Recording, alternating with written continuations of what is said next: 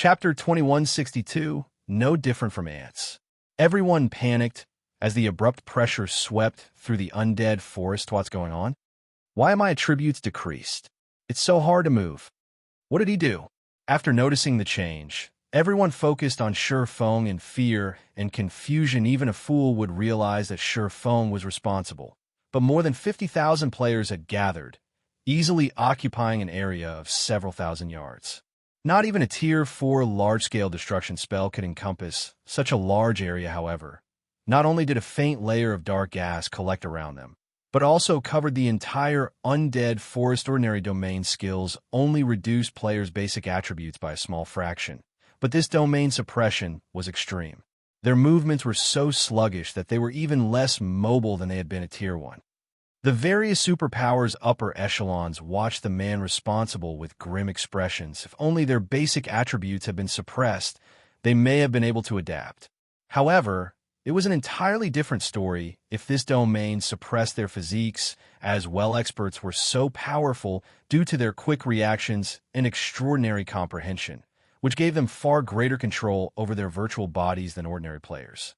However, now that their bodies had reverted to their original mortal state, they had lost their advantages. In other words, they were only as strong as ordinary players while inside this domain. The ability is just as effective as the rumors made it out to be. When Feng sensed the changes to his own body, he could not help his rueful sigh as an advanced construction. The Dark Tower had two abilities. One of these abilities was Darkness Domain. The Darkness Domain did not differentiate between friend and foe, affecting every creature within its range. Covering a 100,000-yard radius, violent dark energy filled the domain. Not only would this dark energy affect creatures' basic attributes, but would also impact their reaction speeds, neural response times, and five senses. While bathed in this dark energy, expert players would lose all of their advantages over ordinary players. It was just as effective as a death sentence. This was also why players in the past had referred to the Dark Tower as the Tower of Death. Xianxia's eyes nearly fell from their sockets. He was even more astounded than the invading Superpowers members. He had been following Feng around all this time, so he understood what the man had done perfectly. What is this construction? How is it so powerful? Xianxia could not help but turn, his gaze settling on the Dark Tower in the distance. Although he had recognized that the Dark Tower was extraordinary, he hadn't realized how truly horrifying it could be. The Dark Tower could actually level the playing field between expert and ordinary players. Ordinary players might not realize how amazing that was, but to the various superpowers, it was devastating. A large part of the reason for the superpowers' great strength was the number of quality of their experts, which far surpassed ordinary players. If one removed experts from the equation, then the various superpowers were simply wealthier and larger than their ordinary counterparts. The Dark Tower's ability would even allow an ordinary power to face off against a superpower. Although superpowers had more members than ordinary powers, they had to manage far more territory, and as a result, they could only station a limited number of players to each area under their control. There was also the fact that every location had limited resources. Even if a superpower wanted to, they couldn't afford to send all of their members to a single location. Doing so would negatively affect their development. Because of this, there really wouldn't be a major difference between superpowers and ordinary powers when it came to numbers. Do you still want to continue? Feng asked, casually sweeping his gaze over the players before him with neither joy nor sadness. It was as if this expert army was little more than grass on the roadside. They weren't enough to warrant a reaction before the Dark Tower. Experts at Tier 3 and below were equal.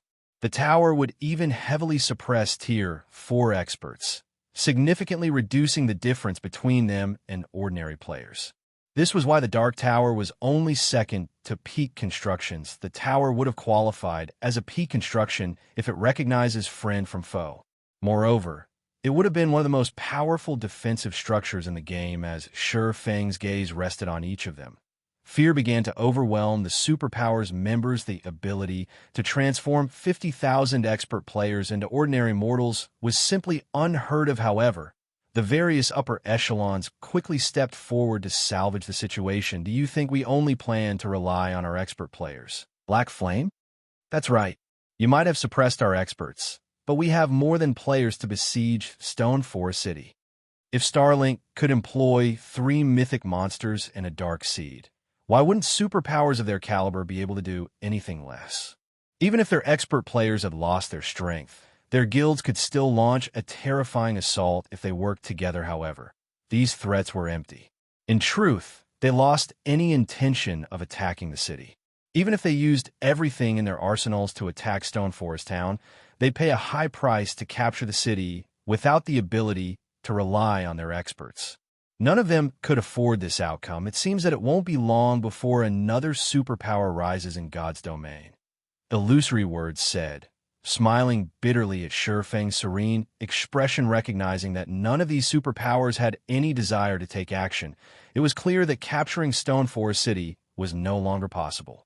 They were merely trying to salvage what little pride they had left, hoping to gain a little profit off of Zero Wing through intimidation. Now that Zero Wing would hold Stone Forest City, it was guaranteed to become a superpower very soon. Crimson Emperor had strived over several decades to become a super first-rate guild. Zero Wing, however, was on the cusp of becoming one after just a couple of months, and that success was purely due to Feng.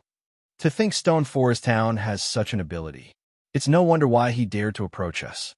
Even Crimson Gate looked upon Feng with envy and admiration. He had lost any desire to refute illusory words. After all, she only spoke the truth. The conditions to become a superpower were not as harsh as those required of a super first-rate guild. As long as a superpower had enough financial strength and experts, it could rise as a superpower. As for a complete legacy, that wasn't very important now. As long as Zero Wing offered a portion of Stone Forest City's benefits, the various superpowers would withdraw and the guild would retain the city's shares. Naturally, the city would generate astounding profits with the benefits it could offer, and based on the strength and potential Zero Wing had displayed, it would attract many powerful corporations interested in investing in a guild. Zero Wing would easily fulfill the financial requirement to become a superpower. Of course, it could amass enough experts with money. However, as Crimson Gate fell silent, Feng took the stage once more. Since you still refuse to leave, you can remain here forever, Feng said as he revealed a 7 Luminaries crystal, activating the Dark Tower's second ability, Demon God's Phantom. The 7 Luminaries crystal immediately turned to dust, and a gigantic magic array formed beneath Feng's feet. The array released an endless stream of dark energy that enveloped Feng. After a short moment, a 10-meter-tall giant emerged from the black smoke. It wore pitch-black armor, and 2 icy, blue flames flickered through the gap in the giant's helmet. The giant's horrific aura bathed its surroundings in death and cold. Chapter 2163. Ancient God's Descent. Although the demon god Feng had transformed into was only 10 meters tall, a far cry from the size of Grand Lord and mythic-ranked monsters, everyone gasped when they saw his new form. The aura Feng radiated was far too powerful. If an ordinary mythic monster's aura was seawater, Feng's was steel. Most of the experts in the superpower's army couldn't even move when Feng's aura washed over them. To them, the swordsman felt like an ancient god that had just stepped onto the mortal plane. They were afraid and awestruck. None of them even dared to consider resisting this man. How is this possible? As the various superpowers' upper echelons took in Feng's new form, who loomed like the incarnation of an ancient god, they felt more than just the unprecedented pressure. They also felt their life rating suppressed. Not even archaic species-ranked monsters radiated such an intense pressure. These upper echelons felt as if the person before them wasn't a player at all, but a true god tier 4. Just how many cards has he hidden? Yuan Tiexin was utterly flabbergasted when he saw Feng's new form. For a moment, he even wondered if he were dreaming. Although the darkness domain Feng had activated was horrific, it was insignificant compared to this ability. After all was said and done, Might was writing God's domain. Take the great demon Malfins, for example. The various superpowers hadn't even dared to set foot in the undead forest due to the great demon's presence. Yet even after they had been swallowed by the darkness domain, they had remained adamant of taking a cut of Stone Forest City, however. Now that Feng had transformed into a Tier 4 being, he posed an even greater threat to these superpowers than the great demon Malphins by this stage of the game. Expert players had realized how frightening the tier system was. Even at the same level, a one-tier difference resulted in a massive combat power boost. Not to mention a two-tier difference. The gap between their combat powers now was like the difference between heaven and earth. Moreover, the more familiar an expert player was with their Tier 2 body, the more acutely they understood the power of tiers. This was no longer a matter of basic attributes, but the extraordinary boost to players' physique. Even if two players had the same basic attributes and combat standards, a Tier 2 player could easily defeat a Tier 1 player naturally. The higher the tier, the greater the tier's physique boost would be. Right now, Feng was a bona fide Tier 4 player. His physique had reached an unimaginable level. Even if his basic attributes were no higher than the rest of these players, he could likely slay a domain realm expert, as if he were slaughtering helpless sheep. Furthermore, Feng had the basic attributes of a Tier 4 player. To ordinary players, Feng's transformation might not seem like much. The various superpowers had already slain many Tier 4 mythic monsters by now. How hard would it be to kill a Tier 4 player? However, these superpowers members knew better. A mythic monster was cute compared to a Tier 4 player. Unlike monsters, players could use the full potential of their strength. Some players could even surpass their limits in combat. Players also possessed a large number of skills, and most importantly, they knew how to fight other players. They wouldn't give their opponents time to prepare, nullifying attacks as soon as they had the chance. Tier 4. How does Zero Wing have such a foundation? Crimson Gate's eyes nearly fell from their sockets as he stared at Feng from afar. A one-tier difference resulted in such a massive combat power gap. Now that Feng had a two-tier advantage, he was basically invincible.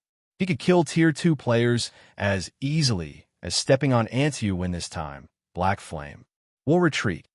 The superpowers' upper echelons realized that they had no hope of capturing Stone Forest City after seeing Feng's transformation.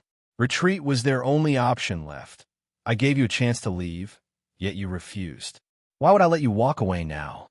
Feng asked as he took a step forward, his massive body instantly appearing 30 yards away.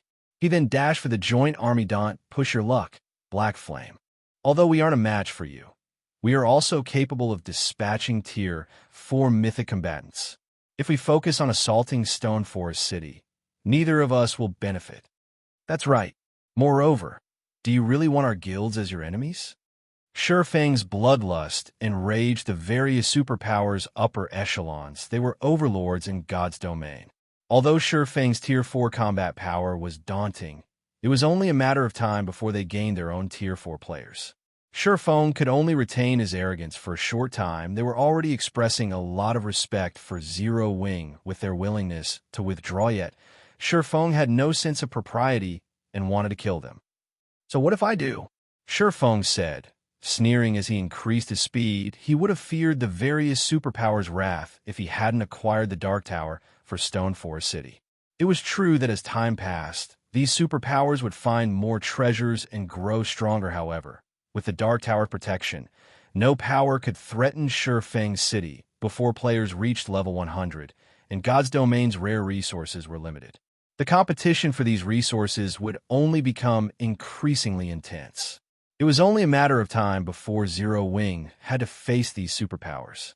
Since the various superpowers would become his guild's enemies sooner or later, he might as well kill some of their members now, weakening his enemies and strengthening his guild. Black Flame, you're courting death. The superpowers' upper echelons immediately retrieved the fruits of their respective guilds' labor, revealing one mythic combatant after another. These Tier 4 mythic combatants were either summoned creatures or came in the form of tools like the combat puppets in moments. 15 mythic combatants had joined the battlefield. A force of this magnitude would be enough to intimidate any superpower.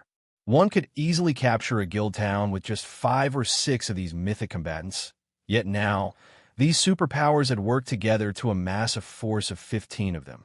Even destroying a superpower's nurtured basic city wouldn't pose much of a problem with such a force of the 15 mythic combatants. 6 moved to surround Feng, while the remaining 9 charged toward Stone Forest City. The Zero Wing and Secret Pavilion members in the city paled as they watched these beings run toward them. 3 mythic monsters had been enough to shake Stone Forest City's defensive magic array. But now, 9 creatures with similar combat power were heading their way. Black Flame, you will pay for your foolishness. The various superpowers' upper echelons sneered as they controlled their mythic monsters to charge at Stone Forest City at full speed. Are you so sure about that? Feng asked, swinging his sword at the 9 mythic combatants before they could split up to attack independently. Shadow Blade. 9 shadowy blades collided with the mythic combatants, effortlessly slicing through them, before the beings flew through the air and slammed into the ground some distance away. How is this possible? The Superpowers members gaped in shock. Those were mythic combatants they were talking about, and Feng had defeated 9 of them so easily. Despite how much they wanted the scene to be an illusion, they had no choice but to acknowledge the truth before them. After resolving the threat against Stone Forest City, Feng turned and swung his sword at the 6 remaining mythic combatant swords. Transmigration. This time, 2 of the 6 mythic combatants, which had been thrown, sustained severe injuries, and their combat powers plummeted. Although the exchange had been brief, everyone understood that the 15 mythic combatants were no match for Feng. They couldn't even get past the swordsman, much less destroy Stone Forest City. They had sorely underestimated Feng's combat power. Chapter 2164 Devil. Every player was overwhelmed with shock and horror after watching Feng toy with 15 mythic combatants like they were infants. Although they had known that a Tier 4 player would be more powerful than a mythic monster, they hadn't expected Feng to be this strong. Logically, a Tier 4 player's combat power should only be slightly greater than a mythic monster's. Once they reached the Tier 4 standard, Monster's combat power rose to a new level, including Monster's natural attribute advantage. Tier 4 players of the same level should have a hard time facing 3 or 4 mythic monsters at the same time. However, Feng had suppressed 15 mythic combatants with little to no effort. It was simply unbelievable. Of course, Feng wasn't particularly surprised. Activating Demon God's Phantom cost a 7 Luminaries crystal. Moreover, its user could only activate the skill once a day, and it only lasted 4 short hours. During that time, the skill would forcibly elevate the target player by 2 tiers to a maximum of Tier 4 peak rank. The skill also upgraded a player's life rating to Ancien Fiend at maximum. Because of Feng's normal tier and life rating, Demon God's Phantom could only elevate him to Tier 4 upper rank, which was still far from the skill's maximum. Normally, only Tier 3 players could exhibit the skill's full potential. Even so, a Tier 4 upper rank player's combat power was more than enough to take out 15 mythic combatants. God's Domain hadn't launched that long ago, and players hadn't yet reached Tier 3, so they had no idea what happened at that tier, and beyond Tier 4 players had still been considered peak experts even a decade after God's Domain's launch. Ordinary second-rate guilds hadn't even had any Tier 4 players in their ranks, and in first-rate guilds, Tier 4 players had been upper echelons, tasked with safeguarding the guild's neutral towns. Once players reached Tier 4, their combat power would undergo a qualitative transformation with each minor threshold they crossed. It was like the difference between ordinary monsters and ancient fiends. Although these superpowers had summoned quite a few Tier 4 combatants, all 15 of them were at the lower rank. They weren't even Tier 4 intermediate rank. How were they supposed to defeat a Tier 4 upper rank player? Purely comparing combat power, Feng was only slightly weaker than Malfin's when the Great Demon had been at his peak. Hence, killing 15 Tier 4 lower-rank combatants wasn't an issue for Feng in this state because of the skill's limited duration. Feng had no plans to drag out this fight.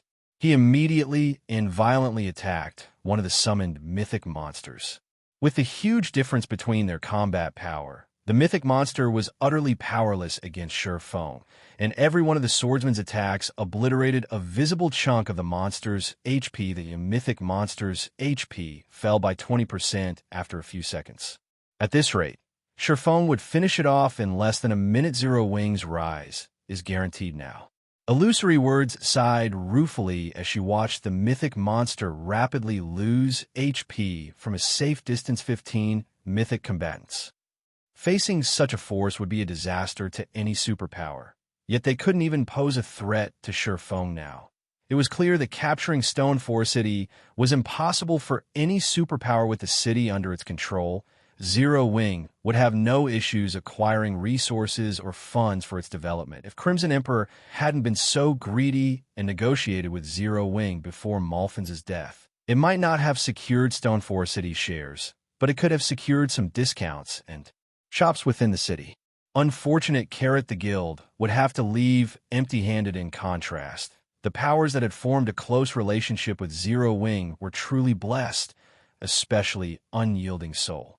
With Stone Forest City's help, Unyielding Soul could stand on the same stage as Starlink in the Dark Knight Empire in the future retreat. Everyone retreat immediately. With one of the mythic monsters so close to death, the superpower's upper echelons hastily commanded a retreat. If not even their mythic combatants stood a chance against that monstrous swordsman, their players wouldn't fare any better. Feng was still occupied with the 15 mythic combatants. If they waited until these beings died, they would lose their chance to escape. As soon as the upper echelons issued the command, the army of 50,000 experts spread out and ran for the Undead Forest's exit 3, finally retreating. Yuan Tiexin released a sigh of relief as he watched the invading players flee, although he understood that these superpowers had lost any hope of capturing Stone Forest City the moment Feng had proven capable of single-handedly suppressing 15 mythic combatants. He couldn't help his shock at watching the 50,000 peak experts run for their lives. Don't think you can get away so easily. Noticing the fleeing players, Feng threw the mythic combatants around him with a powerful blow before charging at the escaping army. Mythic combatants might be powerful, but even they would need quite some time to destroy Stone Forest City's defensive magic arrays. Moreover, these mythic combatants had been summoned with consumable items. They were as good as lost. Even if he killed them, the invading superpowers wouldn't suffer any more than they already had. Furthermore, these mythic beings wouldn't drop any items when they died, but an army of players was a different story. Even within their superpowers, these players were experts among experts. The offending superpowers would suffer dearly if these experts died, since the various superpowers had banded together to attack Stone Forest City once already. There was no guarantee that they wouldn't do it again. Naturally, he needed to teach them a painful lesson to ensure they wouldn't cause trouble in the future. Black Flame, do you really want to become our enemy? The superpowers' upper echelons panicked as they watched Feng dash toward them. They began to reveal one card after another, activating suppression and defensive magic arrays to slow Feng down. Some even used Tier 4 offensive magic scrolls against the incoming swordsman. So, what if I do? Feng replied with a sneer, showing no intention of stopping. Whether it was magic arrays or Tier 4 offensive spells, all were useless against Feng. Current players simply couldn't hope to contend with a Tier 4 upper rank existence. Feng brandished his swords, countering the magic arrays and incoming spells with a few hits. They then proceeded toward the fleeing mass of players, ruthlessly massacring everyone in his path. Even at their peak, these expert players were no match for Feng, but suppressed by the Dark Tower, they were utterly powerless. Lunatic. Ow, is that a lunatic? He's practically the devil incarnate. He'll definitely regret this. The superpowers experts were horrified as they watched Feng slaughter their allies. They couldn't believe that this player actually dared to attack so many superpowers at the same time, that even the Secret Pavilion would be so bold. On the other hand, Zero Wing's members in Stone Forest City felt their excitement and joy reach a tipping point. Reverence for their guild leader overwhelmed them, and their pride as members of Zero Wing reached new heights. All hail the guild leader. Our guild leader is invincible. One man suppressed 15 mythic combatants. One man made 50,000 experts flee for their lives. Who else in God's domain could possibly accomplish such a spectacular feat? Chapter 2165, Tide Changes. Dark Knight Empire. Dark Knight City. Vendors' cries filled the business district. Practically every item for sale was of exquisite quality. Many of the vendors sold level 60+ fine gold weapons and equipment, tier 2 skill books, and powerful master potions. Players who were visiting the city for the first time were mesmerized by all of the precious items for sale. Dark Knight City is amazing, Big Brother Ape. So many treasures are available for sale. A lot of vendors are even selling a wide variety of super rare tier 2 skill books. We'll be lucky to find any of these books in Ghost Rock City. A level 55 female elementalist named Flashy Leaf expressed her surprise and joy as she gazed at the various stalls hawking the tomes for magical classes in God's domain. Magical classes were easier to control than melee classes. The spells they wielded affected a large portion of their combat power. In comparison, melee classes didn't depend as much on their skills. That is only natural. This is the Dark Knight Empire's imperial capital, and a large number of experts visit the city. Naturally, this city has more resources than our city. With enough coins and magic crystals, you can even buy level 65 dark gold weapons and equipment. There is simply no comparison between Dark Knight City and an ordinary NPC city. Sweeping Ape, a level 62 male guardian knight with a silver shield, replied, chuckling, "You can even buy level 65 dark gold weapons here." Flashy Leaf muttered in shock, although many players had already surpassed level 60. Monsters' drop rates was significantly lower after level 50 due to God's domain settings. As a result, weapons and equipment above level 50 were extremely rare, especially secret, silver rank and above. Now, such high-quality equipment was a status symbol for expert and wealthy players. Most ordinary players will be limited to bronze and mysterious iron equipment after level 50. Take Flashy Leaf, for example. She had only secured a full set of level 55 secret silver equipment due to her low level, and it had still cost her a lot of money to collect the whole set. She couldn't even imagine using level 65 dark gold weapons and equipment, of course. However, you'll need a strong relationship with a large guild to get access to those items, Sweeping Ape replied. Proudly, he continued, "Our Eagle Eye Adventurer team is a well-known adventurer team in Dark Knight City, and we have a connection to a few first- and second-rate guilds. Now that you're a member of our adventurer team, Leaf, you can get your hands on one or two of these items if you save up enough coins and magic crystals. Moreover, you can tell any guild players you have trouble with in the fields that you're from Eagle Eye, and even first-rate guild players will step back out of respect." Suddenly, a commotion erupted on the street. Players moved aside, opening a spacious path as mounted players dashed through. Nobody dared to step in this group's path. They all acted as if they were watching a royal procession. These people dare to ride their mounts here? Flashy Leaf was astonished as she watched these players dash down the street atop their mounts on the way here. Sweeping Ape had constantly reminded her that players were forbidden from using their mounts in Dark Knight City. And just as he had said, she hadn't seen a single mounted player within the city walls thus far. However, such a large group thundered through the business district on their mounts now. "They are an exception," Sweeping Ape said, fear lacing his words as he watched the mounted group continue down the street. Flashy Leaf asked Theory Starlink's members, "This city's Overlord. Not even super first-rate guilds like Crimson Emperor and Unyielding Soul are a match for Starlink," Sweeping Awe said in awe. "Although, even Starlink's members normally walk in the city. This is the first time I've seen so many people on their mounts." "Starlink? Is the guild really that powerful?" Flashy Leaf couldn't help the sliver of jealousy as she stared at the fading backs of Starlink's members. Other players new to Dark Knight City felt the same as they watched Starlink's members pass. Some even played with the thought of joining the guild. Starlink is that powerful. "The guild is king in Dark Knight City," Sweeping Ape confirmed.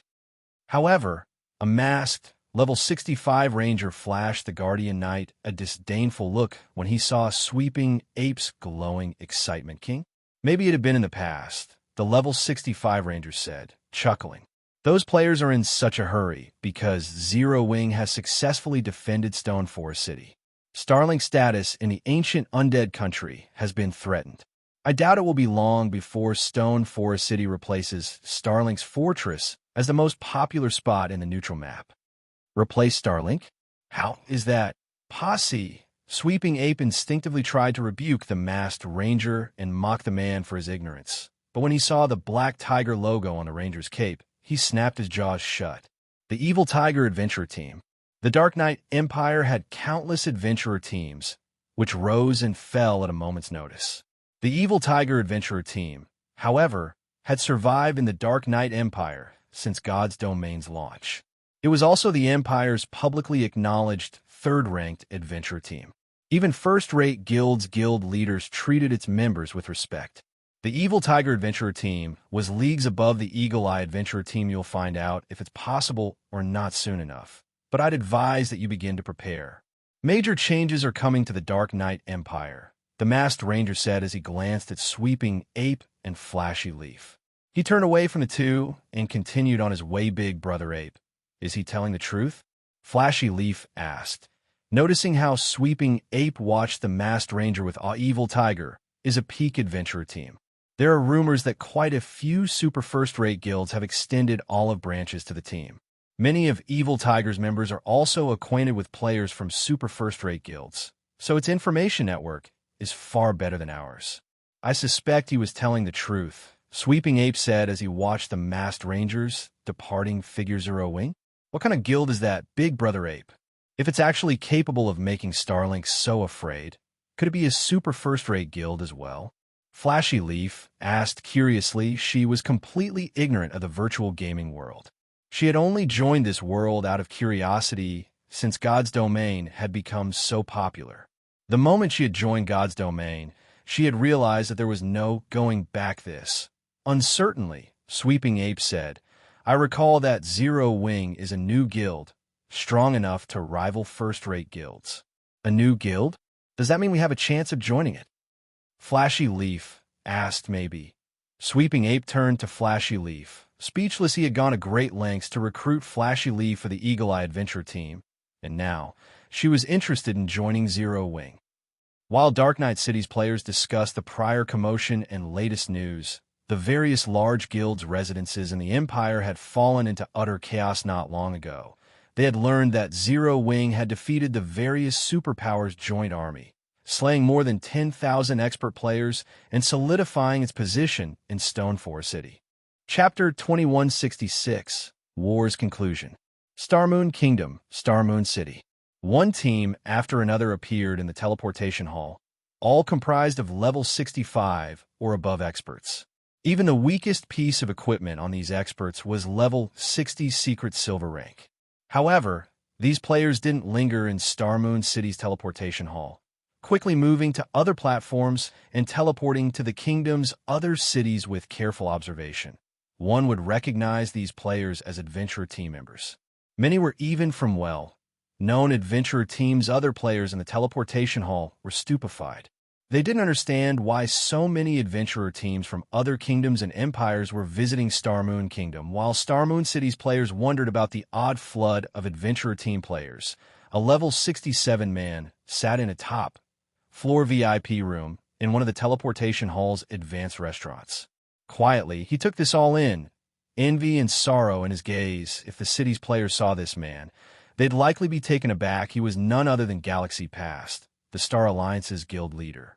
By this point, the Star Alliance had become Moon City's king. After this battle's conclusion, it's likely impossible for anyone to pressure Zero Wing within Starmoon Kingdom.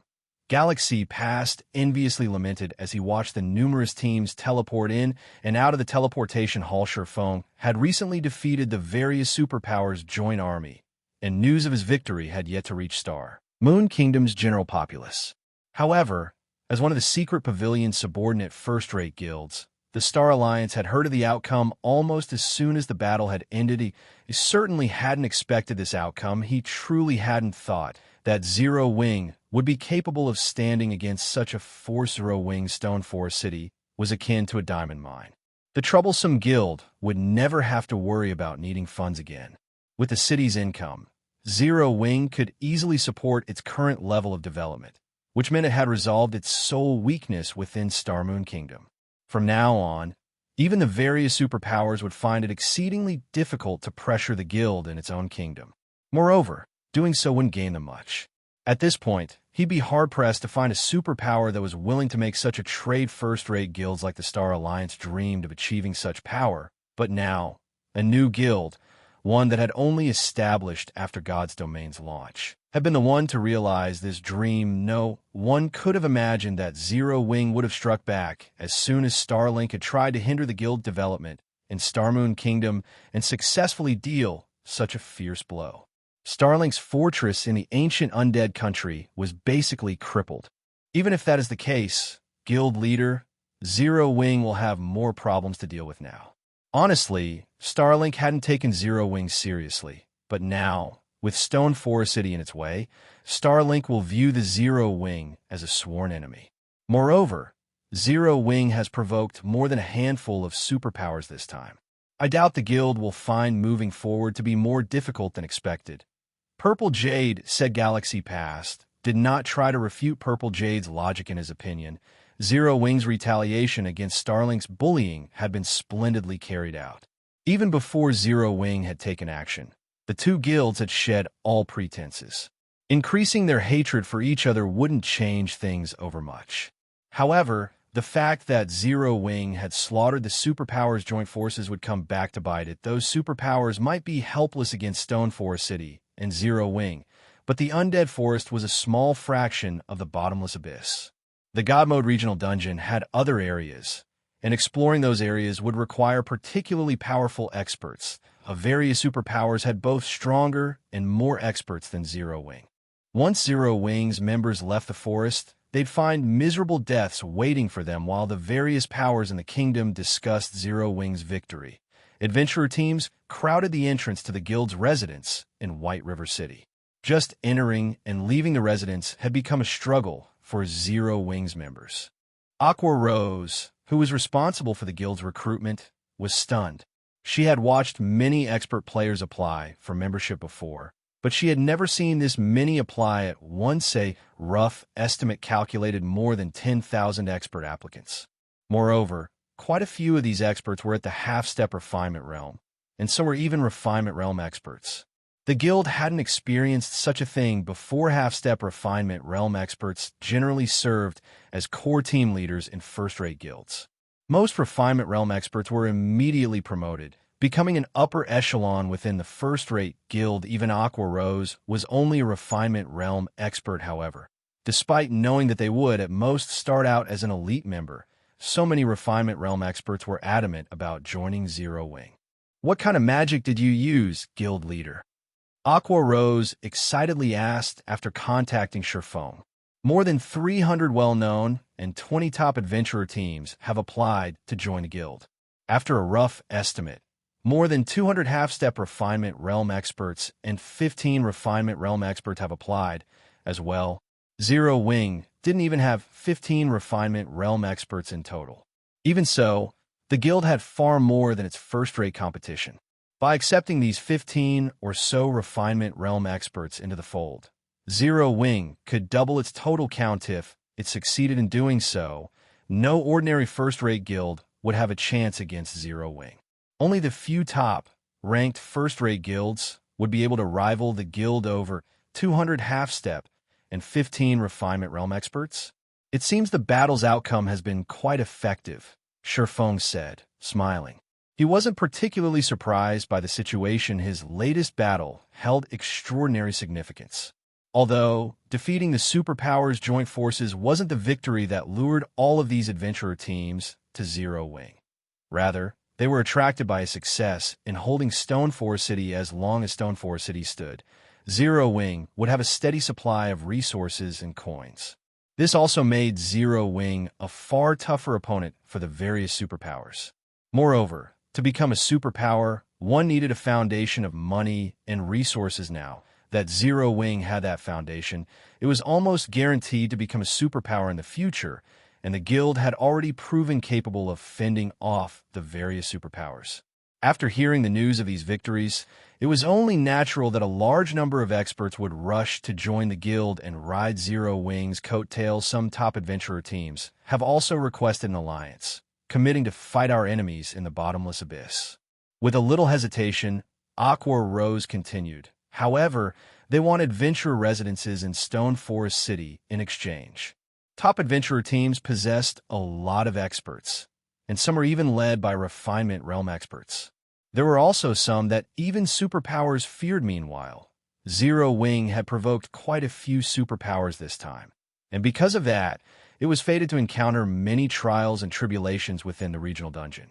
If the guild had to face these superpowers alone, it would likely struggle to establish itself in the bottomless abyss's other locations.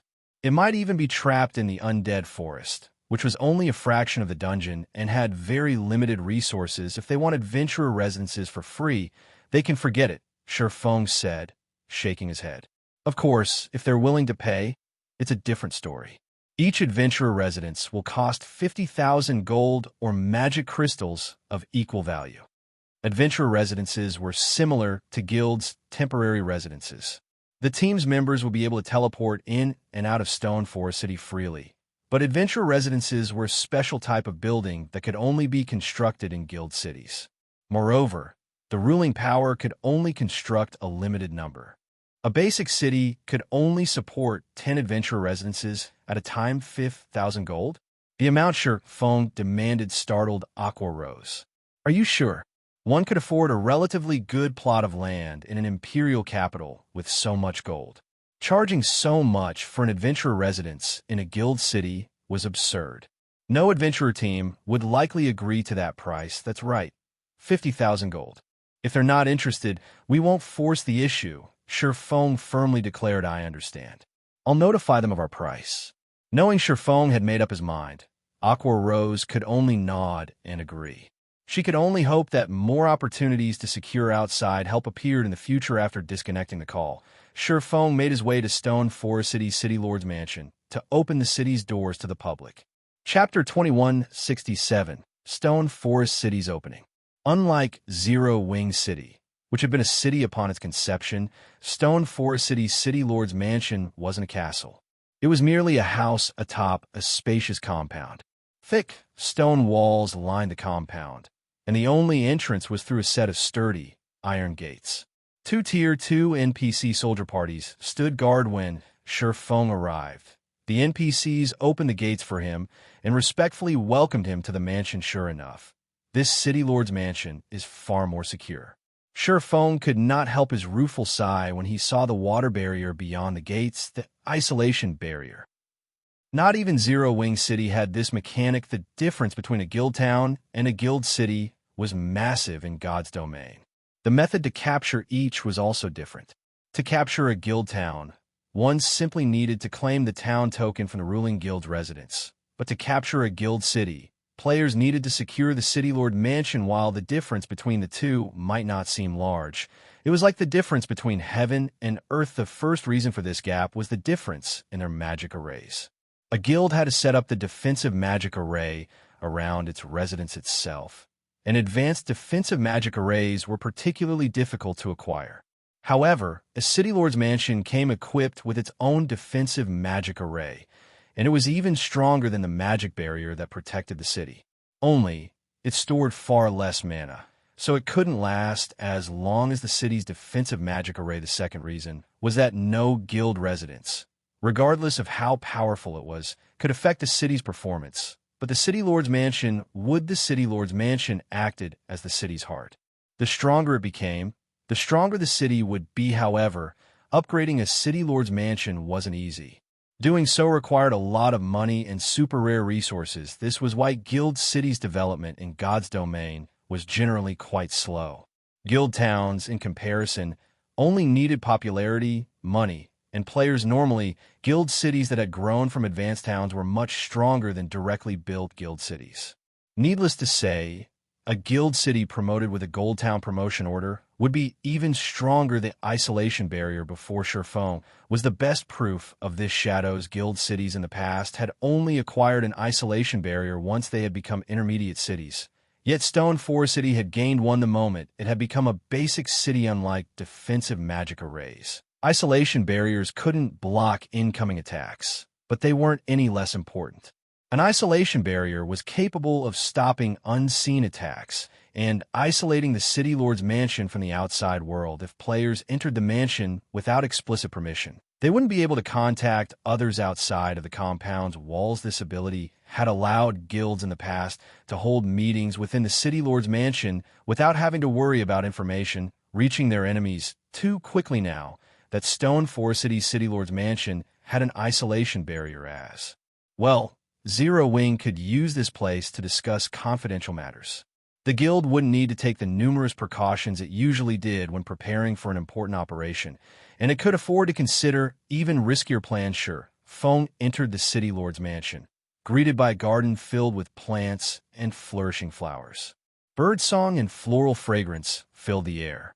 The garden had an easy-to-capture vibe, a stark contrast to Zero Wing City's heavily fortified City Lord's mansion, but Feng remained unperturbed after all was said and done. Stone Forest City had only recently become a city. It would still take a lot of time, money, and resources to develop this City Lord's mansion to rival that of Zero Wing City.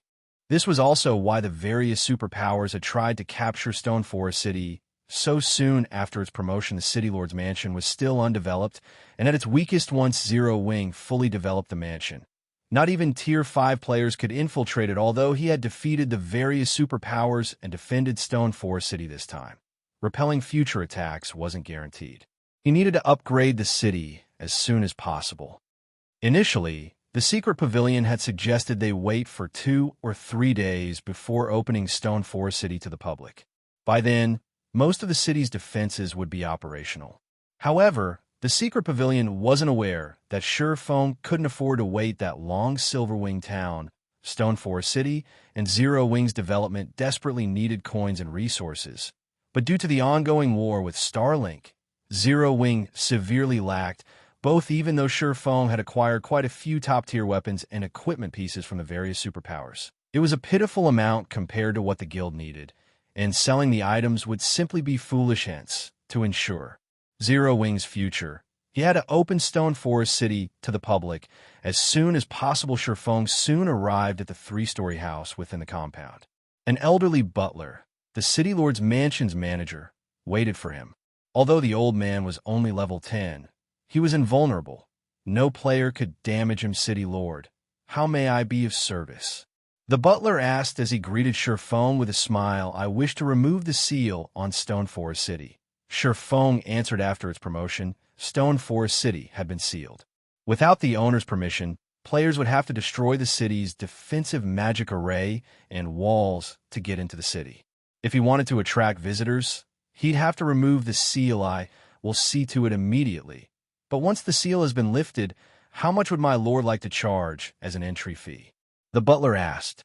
With Stone Forest City's current scale, the lowest entry fee available to you is 40 copper coins. The lowest is 40 copper. Feng could not help but chuckle. What about the highest? He had gone to great lengths to relocate Stone Forest Town to the bottomless abyss. He had even upgraded it into a city. Naturally, he couldn't charge the lowest entry fee currently. You can collect up to 3 silver per person. If you wish to raise the entry fee further, you will first have to upgrade the city. The butler explained. In that case, set it to 3 silver. Feng decided without hesitation players couldn't set a city's entry fee to any amount they desired in God's domain. There were lower and upper limits, and the city's geographical surroundings and development determined these limits. When Zero Wing City had first established, the lower limit had only been 30 copper, yet Stone Forest City's was 40 copper to attract more players to Zero Wing City. Feng had initially set the entry fee to the minimum, gradually raising it as more players arrived. Now, players had to pay 80 copper to enter Zero Wing City. However, Stone Forest City's situation was different. It rested on the bottomless abyss's first underground floor. It was almost guaranteed that only a small number of players would visit. Unfortunately, that meant that he couldn't choose the lowest entry fee available. He wouldn't make any money if he did. Furthermore, Stone Forest City was the only rest area in the God Mode regional dungeon, and unlike Zero Wing City, this city was essential for the players that wanted to grind in the area. Understood. I'll get it done immediately. The butler bowed before leaving in less than 5 minutes. a regional system announcement alerted all players in the Undead Forest that Stone Forest City was officially open. Chapter 2168. Not like a superpower, but superior. Once the seal on Stone Forest City had lifted, Feng began to draft a construction plan for the city. Although Stone Forest Town had already contained a lot of buildings, it had grown several times after its promotion. As a result, Stone Forest City looked empty and could, at most, only accommodate 1 million players. This was the downside to a promoted city.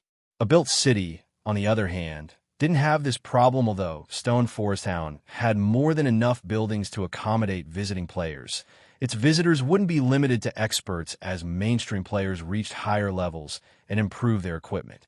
Eventually, even ordinary players would be able to grind in the bottomless abyss's first floor with ease. It was necessary to plan the city's constructions ahead of time to ensure that players had what they needed to live and rest in Stone Forest City. Not only would careful planning increase the value of the city's shops and private housing, but it was also of the utmost importance for the city's development. While Feng planned the city's layout in the City Lord's Mansion, the powers from the kingdoms and empires near the ancient undead forest received news of Stone Forest City's grand opening. For a time, these powers were in an uproar. Zero Wing is actually opening such a precious city to the public? Has the guild gone mad? How generous! That's the God Mode regional dungeon we're talking about. I can't believe Zero Wing is letting just anyone into the city. Just what is Zero Wing thinking? The many powers that had watched the battle for Stone Forest City knew how significant the city was. Whoever owned Stone Forest City would have a massive advantage when exploring the bottomless abyss. However, Zero Wing so willingly gave up this advantage, granting the public access to such a valuable city. Even the various superpowers were stunned by Zero Wing's decision. They had known that the guild would open Stone Forest City to the public sooner or later. Reaching the bottomless abyss's first floor wasn't particularly difficult, and even experts from first-rate guilds and peak adventurer teams would be strong enough to grind in the area. After another 10 days or so, once they were, Stone Forest City wouldn't be nearly as much of an advantage. Even if Zero Wing wanted to avoid doing so, it would have to open the city to the public to earn a little money. The city's potential income will be far more important to the guild than limiting access to its members and allies. However, the various superpowers hadn't dreamed that Zero Wing would open Stone Forest City's gates so soon. Essentially, doing so now was throwing away any advantage the city could provide a God Mode regional dungeon. This is a perfect opportunity to strengthen our adventure team. Zero Wing is truly amazing. It's giving up such a massive advantage. Not even superpowers would dare to make such a sacrifice. Since no one's explored the bottomless abyss yet, we can advance our guild's development if we can claim some of its treasures for ourselves. The various kingdoms and empires' powers sprung into action the moment they heard of Stone Forest City's opening. They all dispatched expert teams to the city. The various superpowers occupied most of God's domain's high-resource maps, and that should have been the case for the bottomless abyss as well. Superpowers had far better weapons and equipment for their members than ordinary powers, and by the time the ordinary powers were able to explore the regional dungeon, the various superpowers would have likely combed through the dungeon now that Stone Forest City was open to the public. However, ordinary powers could share the starting line with the various superpowers in the competition for the bottomless abyss's resources. Although the superpowers still had a massive advantage in terms of combat power and equipment standards, it was the fairest condition that ordinary players could hope for. If these ordinary powers got lucky in the bottomless abyss, they might be able to elevate their development to a new level. The regional dungeon was the current front line in God's domain, and needless to say, the loot within would be among the best available at this stage of the game. Because of this news, Zero Wing's residence in White River City had become more crowded than ever before. Players joined the growing crowd outside of the residence's entrance almost as fast as the seconds ticked by.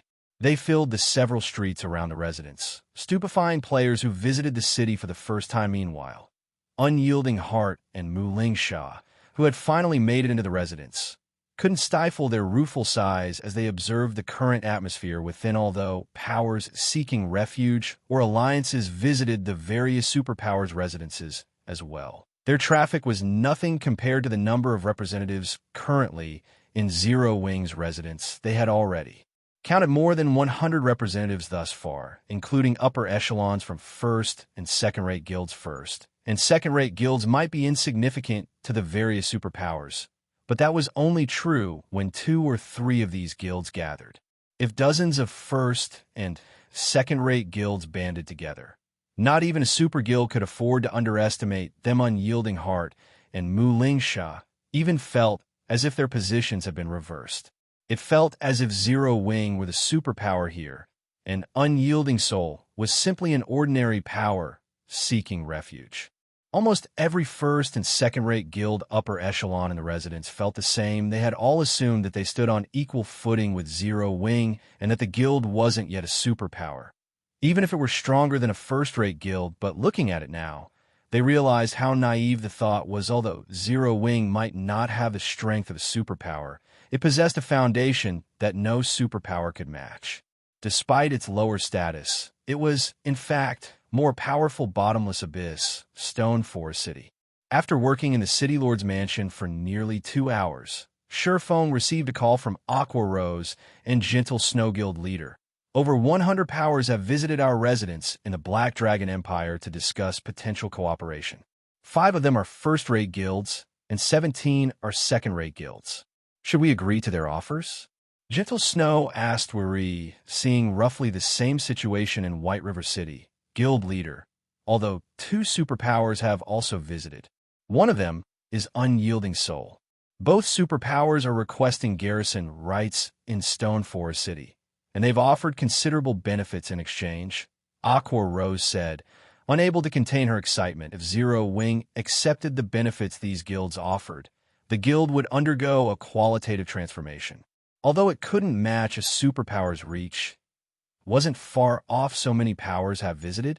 Even Feng was a little surprised to hear the 2 vice guild leaders' reports. Although he had recognized how tempting Stone Forest City would be to the various powers, he hadn't expected it to attack so many. What should we do?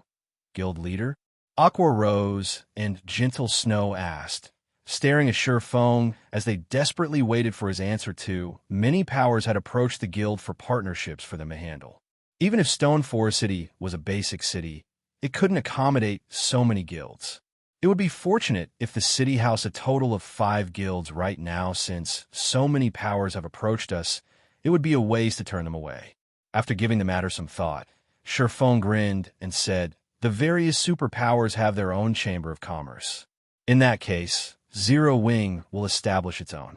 We'll call it the Candlelight Chamber of Commerce. If these powers want a partnership, they'll have to join our chamber first. Then, we'll cooperate as members of a chamber of commerce typically do.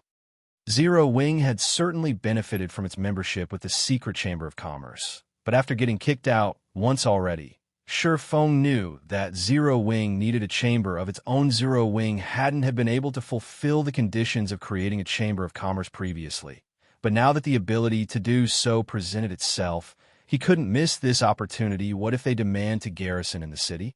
Aqua Rose had already spoken with quite a few major powers representatives, so she knew that they aimed to secure a residence in the city for their guilds.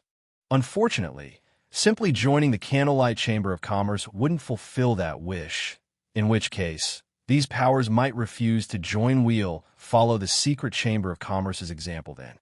They will only gain the right to garrison in Stone Forest City if they join the Candlelight Chamber of Commerce as advanced members.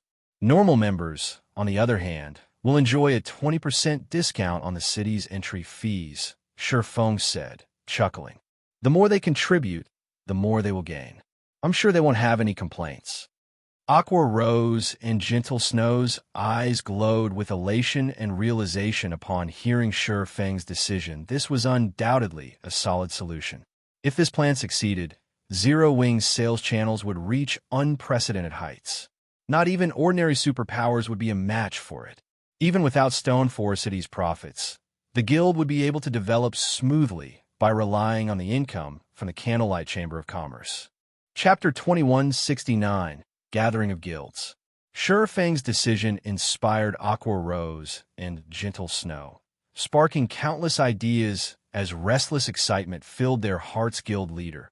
Although I think it's a good idea to take advantage of a competition between these guilds for the garrison slots, I'm afraid that some of the smaller guilds will give up altogether knowing that they won't have any chance of winning. Most of the guilds that have approached us with partnership proposals are small guilds, and although they aren't powerful individually, their combined strength is even greater than that of the larger guilds who are interested in an alliance, Aqua Rose said, quickly pointing out the problem with Feng's suggestion. She was far more astute than Feng when it came to management and business, that's right. These smaller guilds don't share the same thought process as their larger counterparts. They aren't considering their future development, prioritizing immediate benefits over all else, Gentle Snow said as she nodded in agreement.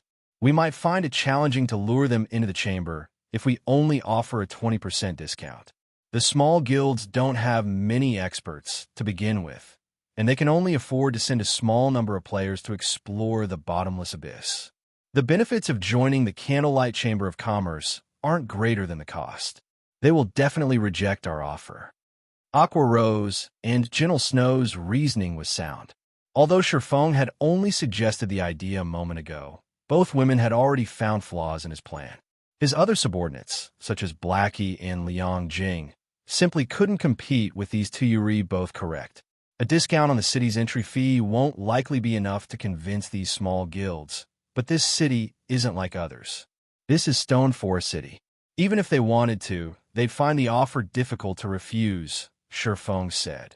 Smiling confidently listening to his vice guild leader's suggestions, Feng recognized how both had developed their respective guilds into pseudo-super first-rate guilds in the past to grow stronger. A guild needed more than just powerful experts. It also needed skilled managers with a sharp sense for business. If Feng hadn't relied on philosophies that were beyond the current time and knowledge of God's domain's future, not even he would have been a match for Aqua Rose and Gentle Snow's business since this. Both women gave their guild leader skeptical looks. These guilds want to negotiate a partnership deal, correct? In that case, we'll sit down with them in Stone Forest City's Candlelight trading firm, Feng declared, chuckling. All right, we'll lead them there now, then. Although these women were confused over Feng's decision, they were familiar with his typical antics. Since he had come up with the idea, he must have considered certain factors. Moreover, Stone Forest City was key to Zero Wing's development. As the guild's upper echelons, they had to visit the city and gain a proper understanding of what it had to offer. Disconnecting their call with Feng, the women contacted the various guilds' representatives and informed them that the negotiations would take place in Stone Forest City. What is Zero Wing trying to do? They could negotiate with us directly, but they want us to head to Stone Forest City for the discussion? Isn't this just a waste of time? A level 68 female elementalist in exquisite, light red robe snarled as she watched Aqua Rose in the distance. Over 200 guild representatives occupied the spacious hall, but aside from Unyielding Heart and Mulingsha, none of them dared to look this furious woman in the eye. They lowered their heads and avoided her gaze, afraid of attracting her ire. This woman was 16th Cloud, the second vice guild leader of the recently promoted Superpower, Shining Tiger. She had also earned the nickname Flame Empress. She had once been a peerless genius, nurtured by a super guild like the Dragon Phoenix Pavilion's Phoenix Rain, but she had left the super guild abruptly and joined Shining Tiger, performing many impressive feats for the new Superpower. Although Shining Tiger was not as powerful as Starlink, it ranked near the top among recently promoted superpowers. The guild currently controlled 4 kingdoms and had built a solid foundation in the Glory Empire. It was even stronger than Unyielding Soul. We are here to gain an understanding of Zero Wing and see for ourselves if the guild is as impressive as the White Tiger Dojo claims, Vice Guild Leader. So please, endure this for now. The middle-aged man, a level 68 assassin, beside 16th Cloud, tried to calm the woman, acting like her butler. It was obvious that he was used to the woman's hot temper. Unyielding Heart, who sat across the subservient assassin, kept his guard up against the man. This middle-aged man had an even greater backstory than 16th Cloud. His name was Sorrowful Silence, and he had risen to fame even earlier than Unyielding Heart had. Moreover, Sorrowful Silence was a bona fide monster. The man specialized in eliminating high-profile targets. Since God's Domain's launch, he had been responsible for the deaths of more than 6 superpower upper echelons.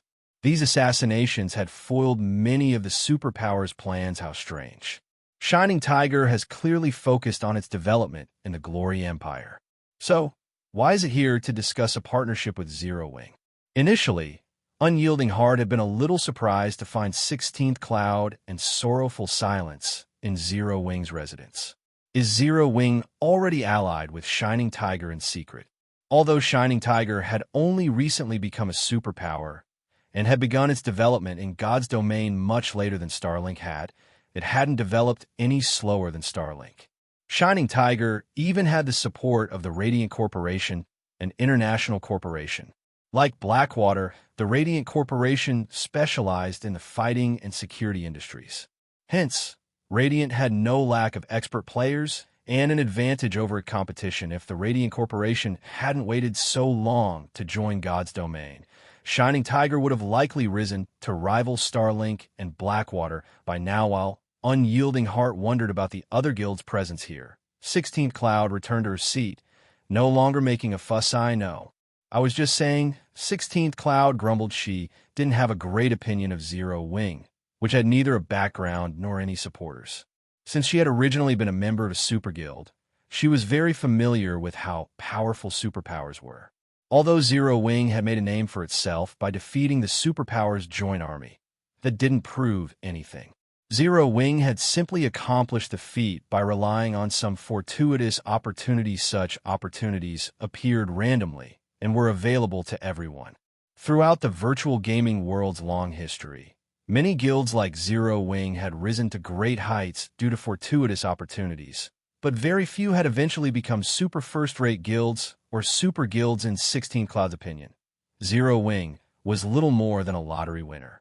It was nothing compared to families with wealthy histories. If the White Tiger Dojo hadn't boasted of Zero Wing's amazing skills when nurturing experts, her guild wouldn't have sent her here, much less decided to approach Zero Wing for a partnership. Not long after 16 Cloud's tantrum came to an end, the various representatives calmed as they followed Aqua Rose toward White River City's teleportation hall. At the same time, General Snow led her visitors toward the city from the distant Black Dragon Empire. Suddenly, several hundred powers representatives gathered in Dark Knight City, causing a commotion that spread throughout the Dark Knight Empire. Chapter 2170, Off the Charts. Amazing. Why have so many guilds gathered in Dark Knight City? They must be here for the same reason as those adventurer teams that showed up earlier, to discuss an alliance with Zero Wing. Zero Wing sure is impressive. If it allies with so many guilds, not even Starlink could afford to target Zero Wing rashly. That's not all. Do you see those people wearing Shining Tiger's guild emblem? The guild recently became a superpower. I've heard that it isn't any weaker than Starlink and far stronger than the declining Unyielding Soul. If Zero Wing partners with Shining Tiger, Starlink will find the guild to be a far more difficult target. If that happens, and Zero Wing really intends to develop in the Dark Knight Empire, we're going to see a massive war erupt. Players from the Empire's various powers chatted amongst themselves when they noticed 16th Cloud and the other guild representatives in Dark Knight City's teleportation hall. Many of them could already imagine the battle between the Dark Knight Empire's countless guilds. Players like them wanted nothing more than that outcome. Heroes only emerged when there was trouble. No player or power dared to act up in the Empire while Starlink was in control, and most conflict were limited to small skirmishes. Starlink would jump to quash any larger fights, and because of this, expert players struggled to make a name for themselves within the Dark Knight Empire. Of course, everyone paid more attention to Shining Tiger's presence than the potential turbulence. If Shining Tiger and Zero Wing agreed to an alliance, Zero Wing would have the capital to develop in the Dark Knight Empire. Partnering with Dark Knight City's other guilds wouldn't help the guild much in this matter, and no one even bothered to take into account the secret pavilion or Unyielding Soul. Unyielding Soul had constantly fought Starlink in the Empire, so whether or not allied with Zero Wing, its situation wouldn't change. Furthermore, Unyielding Soul had already begun to decline as a famous, transcendental power. The secret pavilion wouldn't involve itself in the struggle between God's domain's various powers. It focused solely on its business and finances. The potential profits that were at stake were the only reason that the secret pavilion had sided with Zero Wing in the battle for Stone Forest City. However, Shining Tiger was a different story. Shining Tiger was a foreign superpower to the Dark Knight Empire, and if it were dragged into the Empire's struggles, the resulting power shift would be significant. So, this is Starlink's main headquarters? These players' average standards are quite high. They're almost a match for those in the Glory Empire. I see now how Starlink has developed so quickly, 16 Cloud commented as she briefly evaluated the players in the teleportation hall. If Zero Wing intends to battle Starlink to the bitter end, we'll have to re-evaluate our interest in an alliance. Overall, the Glory Empire was stronger than the Dark Knight Empire, and although the former didn't have a God Mode regional dungeon nearby, it had quite a few Azura Mode regional dungeons. These dungeons were more than enough for Shining Tiger's needs. The guild wasn't hard-pressed to secure the Bottomless Abyss's resources if the guild elders hadn't expressed their slight interest in the Bottomless Abyss, and White Tiger Dojo hadn't made such a strong recommendation.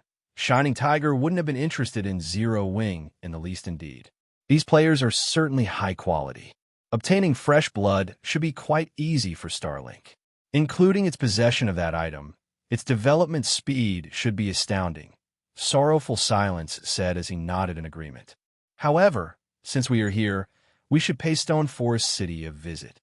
Superpowers typically avoided provoking each other. Even if they had to do so, they weighed the potential benefits and costs before acting. Naturally, Shining Tiger wouldn't agree to challenge Starlink just for a particular grinding spot that it didn't even need, of course. We will need a proper explanation for the guild elders, after all. 16th Cloud nodded as Dark Knight City's players watched. 16th Cloud and the other guild representatives teleported to an NPC town nearest to the ancient undead country. Following Aqua Rose, the group crossed one neutral map after another. As their escort, Zero Wing's main force dealt with any monsters in their way. A main force member's performance surprised the various representatives. Once they had entered the ancient undead country, Zero Wing's main force had eliminated the level 60-plus Great Lords they had encountered as easily as if they were chopping vegetables. Aqua Rose and General Snow's performances were particularly eye-catching. Each of the women single-handedly took on several level 65 Great Lords at once, maintaining their upper hand in the battles. Only level 65 Grand Lords had proven strong enough to make Gentle Snow struggle. The various guild representatives were utterly astonished by these players' basic attributes. Aren't Gentle Snow's basic attributes a little too high? Not even our guild's chief berserker is quite as strong, 16 Cloud commented as she watched the woman in question tank a level 65 Grand Lord by herself. Although berserkers were famed for their strength, this was the first time 16 Cloud had seen a berserker that could solo tank a Grand Lord. Her basic attributes aren't her only powerful quality. I doubt I'd even be a match for her in a frontal confrontation. Sorrowful Silence said solemnly, "Is she that strong?" 16th Cloud gave her companion a skeptical look. Others might not know how powerful Sorrowful Silence was, but she was very familiar with the middle-aged man's strength. Even though Sorrowful Silence was an assassin, he had a peak legacy, the Blood Warrior hidden class. His strength was no lower than normal berserkers of the same level, and his agility was far above what normal assassins possessed. He certainly wasn't a weakling in PvP. Sorrowful Silence was even more of a threat on a lawless battlefield. Unlike in official competitions, domain realm experts could display their full potential on a battlefield without rule. 16th Cloud had watched Zero Wing's performance in White River City's auction arena, and while she could admit that Gentle Snow was strong, that had been an official competition. In a field battle, it would be a different story. I wish I were wrong, but she is truly that powerful. Sorrowful Silence answered with a bitter smile. He was very confident in his estimation of others' combat power. This ability allowed him to slay one superpower's expert after another. However, Gentle Snow felt like an extreme threat. He had also failed to mention the fact that she wasn't the only one to feel like Dajao, Yuru, and Violet Cloud, who stood beside Gentle Snow, felt just as dangerous, although they didn't seem as deadly as their vice guild leader. While the various guild representatives gained a better understanding of Zero Wing's main force, the group arrived in Stone Forest City the moment they crossed the threshold to the city. They were shocked by its mana density. How can this place have such dense mana? 16th Cloud, an elementalist, was shocked as she sensed the unbelievably dense mana around her. Chapter 2171, Sorrowful silences shock. Stone Forest City's mana density didn't only stun the various guild representatives, but Aqua Rose, Gentle Snow, and Zero Wing's main force members were shocked as well. They were no strangers to high mana density environments. In fact, they were accustomed to them. However, the mana in Stone Forest City was even denser than in the Holy City of Titan, and it didn't feel like the usual mana they encountered. This mana had a violent energy, although it didn't make them feel agitated. On the contrary, they felt warm and close to their environment. This closeness gave them a newfound perception of their surroundings. This was a sensation they had never experienced before. It was as if they had just arrived at an entirely new world. Logically, mana shouldn't be able to cause such a sensation, even if it was particularly dense. They had all seen and experienced mana so dense that it appeared as a fog, but it had never made them feel like this. In truth, the sensation Aqua Rose and her party experienced wasn't related to the city's mana in the least. Rather, it was a hidden effect of the Dark Tower. While this sensation felt foreign to Aqua Rose and Zero Wing's members, it wasn't all that odd to 16th Cloud and Sorrowful Silence. These two were particularly familiar with a strange feeling, which horrified them. This close sensation everyone felt was quite similar to the sensation one experienced when they reached the Void Realm. Although what they felt now wasn't as intense as actually reaching the Void Realm, there was roughly a 10% resemblance even among the various superpowers. Void Realm experts were treated as upper echelons level individuals. They were a guild's mainstays, and within Stone Forest City, players could actually experience the sensation of being a Void Realm expert. Although the city's atmosphere could only replicate a small fraction of the sensation, it would be a massive help to expert players, particularly Refinement Realm experts. If Refinement Realm experts could examine and experience this sensation, they'd have as much as a 30% chance of reaching the Void Realm in the future. Most of the various large guilds experts would scoff at this 30% chance. But the Superpower's Refinement Realm experts would willingly bankrupt themselves for such a boost. It's no wonder why so many Superpowers fought to claim Stone Forest City. I had never dreamed that this city would offer such a benefit. Realization dawned on 16th Cloud as she bathed in the city's mana. Once an expert reached the Refinement Realm, they were almost guaranteed to reach the Flowing Water Realm. Players only needed to be able to observe their enemies' every action and predict their next move to enter the Flowing Water Realm. And normally, players would fulfill these requirements once they had accumulated enough combat experience. To put it simply, one merely needed to work hard to reach the Flowing Water Realm. However, climbing from the Flowing Water Realm into the Void Realm was a different story. This was a qualitative leap. Reaching the Void Realm was akin to switching one's focus from one target to several hundred. The achievement was beyond simply observing one's opponent. Players needed to view situations from a different perspective entirely. Although the various superpowers had plenty of Refinement Realm and Flowing Water Realm experts, very few among these experts were capable of reaching the Void Realm.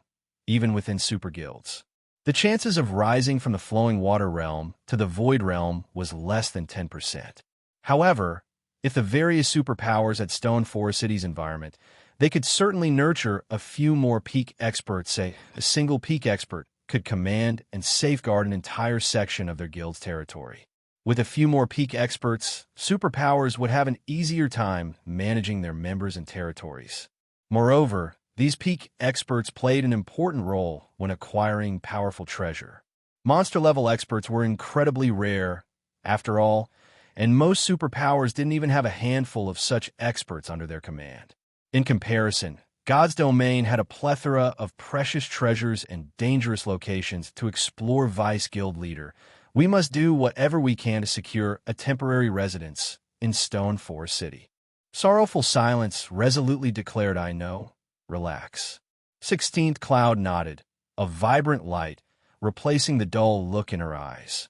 Now, she couldn't bring herself to look down on Stone Forest City in the slightest. Shining Tiger wasn't like the various super first-rate guilds and super guilds. Since it had only recently established itself, it had poached many of its experts from other guilds.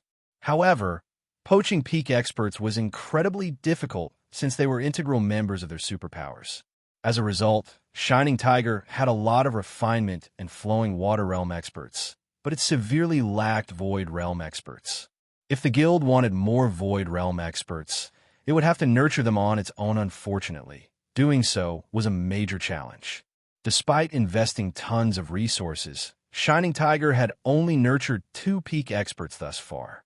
Who knew how long it would take for the guild to nurture more? However, if Shining Tiger could use Stone Forest City's environment, it could ease the burden of nurturing peak experts.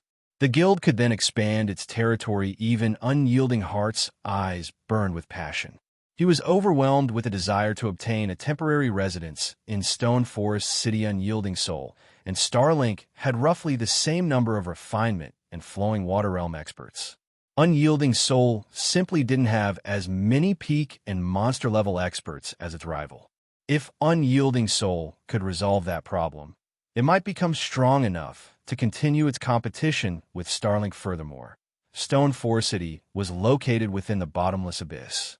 With the resources Unyielding Soul could obtain from the regional dungeon, the guild could certainly continue duking it out with Starlink before anyone had realized it. The crowd had arrived before the city's Candlelight trading firm. Although Stone Forest City's Candlelight trading firm was no match for the shop in Zero Wing City, it was still a 10-story building that was as large as a sports arena. It could easily accommodate tens of thousands of customers at a time, easily outmatching White River City's Candlelight trading firm. Unfortunately, this shop had yet to open its doors to the public, still in the midst of its renovation. When Stone Forest Town had been upgraded to a basic city, the shop had been promoted as well, and it was in dire need of a reorganization. As the guild representatives entered the shop, they were stunned by the items that were already on display in the first floor hall. Level 60 to level 80, 8-piece dark gold set equipment. How is this possible? Sorrowful Silence cried out when he saw the equipment on display in one of the glass counters. All of the various guild representatives were dumbfounded, their mouths hanging open as they stared at the set equipment in shock. Silence, aside from epic equipment, the best available in the game right now was level 65 dark gold rank. But due to such equipment's rarity, one could count the number of experts in full sets of level 65 dark gold equipment using the fingers on one hand, including those in the various superpowers of main forces. Fully geared in level 65 dark gold equipment, players would have no problems diving in a level 70,000 100-man team dungeons, and yet a complete level 60 to 80 dark gold set equipment glittered before them. Moreover, it was an 8-piece set. Why wouldn't they be shocked? 8-piece dark gold set equipment was only inferior to epic equipment of the same level. However, that wasn't even the most important aspect. What truly shocked these guild representatives was the set equipment's level. If players could wear this dark gold set equipment by the time they reached level 70, they would breeze through level 70,000 100-man team dungeons. Moreover, this set equipment was plate armor and wasn't restricted to a specific class. Even an MT could equip this set. If their guilds could get their hands on this set equipment, they'd have a massive advantage over their competition when raiding level-appropriate team dungeons. Chapter 2172, Complete Legacy. The appearance of the crystal light set stupefied everyone present. Some of the guild representatives shuddered slightly upon seeing it, while the various powers were still vying for level 65 dark gold set equipment. Zero Wing had already obtained an entire set of level 60 to level 80, 8-piece dark gold set equipment. With such a frightening advantage, everyone could imagine how much of a lead Zero Wing would have when it came to raiding team dungeons. In fact, before level 80, Zero Wing would be able to steadily secure its position as the Overlord of the bottomless abyss. Moreover, This still wasn't the most horrifying part. It might be fine if Zero Wing only had one Crystal Light set, but there were currently 3 Crystal Light sets in all on display inside the first floor hall. This meant that Zero Wing could obtain more Crystal Light sets the impact of one person equipped in Dark Gold set equipment, and that of an entire team equipped with it were as different as heaven and earth. No matter how powerful an individual player was, there was a limit to how much they could contribute inside a team dungeon. However, if every player in the team was equipped with such equipment, the team's overall performance would skyrocket. After all, the main impediment most powers faced in raiding a team dungeon was their inadequate equipment standards. This was especially true for the various superpowers. So long as the superpowers teams met the required equipment standards, raiding team dungeons would be a piece of cake for Themits. No wonder Zero Wing dares to provoke Starlink. It seems Zero Wing isn't all bark after all.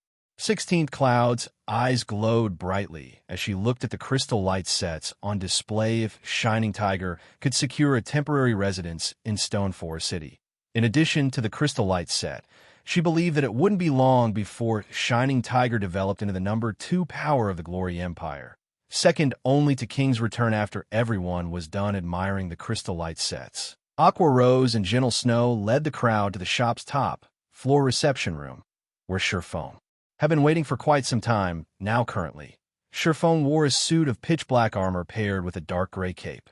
When the various guild representatives saw Feng's figure through the open doors, they found that he gave off a very plain and approachable feeling, without even the slightest tinge of strength. He also did not act haughty the way overlords of kingdoms generally did. However, the instant everyone set foot inside the room, they immediately realized that they were mistaken in their assumptions of Feng. Terribly mistaken. Sorrowful Silence even gasped involuntarily when he stepped into the room. Monster.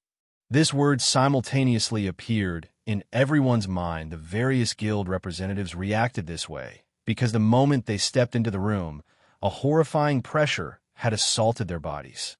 Moreover, this pressure didn't originate just from a difference in basic attributes, but also a massive difference in life ratings. At this moment, everyone's gut instincts were blaring their imminent death.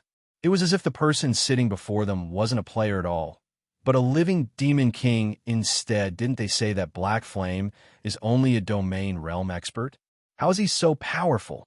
16th Cloud's complexion turned indescribably grim as she looked at Feng, who currently sat in the room's seat of honor. She had been nurtured by Super Guild, so she had seen many monster-level experts before. Although her current self had yet to reach the domain realm, she was very confident of putting up a fight against an actual domain realm expert. However, when she stood before Feng, she actually felt helpless when she imagined getting attacked by an expert like Feng out in the fields. Her scalp immediately turned numb. Welcome to Stoneforest City. Let me introduce myself. I am Zero Wing's guild leader, Black Flame, Feng said.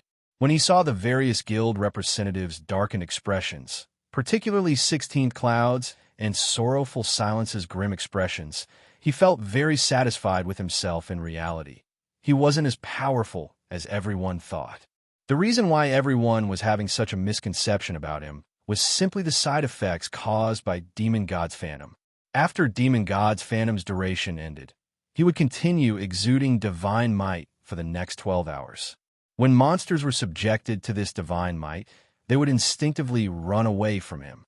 In return, however, his body would be suppressed to a mortal state, his combat power reduced drastically. Of course, unless players fought him, they would not be able to tell that he was actually incredibly weak right now. They would only be frightened by the divine might he exuded. Meanwhile, after Feng introduced himself, everyone present, particularly Shining Tiger's 16th Cloud and Sorrowful Silence, no longer dared look down on Zero Wing, even in the slightest. The current Zero Wing might lack peak experts in capital, but its growth potential was extremely frightening.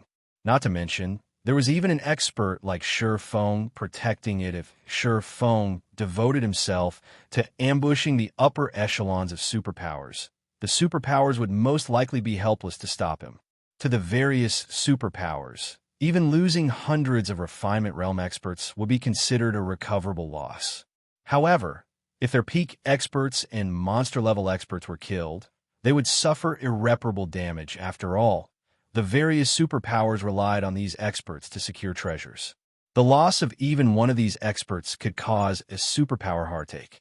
This was also the reason why superpowers feared monster-level experts. So much monster-level experts might have difficulty defeating other monster-level experts, but they would have no problems defeating peak experts on their own now. However, Feng was an even more frightening existence. This was because even monster-level experts were potential prey to Feng previously. Shining Tiger had collected plenty of information on Feng. The guild concluded that although he was very strong, his chances of success when hunting ordinary monster-level experts were just slightly higher than other monster-level experts after personally meeting Feng. However, both 16 Cloud and Sorrowful Silence understood that the swordsman was much more frightening than the reports made him out to be. Just Feng's presence alone forced 16th Cloud and Sorrowful Silence to treat Zero Wing seriously. Hello, Guild Leader Black Flame. I am 16th Cloud, Shining Tiger's second vice guild leader. 16th Cloud took the initiative to stand out and introduce herself. I am here representing Shining Tiger to negotiate a partnership with Zero Wing. Our demands are not very high. We just want one temporary residence in Stone Forest City. As for coins and resources, we are willing to pay so long as the price is reasonable. We can even provide Zero Wing with a complete refinement realm legacy. The various first-rate guild representatives present could not help but gasp at 16th Cloud's words. Even Unyielding Heart, who had taken a seat in a corner of the room, twitched slightly, never having thought that Shining Tiger would be willing to pay such a price. Current small guilds were most likely ignorant of what a refinement realm legacy was. They might even misconstrue it for a legacy for a hidden class.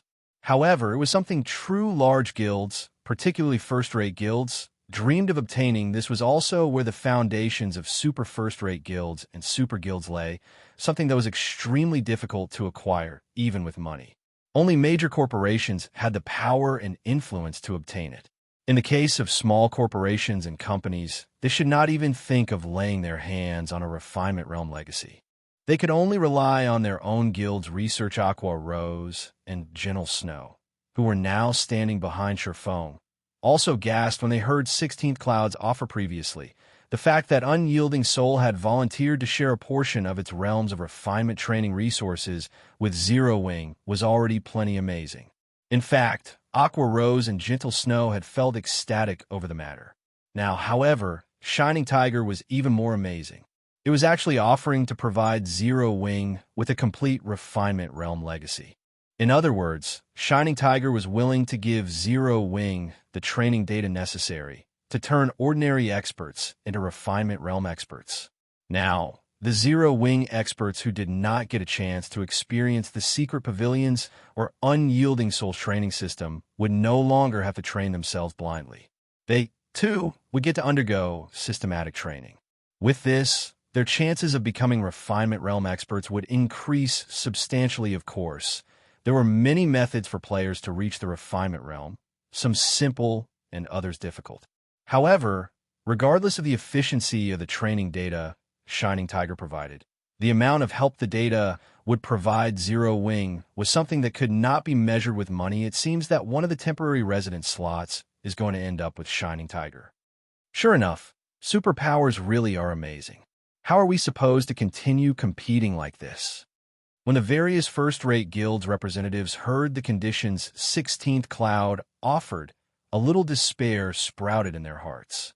They were fully aware that Stone Forest City had a very limited number of temporary residence slots. Meanwhile, to the current Zero Wing, nothing would be more attractive than a complete refinement realm legacy in comparison. The shops and treasures their guild could offer were most likely insignificant in Zero Wing's eyes. Vice Guild Leader Cloud. Your offer is indeed very tempting, Feng said. He, too, was very surprised by 16 Cloud's offer. In the next moment, however, he shook his head and added, "Still, that isn't what Zero Wing wants." "What do you want, then?" 16th Cloud asked as she stared at Feng incredulously. A complete refinement realm legacy was a priceless treasure to any first-rate guild. Some first-rate guilds would even do everything they could to get their hands on one, because only by obtaining a Refinement Realm legacy would they have the means to become a super first-rate guild. Without it, a first-rate guild had no business talking about becoming a super first-rate guild now. However, Zero Wing was actually rejecting this legacy. She simply couldn't figure out what could be more important to Zero Wing than a Refinement Realm legacy. I don't want much. I just want you to join Zero Wing's newly established Candlelight Chamber of Commerce. Sure, Feng replied calmly. Chapter 2173, Candlelight Chamber of Commerce. Join the Candlelight Chamber of Commerce. Upon hearing Shi Feng's words, everyone present stared at him in astonishment. Never having thought that the requirement would be so simple, they all knew very clearly what a Chamber of Commerce in the virtual gaming world represented. It was an organization where members shared sales connections with each other for mutual benefit.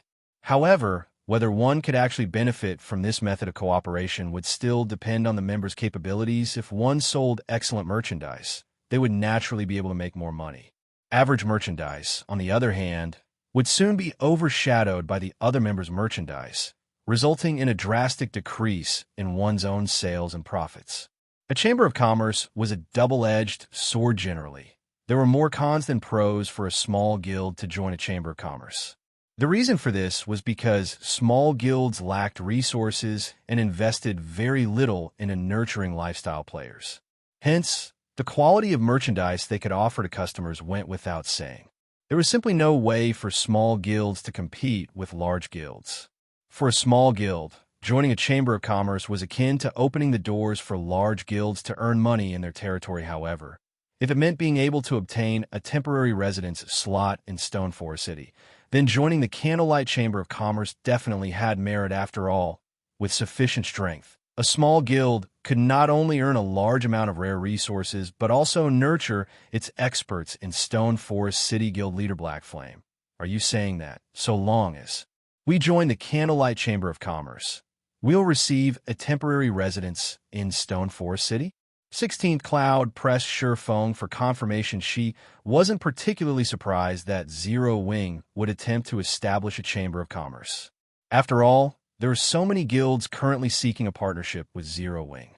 If Zero Wing could pool the strength of these guilds together, then even superpowers would grow fearful. If Zero Wing wished to continue competing with Starlink, then establishing a Chamber of Commerce was indeed the best decision to make. A complete Refinement Realm legacy might allow a guild to nurture many Refinement Realm experts, but accomplishing this required a lot of time, which just so happened to be the resource that up-and-coming guilds like Zero Wing lacked the most. Hence, rather than aim for an uncertain future, it was much better for Zero Wing to further enhance its current strength. That's not entirely correct, Shi Feng said, shaking his head. To be precise, only advanced members of the chamber will receive a temporary residence slot in Stoneforest City. As for how you can become an advanced member, that will depend on the amount of contributions you make. So that's the case. Realization immediately dawned upon 16th Cloud. Inwardly, she cursed at Shi Feng for being a sly old fox originally. Only a few guilds should be able to partner with Zero Wing. Now, however, every guild present would do so. Moreover, these guilds would all desperately contest for the limited temporary residence slots, which would allow Zero Wing to obtain the maximum amount of benefits possible. Meanwhile, when the various guild representatives heard Shi Feng's condition, they understood the implications right away. Zero Wing was trying to have them compete for the limited temporary residence slots and labor for it, indirectly making them Zero Wing's subordinates guild leader Blackflame. I'm afraid this arrangement is very unfair for small guilds like us. Compared to the strength and resources large guilds possess, what small guilds have is insignificant. In the end, these residence slots will still land in the hands of large guilds. If that's the case, small guilds like ours might as well give up on competing right off the bat, since we already know we won't win. Moreover, we will even end up working for Zero Wing for free. That's right. Small guilds like ours can't compete against large guilds at all. With your arrangement, how are we even supposed to compete? We might as well head back home now. For a while, a few representatives of small guilds stepped forward and voiced their disagreement. These representatives even tried to get the representatives of other small guilds to leave the venue with them. Aqua Rose and Gentle Snow frowned upon seeing this scene, although they had expected that these small guilds would react this way. They hadn't anticipated such an organized refusal as for the representatives of large guilds. They were gleefully watching this scene play out. After all, the fewer competitors they had, the better. In fact, they hoped that every other guild present would stand up and quit the venue. Zero Wing's ambitions are quite large. Unfortunately, it lacks the ability to control these small guilds. Sorrowful Silence commented as he watched the representatives of small guilds prepare to leave the room en masse. At the end of the day, Zero Wing's foundations are still too shallow. If it were a superpower making this offer, these small guilds would have most likely agreed without hesitation. At this moment, aside from Sorrowful Silence, Unyielding Heart also felt this way. Zero Wing simply had too few territories under its control right now. The number of territories and sales connections it possessed couldn't even compete with that of veteran first-rate guilds. A weak chamber of commerce like Candlelight just didn't hold any attraction for the various small guilds. On the contrary, membership in the Candlelight Chamber of Commerce would let Zero Wing bleed them dry. However, just when the representatives of the various small guilds were about to leave the room, a calm voice penetrated everyone's minds. What you're saying is correct, but let me say this first. So long as you become a member of the Candlelight Chamber of Commerce, you'll enjoy a 20% discount on Stone Forest City's entry fee.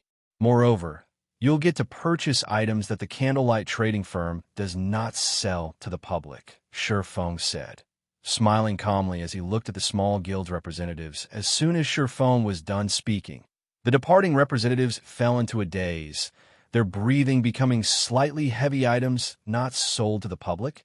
Does this include the crystal light set displayed on the first floor? A small guild representative could not help asking. Feng, the discount on Stone Forest City's entry fee might be very tempting, but a 20% discount was basically negligible to the various powers. However, Candlelight's merchandise was a different story. After all, they had seen the 3 crystal light sets displayed in the first floor hall. Those could tempt even superpowers into action, that's right. Including the crystal light set, Feng affirmed, nodding. The moment he nodded his head, the entire reception room fell deathly silent. Even 16th Cloud and Sorrowful Silence, who were originally planning to watch Zero Wing make a fool of itself, reflexively widened their eyes as they stared at its guild leader that was level 60 to level 80, 8-piece Dark Old set equipment they were talking about. They had believed that Zero Wing was merely flaunting its strength before the various guilds present by putting the crystal light set on display. Now, however, Feng was telling them that they could actually buy those crystal light sets. How could this not excite them? As for the various small guilds representatives, their minds momentarily froze. They simply could not understand what Feng was thinking to be willing to sell such precious set equipment. However, after a moment of silence, everyone inside the room stopped wondering why Feng pulled such an insane move. Instead, the various small guilds representatives promptly returned to their seats and expressed their willingness to join the Candlelight Chamber of Commerce, afraid that he would regret his decision if they waited any longer. What no one present knew was that Feng had never intended the crystal light sets to be exclusive to Zero Wing. He had always planned to sell them as merchandise. This was because, as players continued leveling up, the crystal light set would quickly fall obsolete, uncompetitive with epic items. Hence, he naturally had to sell the set while it was still valuable, converting it into coins and resources for Zero Wing's development. The various small guilds present eagerly applied to join the Candlelight Chamber of Commerce, their eagerness surpassing even that of the large guilds present. Zero Wing is really ruthless, actually offering to give away set equipment like the crystal light set just to attract these small guilds. Sorrowful Silence marveled at Feng's generosity. In Zero Wing's shoes, Shining Tiger would never choose to sell the crystal light set to others. No pain, no gain. While it might seem as if Zero Wing gave up a huge advantage by selling the crystal light set, Zero Wing obtained the strength and sales connections of more than 100 guilds in return, 16th Cloud said when she saw the eagerness of the guild representatives around her. Meanwhile, Now that Zero Wing has gained such strength and connections, the various superpowers will have to think twice before targeting Zero Wing in the future. At this point, 16th Cloud could already foresee the appearance of another powerhouse in God's domain. Chapter 2174. Frightening Stone Forest City. Within the magnificent reception room, Feng began to sign contracts with the various guild representatives. Any guild that joined the Candlelight Chamber of Commerce would qualify to participate in the auction for the Crystal Light sets, which would take place once every 3 days. Candlelight would offer 3 to 5 sets in each auction session, and the guilds would only be allowed to win a single bid. In addition, the Candlelight trading firm would offer other precious items, such as exotic stamina potions, stamina gemstones, advanced mana armor kits, rare master potions, and more. Each member of the chamber could even earn the rights to purchase miniature ballistas, depending on their contributions to the chamber. With this revelation, every guild representative was ecstatic, especially those from the various small guilds. At this point, obtaining a temporary residence in Stone Forest City didn't matter much compared to the item Zero Wing was willing to sell after 3 short hours. The Candlelight Chamber of Commerce had nearly 200 members, and Zero Wing had secured a massive alliance. Among these guilds, Shining Tiger and Unyielding Soul had instantly become advanced members. Both guilds had presented an offer that Feng couldn't refuse. Not only had Shining Tiger offered to open 2 Kingdoms markets to the Candlelight Chamber of Commerce, but it had also agreed to give Zero Wing the complete Refinement Realm legacy and a large stock of special materials. In addition, Shining Tiger had promised to fight alongside Zero Wing to protect Stone Forest City. Although Unyielding Soul had only given the chamber access to a single Kingdom's market and a portion of the Dark Knight Empires, it had offered to provide some of the training data it had gained from its Flowing Water Realm experts. Furthermore, it had agreed to supply training facilities and energy resources, in addition to 10 unlimited training slots for Refinement Realm experts in its training system, which would allow these players to earn the experience necessary to reach the Flowing Water Realm quickly. The unlimited training slots Unyielding Soul had offered weren't like those from the Secret Pavilion. Zero Wing's members would be free to fight any Refinement Realm or Flowing Water Realm expert they desired, and they could do so without limit. On the other hand, Zero Wing's members had to earn points in the Secret Pavilion's training system, which they would have to spend to train against their desired experts, of course. The Secret Pavilion had chosen this approach because of the high cost of doing otherwise. Not only was high-level energy extremely rare, but it was also quite versatile, useful in many aspects. As a result, it was strictly regulated. Even international corporations could only acquire limited amounts of high-level energy, and simulating expert players required a lot of it. The more powerful an expert was, the more energy a system would need to mimic them. Even the Secret Pavilion could only afford for a select few talented members to use the system. If Unyielding Soul hadn't been so desperate to secure a temporary residence in Stone Forest City, it would never have offered 10 unlimited training slots to Zero Wing, of course. Unyielding Soul could only afford this offer because Zero Wing had too few experts that could actually use their training slots, especially when challenging Flowing Water and Void Realm experts. Zero Wing wasn't even a match for ordinary superpowers in this regard. Although Feng knew that Unyielding Soul was taking advantage of him, he didn't mind. Many of Zero Wing's experts, including Aqua Rose, Gentle Snow, Fire Dance, Violet Cloud, Shadow Sword, Flying Shadow, Alluring Summer, and Cola, were stuck in the Refinement Realm. However, their failure to progress wasn't due to a lack of talent, but a lack of combat experience. They weren't like Feng, who had accumulated an abundance of combat experience in God's domain. If Feng hadn't retained his memories from his previous life, he would never have been able to jump from the Refinement Realm to the Flowing Water Realm so smoothly.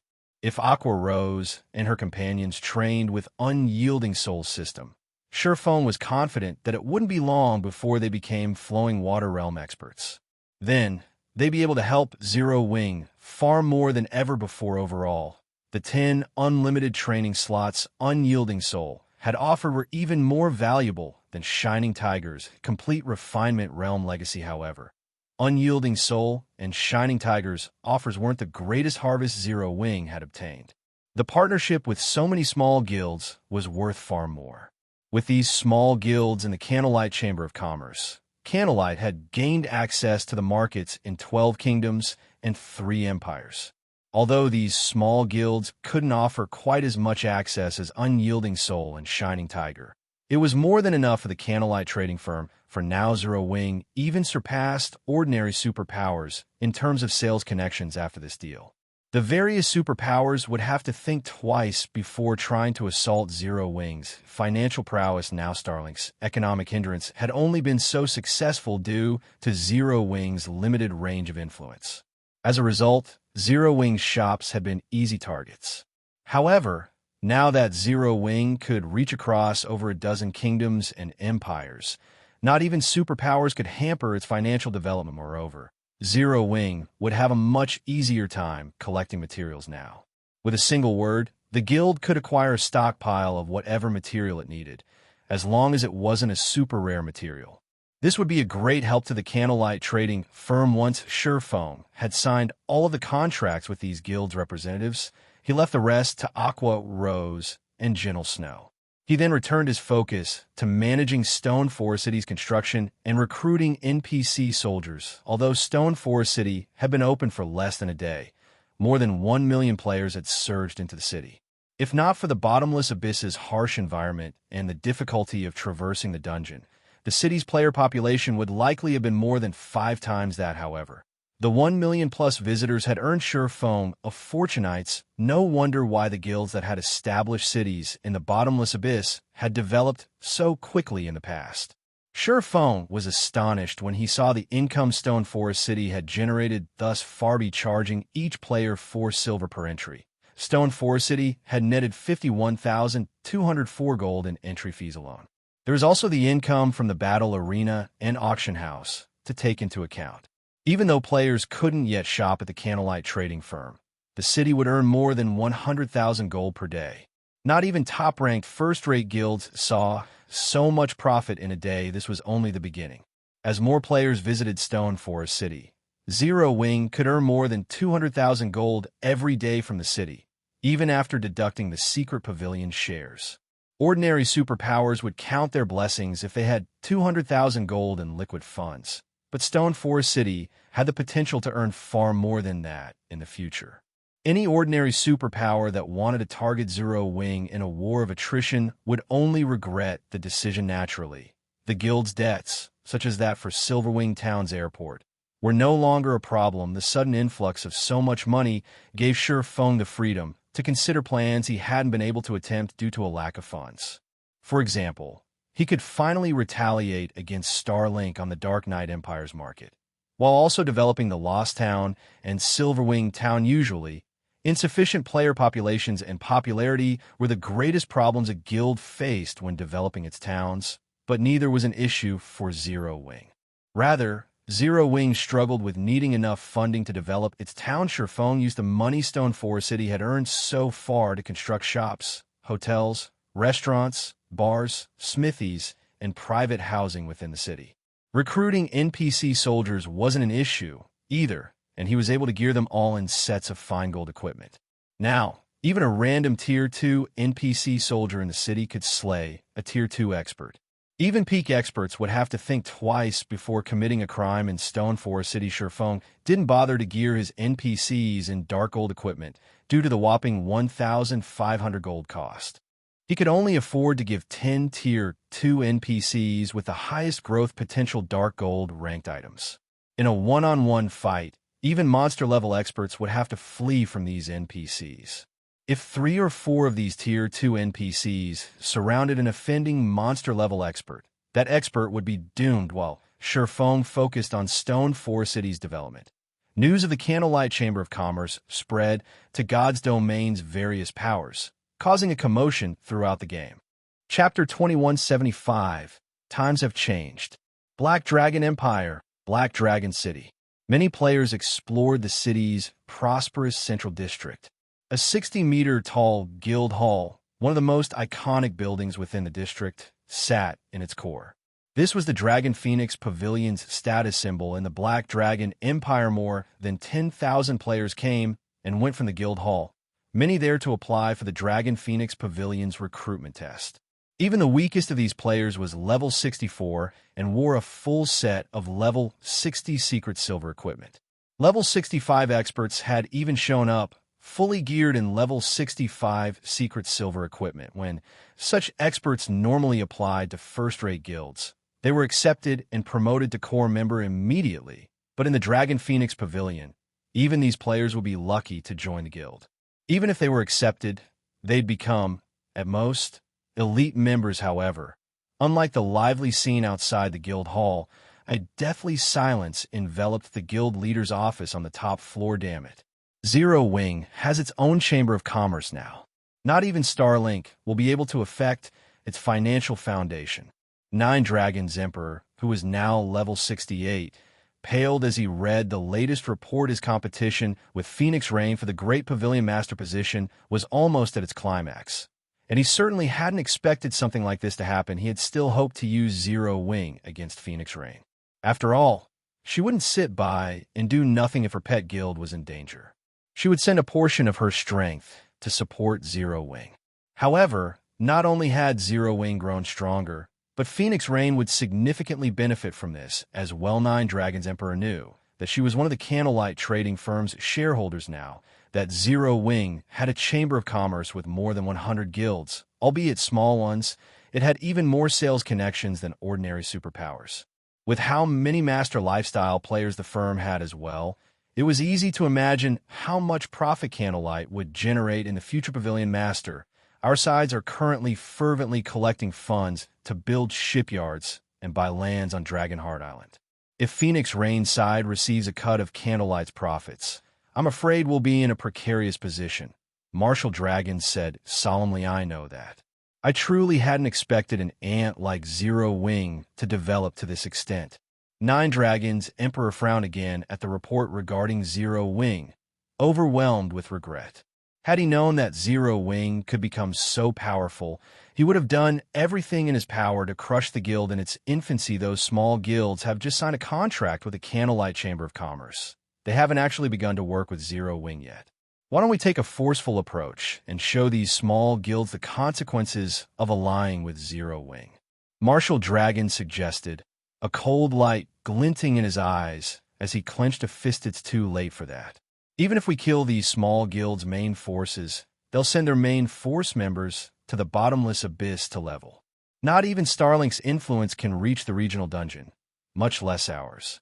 And killing their normal and elite members won't harm these guilds in the least, Nine Dragons Emperor said, shaking his head. Unlike guilds, small guilds didn't offer their members many guarantees, especially their normal and elite members. Small guilds barely paid these members any mind, only providing a few guild benefits.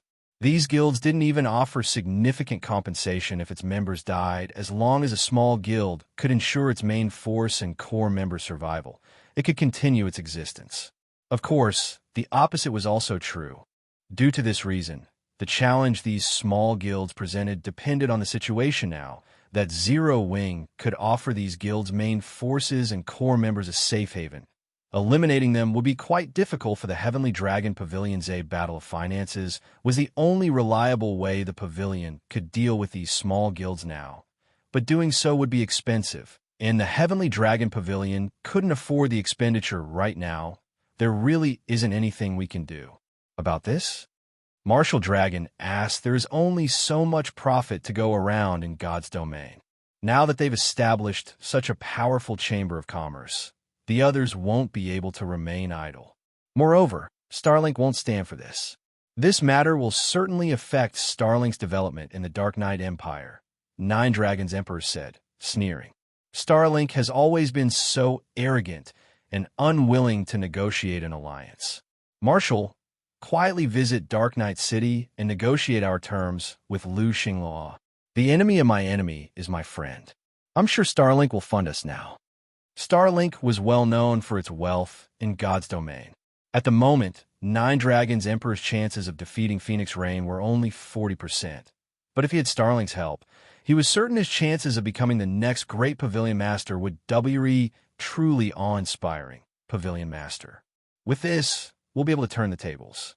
If Phoenix Rain and Black Flame knew what we were planning, they'd likely go mad, Martial Dragon said, smiling. I'll head to Dark Knight City right away.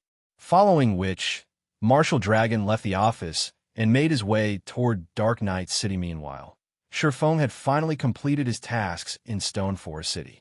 All he needed to do now was to leave the city in Melancholic Smile's hands and wait for the influx of players. He didn't remain idle after dealing with the city's construction.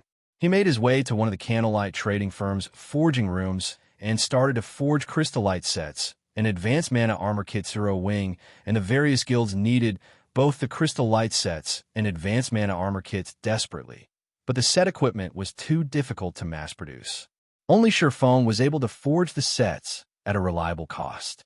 If he tasked Cream Cocoa and the other basic master forgers to produce the set, he wouldn't even recoup his production costs, much less make a profit. Feng spent more than 4 days in the forging room and forged 26 crystal light sets and over 1,300 advanced mana armor kits. Not only had he earned a ton of forging proficiency during the past few days, but he had also gained enough EXP to hit level 77. Meanwhile, Stone Forest City's player population had skyrocketed, crossing the 3 million threshold already. After deducting the city's operational costs, 0 Wing had made over 100,000 gold in pure profit from Stone Forest City alone. Stone Forest City's income surpassed that of 0 Wing City and Silverwing Town by multiple times. Not only could 0 Wing afford to pay off all of its debt, but it could also set aside a fortune in savings. However, what had Feng truly ecstatic was the leveling speed of his guild's core members. Maybe it was because the Bottomless Abyss was a God mode regional dungeon. But over the past 4 days, most of 0 Wing's core members had reached level 68. Some had even risen to level 70. Even Superpower's peak experts were just reaching this level. By now, the core members' combat standards had rapidly improved as well, thanks to the complete refinement realm legacy Shining Tiger had provided. Although Fierce Snake was the only one of them to reach the refinement realm thus far, more than a dozen core members had reached the half-step refinement realm. Their development speed was simply marvelous, while Feng instructed 0 Wing's internal members in the guild's real-world headquarters. Liang Jing approached him with an anxious expression. Head instructor Sure. The Big Dipper Dojo has contacted us to inform us that it will cease all cooperation with our workshop and will no longer supply talented recruits. It has also instructed its members to leave 0 Wing. Chapter 2176 Meeting. They're ending our cooperation? The news blindsided Feng. What happened? Are you sure you're not mistaken? Although 0 Wing had grown quite strong and countless players applied to join the guild each day, it still had very few internal members. It took a long time to research all of the applicants' backgrounds through God's domain, and no one could tell whether or not an applicant was a spy from another guild. Most players in God's domain also had jobs in the real world. They couldn't fully devote themselves to the game and treated it as a way to earn some additional income. This was why 0 Wing lacked internal members. Despite how many experts joined the guild in God's domain now, that 0 Wing had nearly 1 million members in God's domain. It needed enough internal members to manage these players. Hence, the guild had been doing its best to recruit internal members. 0 Wing had 2 main sources for internal members, the Big Dipper Dojo and 0 Wing's other main headquarters. Among the two, the Big Dipper Dojo was the most important. God's domain was a virtual reality game that mimicked reality to a frightening degree. The state of one's body in the real world would affect their body in God's domain to a certain extent. Most of the Big Dipper Dojo's members had excellent physical fitness, and since they were already used to combat, they had a natural advantage in God's domain. In contrast, the internal members recruited through the main headquarters weren't as high quality. Most of these internal members had to be trained from scratch.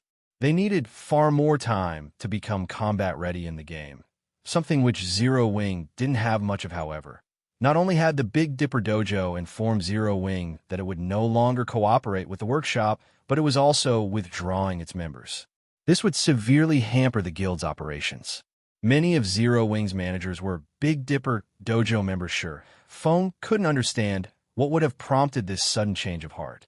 His relationship with the Big Dipper group had always been good. In fact, they were mutually beneficial partners, with the dojo providing talented fighters and Zero Wing training the dojo's members. No matter how Feng thought about it, the Big Dipper group had no reason to dismiss their partnership. I have confirmed the news already. The Big Dipper group's board of directors made this decision themselves. Not even Chairman Xiao has the power to change it, Liang Jing said with a grim expression. Moreover, the Big Dipper dojo isn't the only one. The several other dojos and training centers in the city that we had been negotiating with have declined any partnership as well. The others have abandoned us, too. Feng was astonished because of Zero Wing's rapid development. The guild urgently needed internal members for its management. Relying on the Big Dipper dojo's members simply wasn't enough. Hence, Feng had instructed Liang Jing to negotiate with the city's other dojos and training centers now. However, not only had the Big Dipper dojo abandoned Zero Wing, but the other dojos and training centers had as well. No matter how he looked at it, this couldn't be normal. Chairman Xiao recently contacted me, informing me that he has some important matters to discuss. He hopes that you will take some time to listen to what he has to say, Liang Jing reported awkwardly. After giving the matter some thought, she asked hesitantly, "Should I reject him?" "It's fine. I want to meet with Chairman Xiao." Feng understood why Liang Jing felt so awkward. Her prior home had just betrayed Zero Wing, and anyone in her position would feel uncomfortable.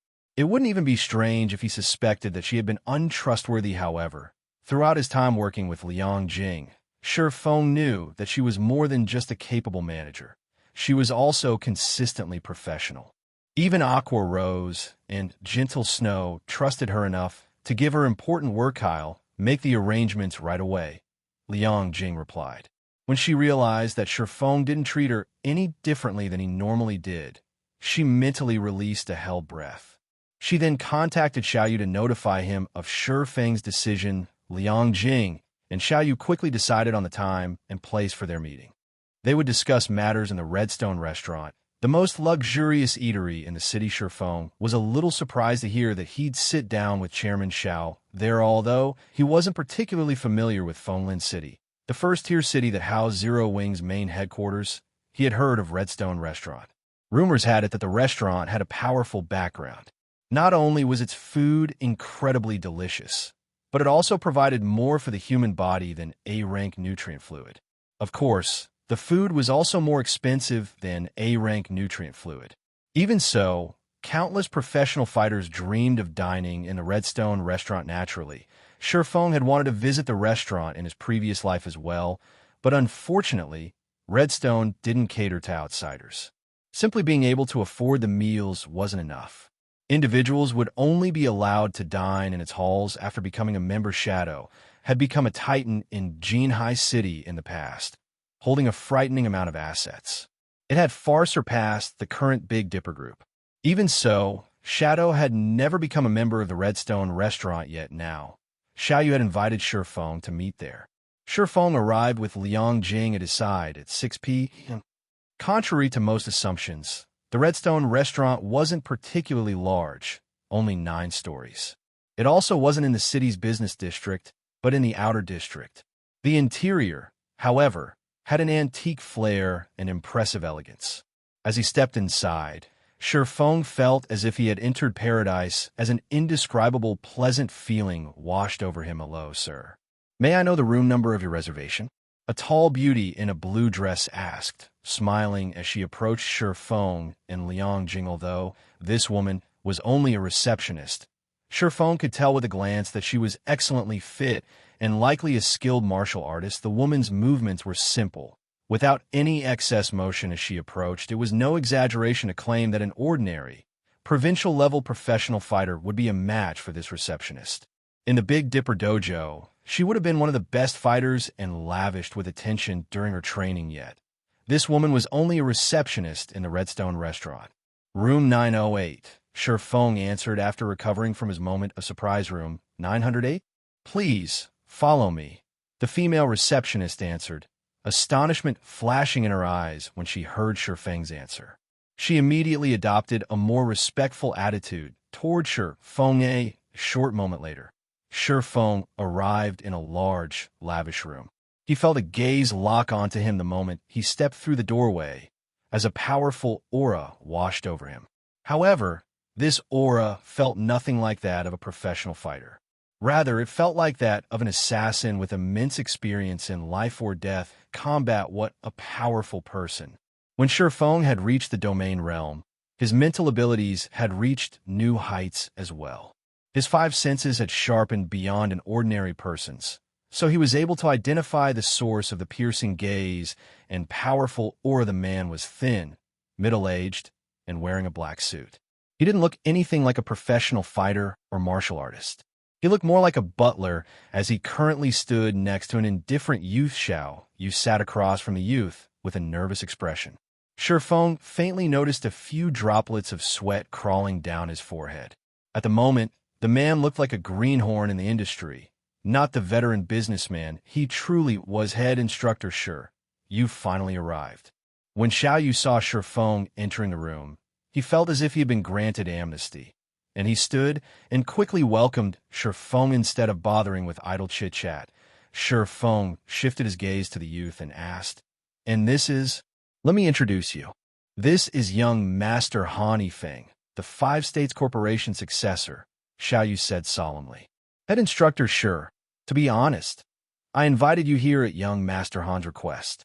When she heard the introduction, Liang Jing turned to stare at the indifferent youth from behind. Shi Feng. The Five States Corporation was one of the most powerful companies in the country. It dabbled in a variety of industries, including energy, combat, food, and entertainment. The corporation could easily squash the Big Dipper Group with a single finger. Yuri Zero Wings representative? Han Feng asked as he observed Shi Feng, his face void of human emotion. "You could say that." Shi Feng nodded as he watched Han Feng in return. From what Shi Feng could sense, this youth didn't possess the typical arrogance of a wealthy family's heir. Han Feng felt transcendent, as if the youth were a god, overlooking all beings in his domain. He also sensed a peerless strength radiating off of Han Feng.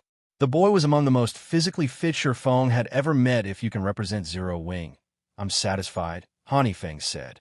"Your guild is quite impressive to make Lu Xinglua suffer so grievously. I am prepared to establish a guild in God's domain, and I want the entirety of your guild to join it. I'll ensure that Zero Wing doesn't miss out on any benefits, and you will enjoy far more wealth and better status than you have now. You'll also have access to more resources than you can imagine." "And what happens if I say no?" Shi Feng asked humbly. Chapter 2177. Clash in reality. The moment Shi Feng finished his question, the temperature in the room seemed to plummet. Even Xiao Yu, who had fought in business for so many years, stared at Shi Feng in horror. "It's over. Everything's over now." Xiao Yu felt as if the sky were crumbling down around him. Through Yang Jing, he had learned about some of Zero Wing's accomplishments. He knew that Zero Wing had ties with a few major corporations, and that it had even met with these corporations' upper echelons. Zero Wing had been doing quite well in God's domain, a virtual reality game that had become incredibly popular. However, after all was said and done, Zero Wing was only powerful within the virtual reality game. On the other hand, the Five States Corporation was one of the most powerful corporations in the country, wielding unimaginable authority and status. As the chairman's only son, no one in the country's higher social circles could afford to offend Han Feng. Countless companies and corporations would do anything to get into the boy's good graces. Shi Feng, however, had rejected Han Feng's offer without hesitation. He hadn't held back in the least. If Shi Feng angered this youth, not even the major corporations that had invested in Zero Wing would escape Han Feng's wrath, not to mention Zero Wing itself. After the silence stretched for a moment, the youth finally opened his mouth to break it. "Very good. As expected of the person that has made Lu Xinglua so miserable." Contrary to Xiao Yu's expectations, Han Feng hadn't reacted in rage or disdain. The youth remained strangely calm, as if this matter had nothing to do with him. "Since that is the case, let's forget about this matter altogether. However, I have to warn you that the Starling Corporation isn't an easy foe. Lu Xinghua has already begun to use his connections against your guild. I'm sure you've noticed, but this is only the beginning. God's domain is involved in far more than you could possibly imagine, and Zero Wing has begun to touch upon too many people's interests. Without sufficient backing, you'd best be careful. Following which, Feng glanced at the thin man beside him. The thin man then promptly revealed a card and handed it to Feng. This is my card. If a day comes when you change your mind, you can contact me, Feng said, his voice just as void of emotion as it had been during their introduction. Xiao Yu was surprised to see Feng offer Feng his card. He had never realized that the youth viewed Zero Wing so highly as to offer his card to ordinary people. Offering one's card had very little meaning, but for those of Feng's status, it was a sign of recognition. It meant that the receiver was allowed to contact the giver directly. Feng's status was on par with a dynasty's imperial prince. Even Xiao Yu, a company's chairman, didn't qualify to reach out to this youth. If Xiao Yu wished to speak with Feng, he'd have to make an appointment with his secretary. Moreover, whether or not Feng agreed to meet with him was an entirely different story. Feng accepted Feng's card graciously. Even if they couldn't reach an agreement, a friendship was possible. Moreover, holding a person like Feng's card was the equivalent of securing a major customer. If Zero Wing had something valuable enough to sell in the future, it could do so with this contact. Moreover, Feng could tell that Feng wasn't like the usual wealthy young masters. He certainly wasn't anything like Lu Xinghua. The youth felt inhuman. Throughout their discussion, Feng had remained absolutely calm and was in better physical shape than Feng had ever seen. Even if he hadn't been the heir to the Five States Corporation, he would have had an extraordinary future. If he wanted to become a professional fighter, he'd easily make it to the international level. Not even an internal force expert like Lei Bao would be a match for Feng. If Feng continued to grow stronger, he could even claim the world championship, following which Feng and Feng chatted about the situation in God's domain. Feng then left the Redstone restaurant with Liang Jing and Xiao Yu. Once the trio left, only Feng and his middle-aged escort lingered in the room. Young master, aren't you a little disappointed that Zero Wing refused to sell?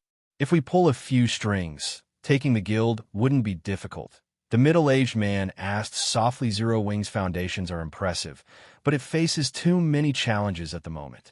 If we try to take it by force or push the issue of purchasing it, Zero Wing will unravel.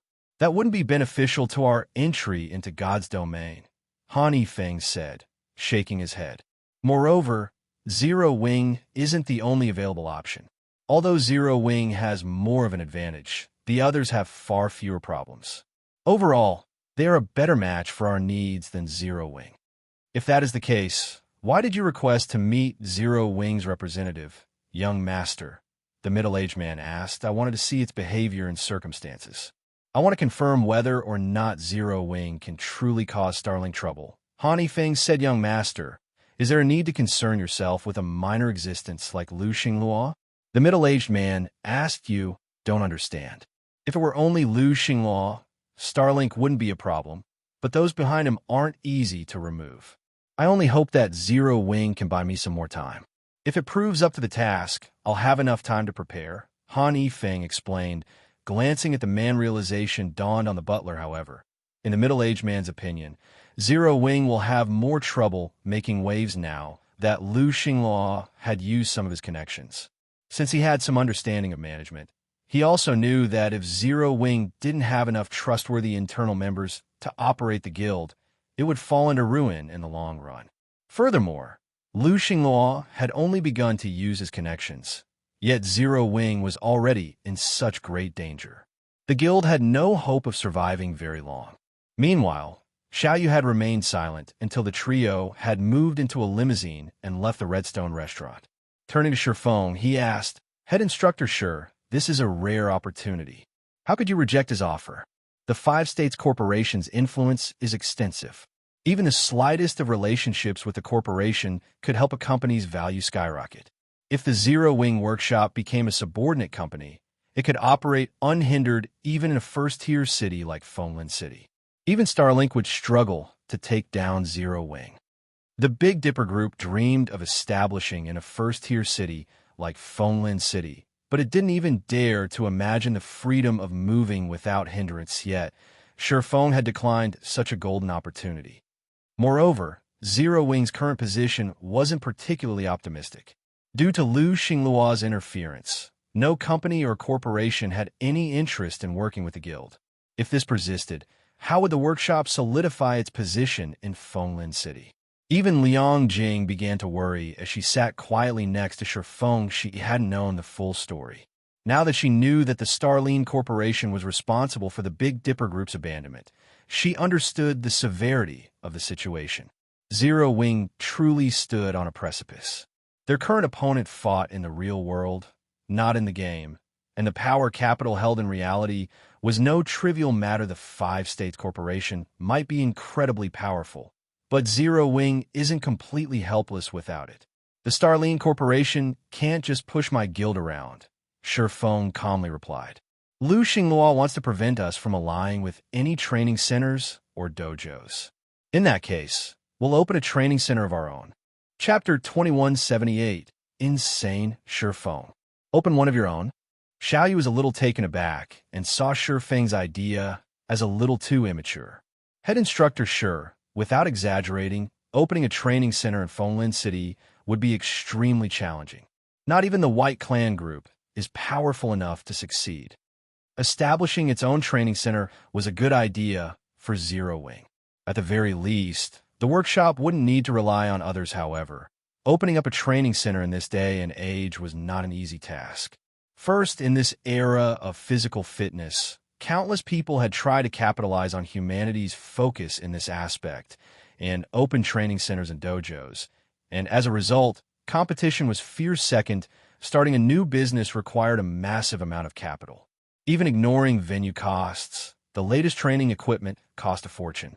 The state-of-the-art facilities were a minimum requirement for any training center or dojo in a first-tier city like Fenglin, but to attract more consumers, one would need nutrition and medical facilities. Without these basic amenities, nobody would join. The only reason the Big Dipper Group had earned its current status and fame in Jinhai City was its decision to follow the evolving trends early in its decades-long history. Just to open a training center or dojo in Jinhai City require powerful corporations' full financial support. Naturally, one would need far more capital to open one in a first-tier city like Fenglin.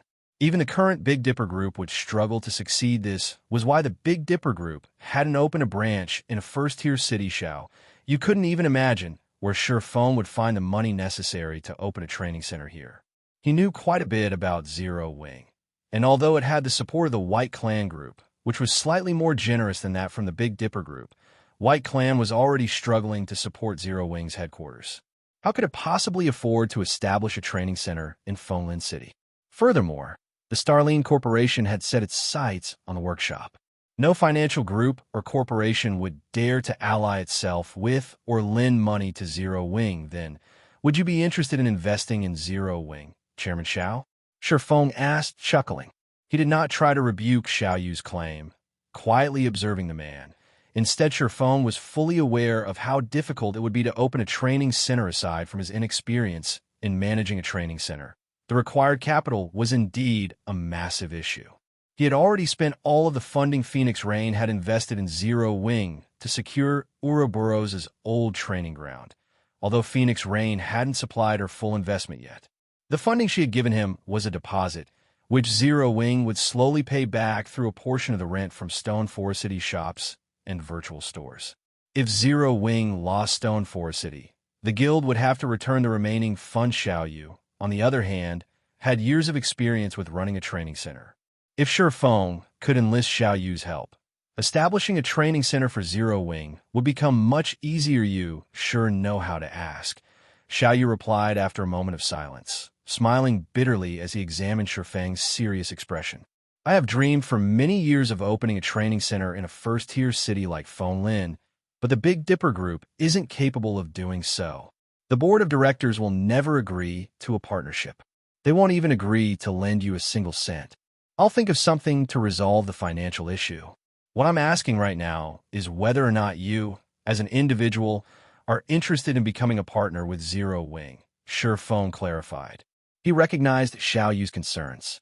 Even though Xiao Yu was Big Dipper's chairman, the board of directors had the final say in all matters. Unfortunately, who would dare side with Zero Wing while the Starling Corporation targeted the organization? If you are willing to become a partner, I'm willing to offer you 5% of the training center's shares. Feng valued Xiao Yu far more than the Big Dipper group. As a whole, not only did Xiao Yu have a wealth of experience with managing training centers, but he also had connections throughout the industry, far more than an outsider like Feng. Not even Gentle Snow was a match for the man before him. The White Clan group, after all, dabbled in a variety of industries. Xiao Yu had to admit that he found Feng's offer a little tempting. He had always wanted to manage a training center in a first-tier city, but doing so was a larger challenge than he could afford. Not only would he need enough funding, but he'd also need sufficient strength. Meanwhile, Feng was even more skilled as an internal force expert than Lei Bao.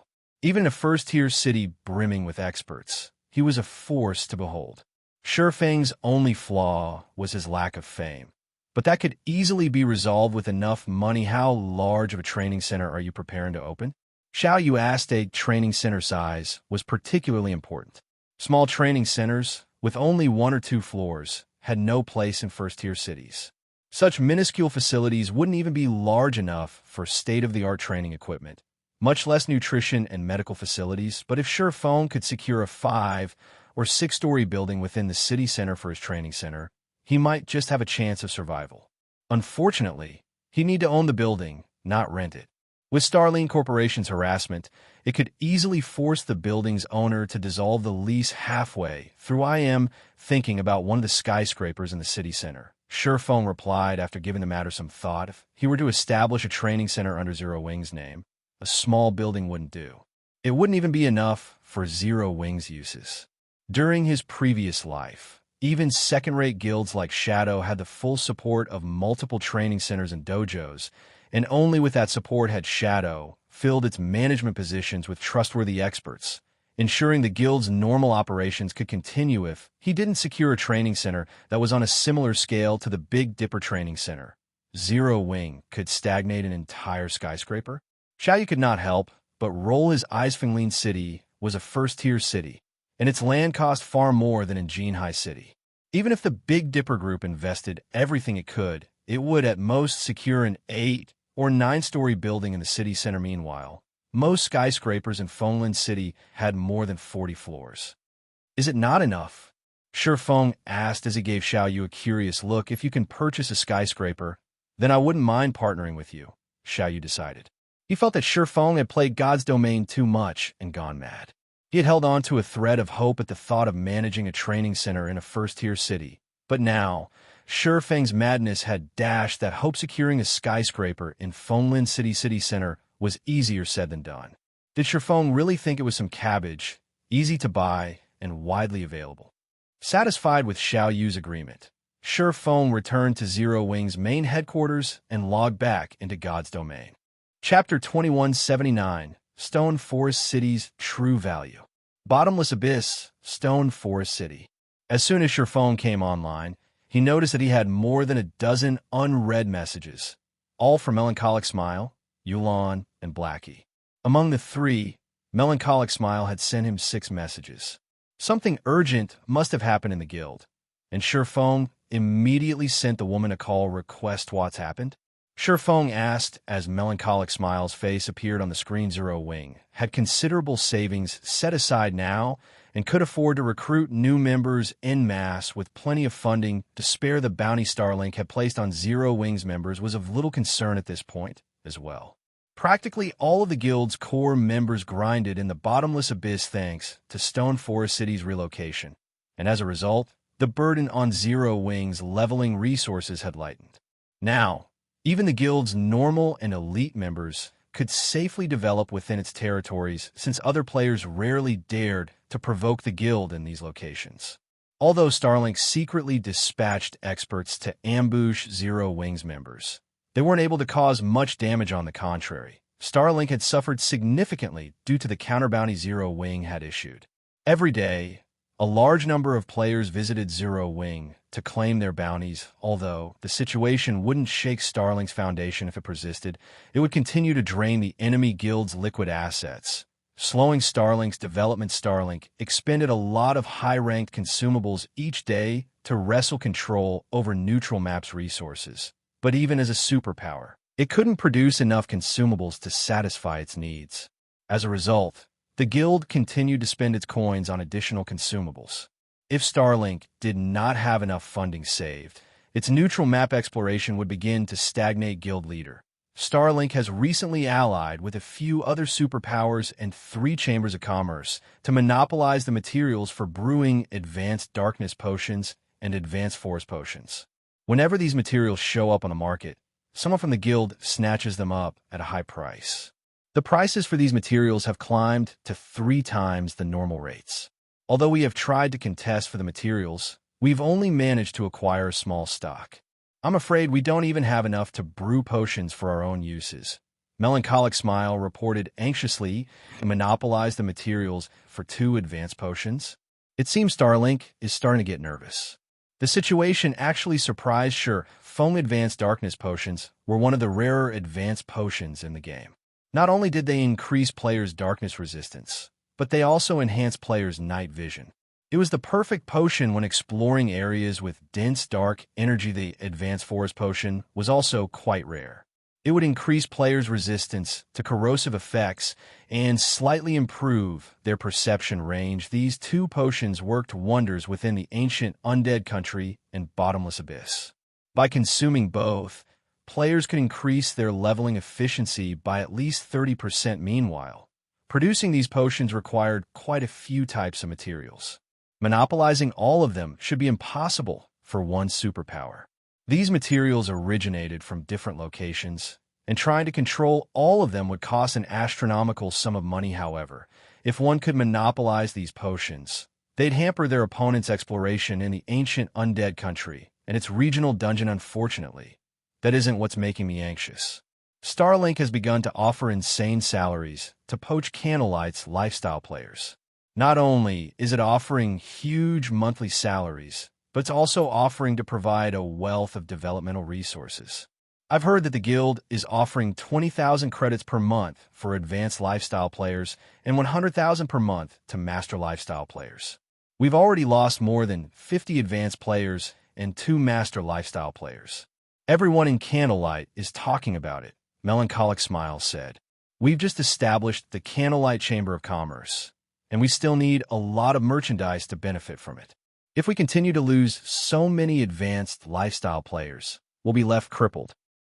The Candlelight trading firm's lifestyle players relied on their shares of the revenue to earn a living, exchanging coins for credits. Starlink's offer of a stable salary was sorely tempting. As players continued to level up, coins would become more attainable, and as a result, their value would depreciate. However, if one were paid in credits, they wouldn't have to worry about losing income as coins became less valuable. It was only natural that Starlink's offer would attract lifestyle players. Starlink is using its capital now. Sure, Feng could not help but chuckle. The concept of paying lifestyle players with credits wasn't foreign to Sure Feng. On the contrary, he was very familiar with the idea. When players had reached level 80 during his previous life, the various superpowers had gradually realized how important lifestyle players truly were. As a result, they had begun to use this method to poach capable lifestyle players, and in the end, even the various major powers had to resort to such a tactic. Many of the poorer powers have been thrown back to the Stone Age, with some crumbling as a result. Guild leader, if we don't take any countermeasures, I'm afraid that we'll lose even more people, Melancholic Smile said worriedly. However, if we use the same tactic, will we have enough credits to support the Candlelight trading firm with how much our guild is earning right now? If we sell our coins, we'll play right into Starlink's hands. It was at this moment that Melancholic Smile realized how truly terrifying a superpower could be. It was actually possible to kill someone with money alone. I am not sure who gave Starlink this idea, but it should prepare to lose a few teeth if it thinks it can use capital to compete with Zero Wing. Sure Feng declared with a smile. If this had happened before Sure Feng had upgraded Stone Forest Town into Stone Forest City, Zero Wing would have likely suffered, but it was no longer the guild that had been. The various superpowers simply did not realize what Stone Forest City represented. How are the private houses around the battle arena coming along? Sure, Feng asked. We finished 70% of them. The remaining 30% will require another 2 or 3 days. Melancholic Smile replied.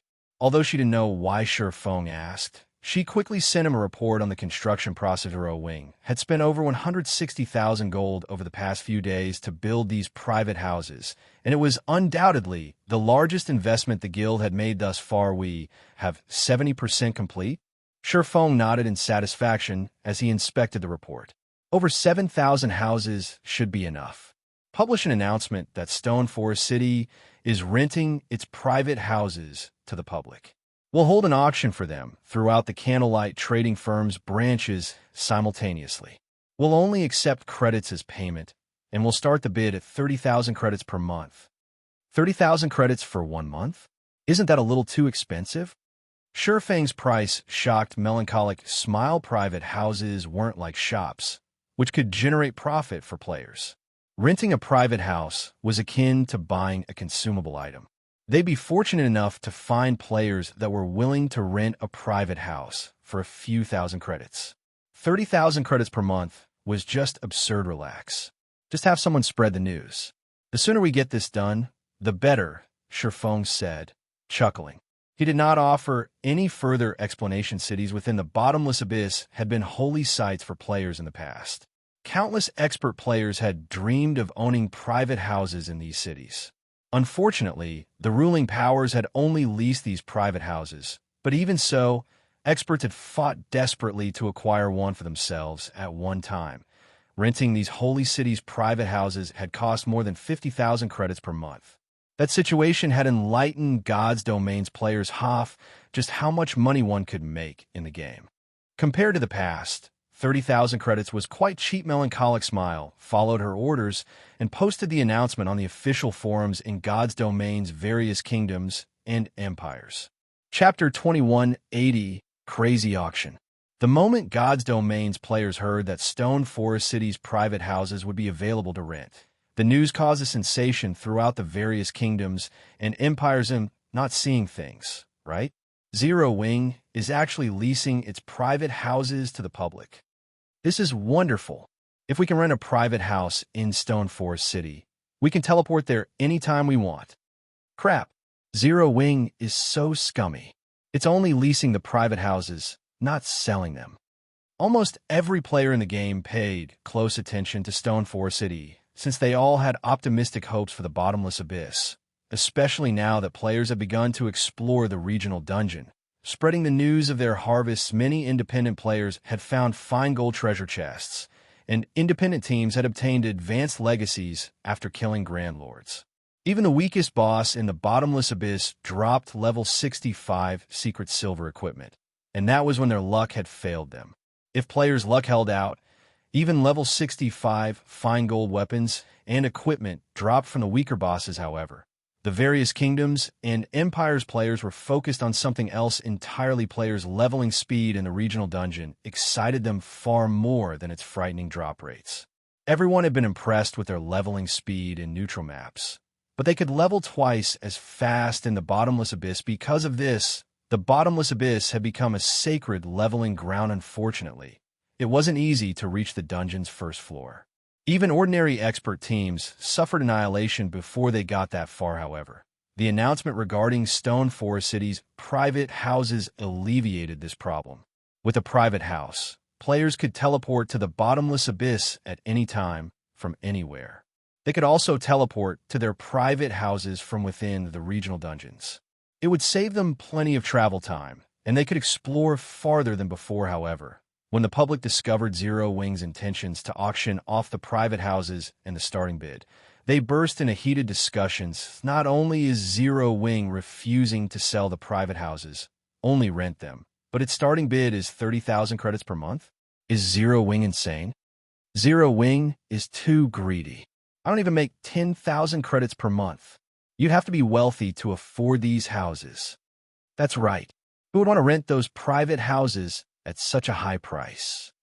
Countless players cursed Zero Wing for its fraudulence when they saw the minimum bid. The guild had essentially excluded ordinary players from the auction with such a high price. Only wealthy players will be able to afford to grind freely in the bottomless abyss. Meanwhile, several flashes illuminated Dark Knight City's teleportation hall as a six-man party arrived. These 6 players were not particularly high-leveled, with most of them around level 56 or 57. The party's highest-level player was only level 60. However, she wore a full set of level 60 fine gold equipment and carried 2 long swords of indiscernible rank despite her low level. Many of the level 65-plus experts in the teleportation hall sensed danger the moment she arrived. They couldn't help but turn to look at the elegant girl, who appeared to be barely 20 years old. Tian Tong, do you really plan to compete for a private house in Stone Forest City? The starting bid is 30,000 credits. How can a student like you afford that?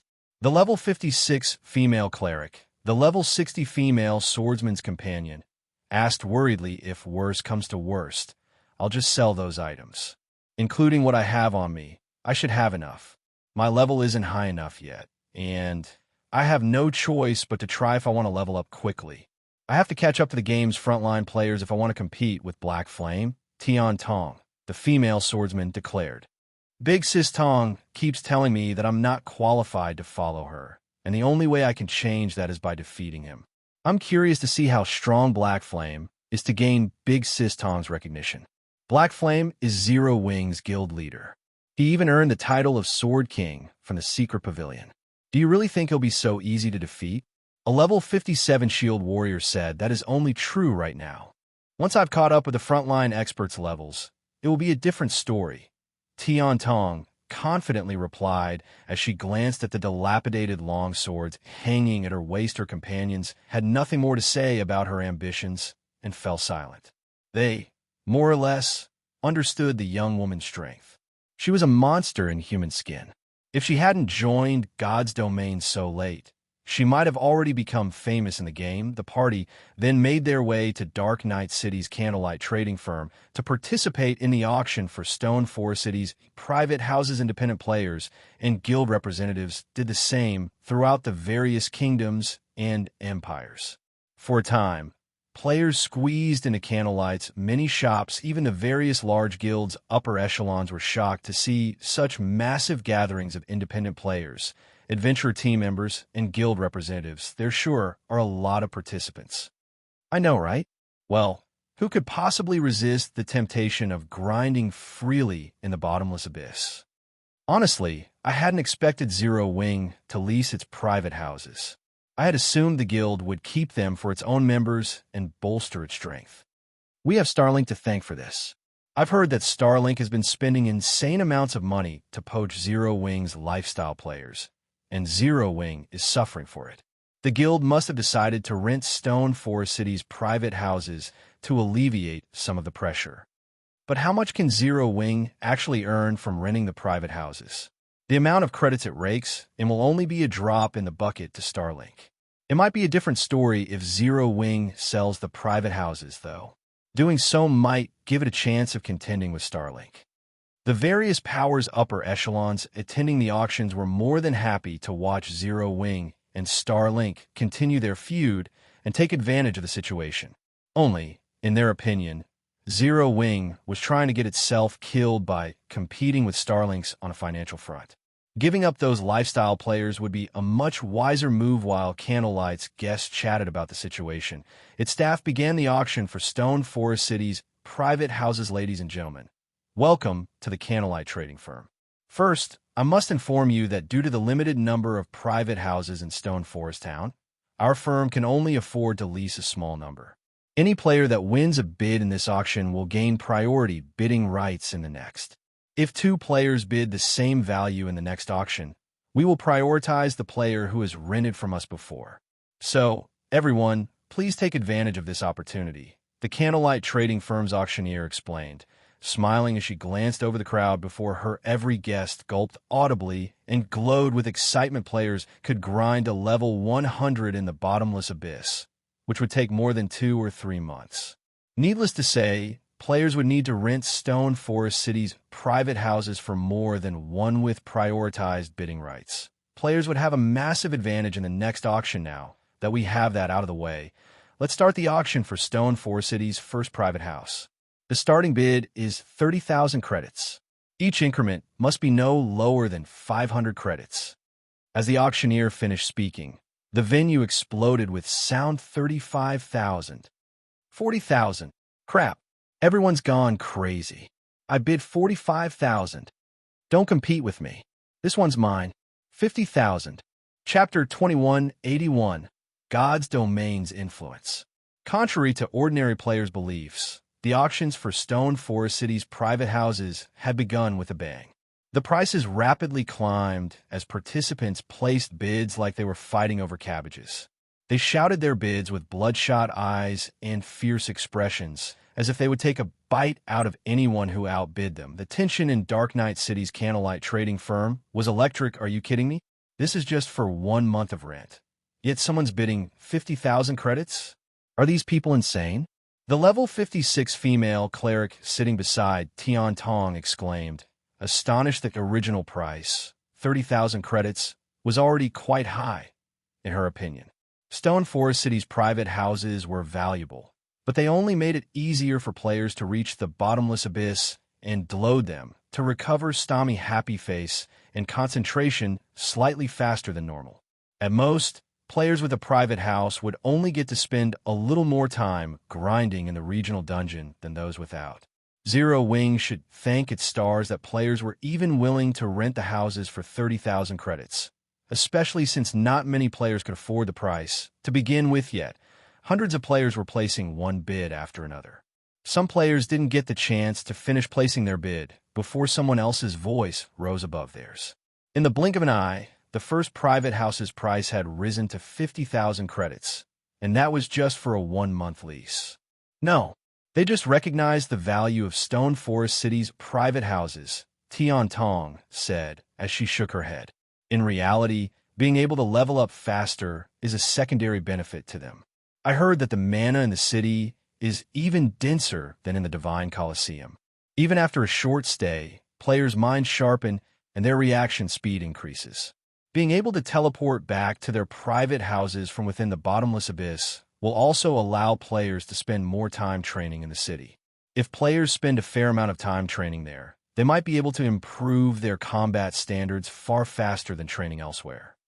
Improving one's combat standards was the foundation for growing stronger in God's domain.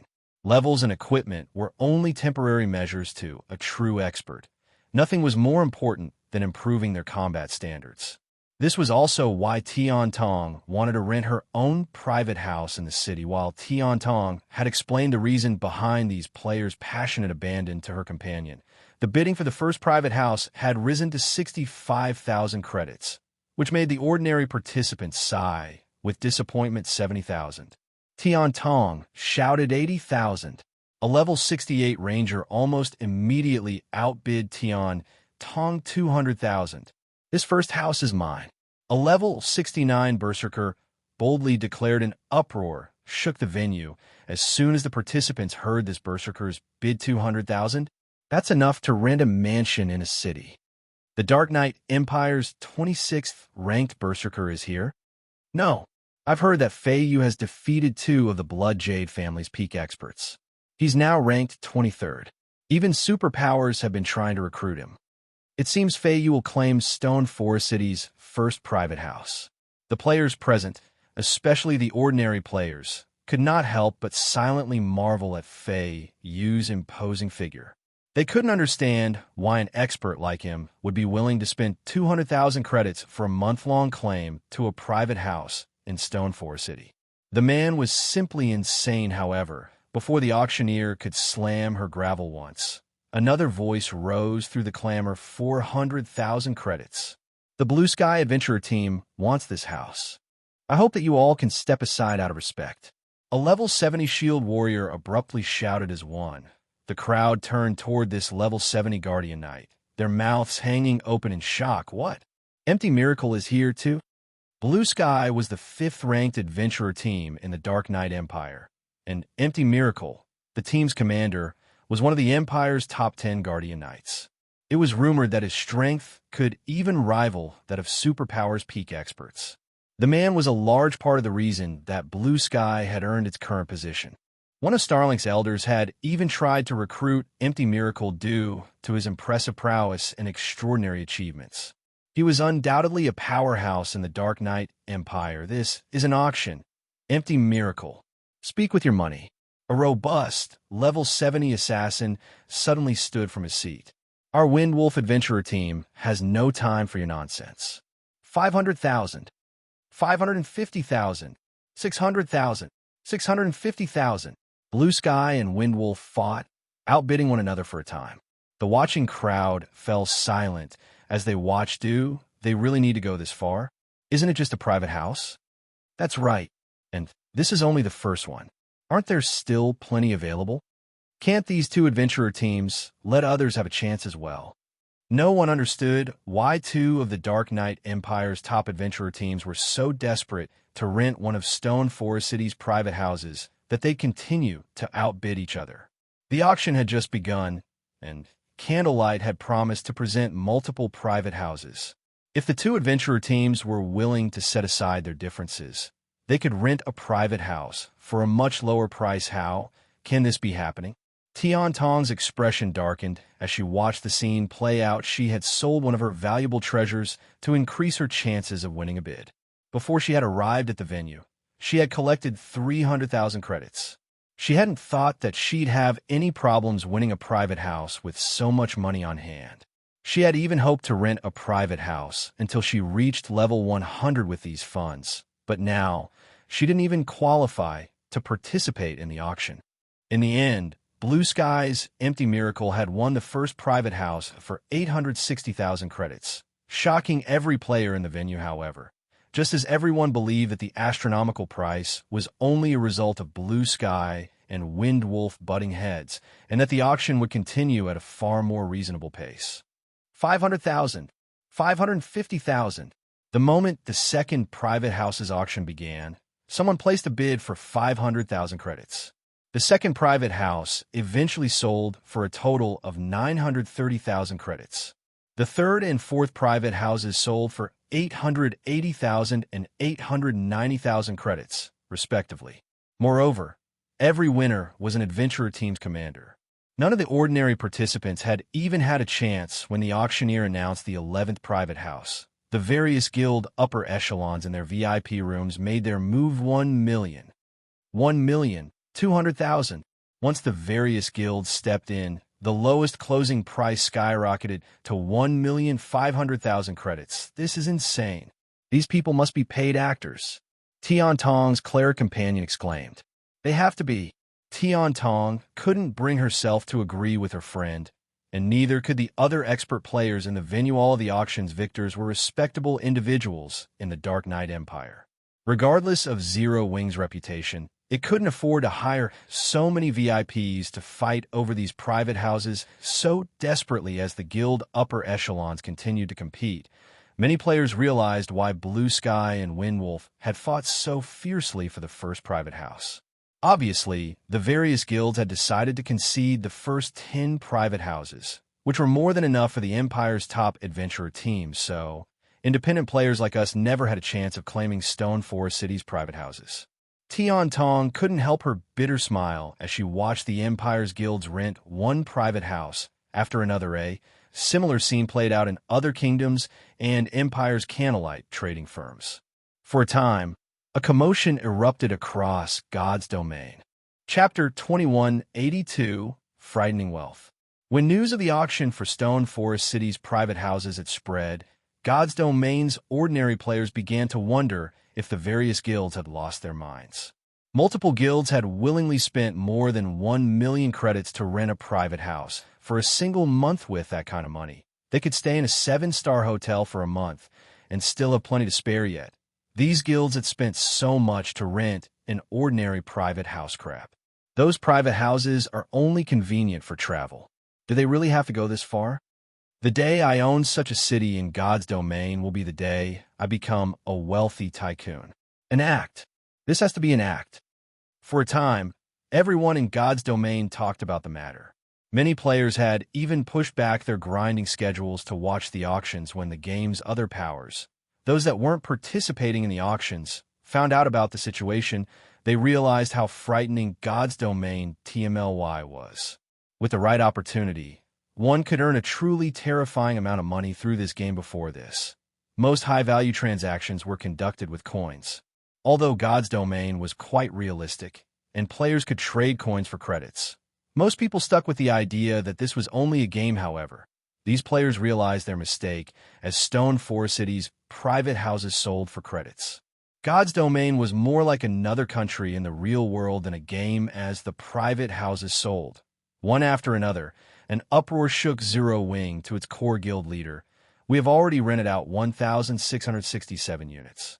The lowest closing price is 600,000 credits, while the highest is 1,740,000 credits.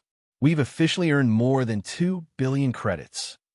Melancholic Smile energetically reported she had assumed that they'd be lucky to earn enough to offer Candlelight's lifestyle players a stable monthly salary.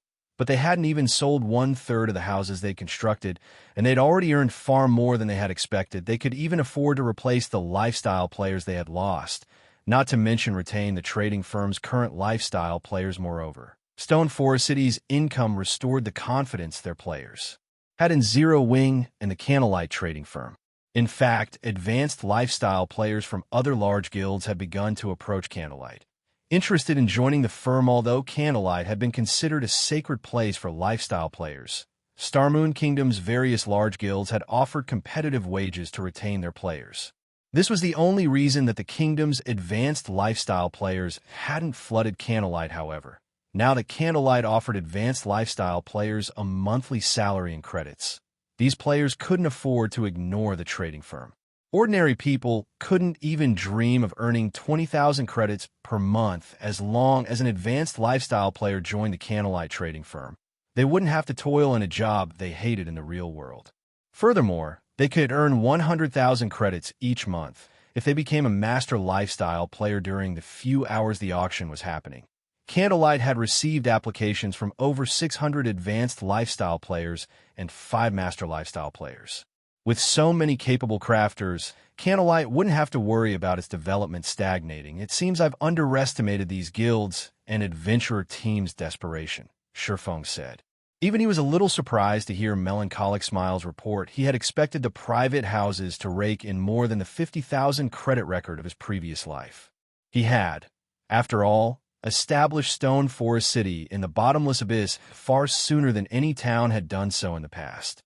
Stone Forest City didn't have any competition either, so demand for its private houses would be far greater than normal.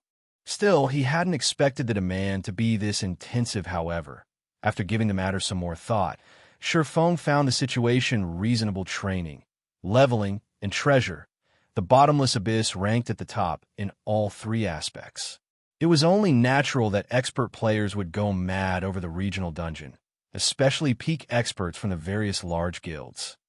These experts wouldn't even mind parting with 2 million credits for such an opportunity, much less a mere 1 million. If they got lucky and encountered a few fortuitous opportunities, they'd gain a massive advantage over their competition. They could even earn back far more income through such opportunities. At this rate, guild leader, it won't take long to rent out all of the 3,000 private houses we prepared for today. With the money we've earned, Starlink doesn't have a snowball's chance in hell of poaching our members.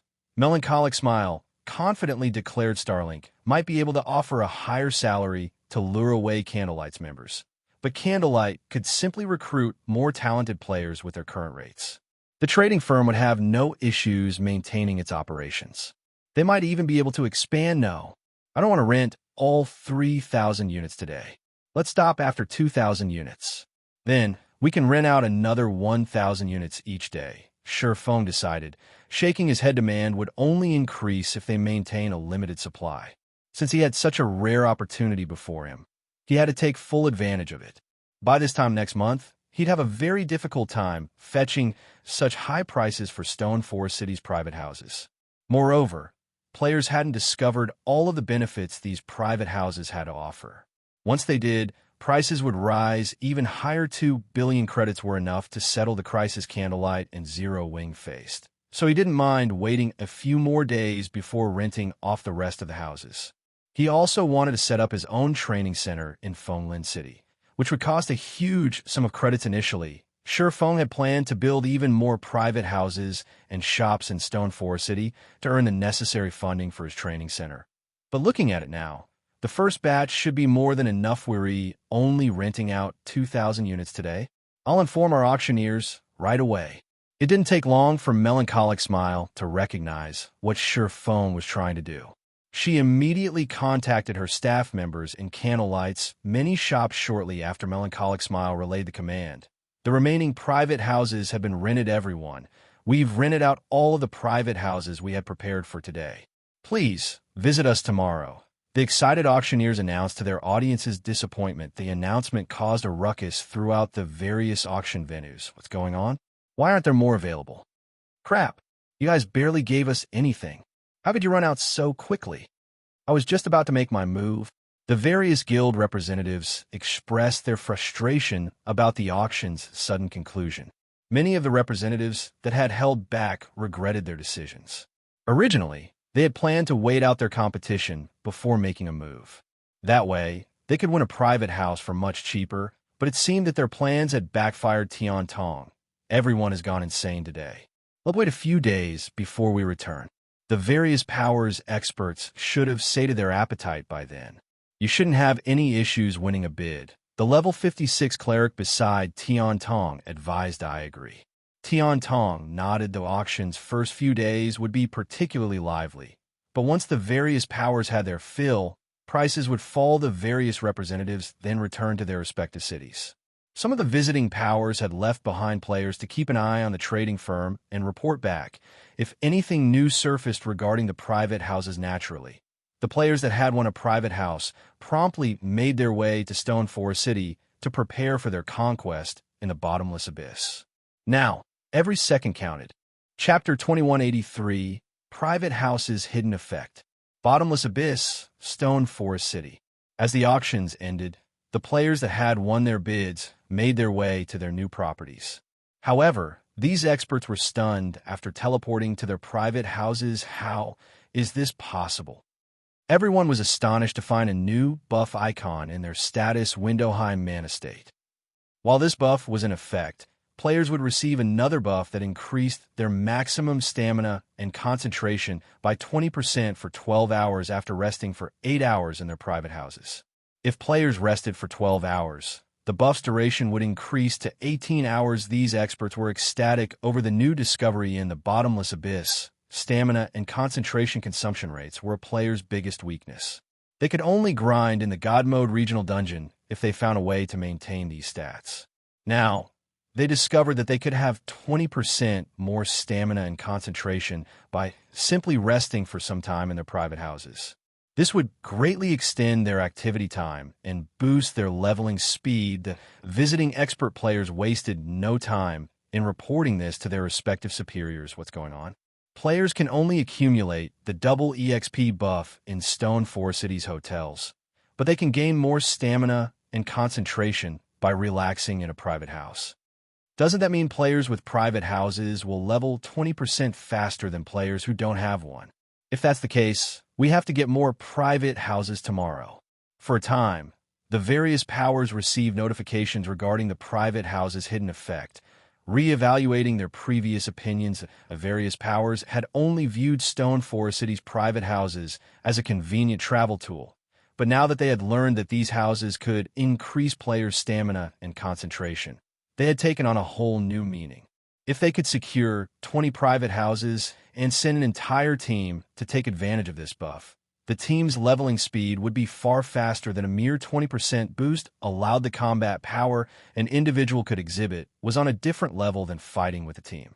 Moreover, players would drastically reduce their stamina and concentration consumption rates by fighting alongside teammates. If an entire team had a 20% maximum stamina and concentration buff, they'd be able to last in the bottomless abyss for more than 30% longer than teams without the buff. With so much more time, the team could explore more of the dungeon, reducing the number of competitors it would face. Much of the bottomless abyss's first floor was home to dark demonkin. As well, these dark demonkin looked similar to humans, but unlike humans, magic circuits covered these demonkins' entire bodies. They also bore a third eye on their foreheads, and they had an affinity for mana that rivaled the elves, factoring in the bottomless abyss's environment. A random level 65, chieftain-ranked dark demonkin could effortlessly defeat ordinary expert players. If an expert party encountered a lord-ranked dark demonkin, the party would lose half of its members before it killed the monster if it didn't react appropriately. To make matters worse, dark demonkin were very difficult to sense unless players spotted them.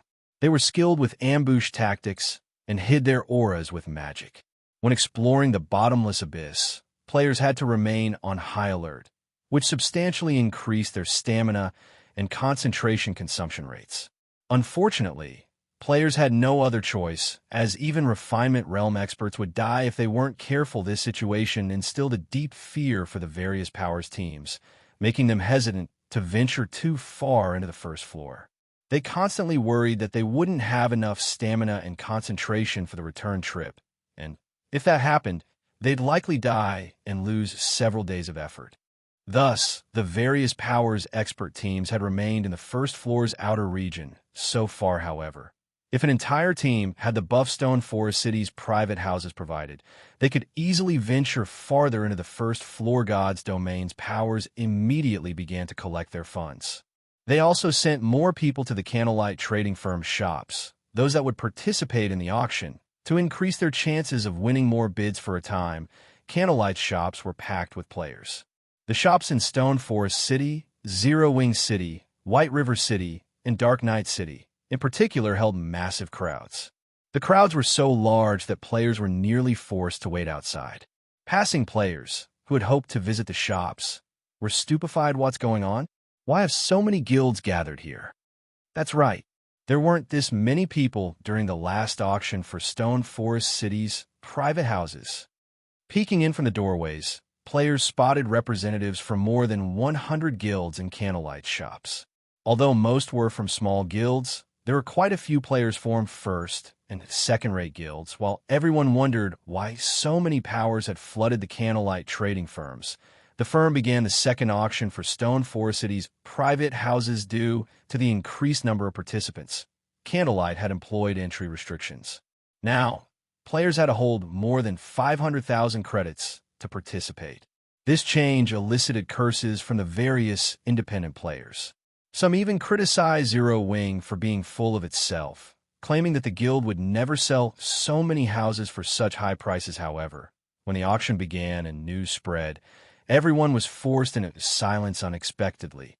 Every bid on the second day opened at 2 million credits, and all of the participating guilds fought to outbid each other.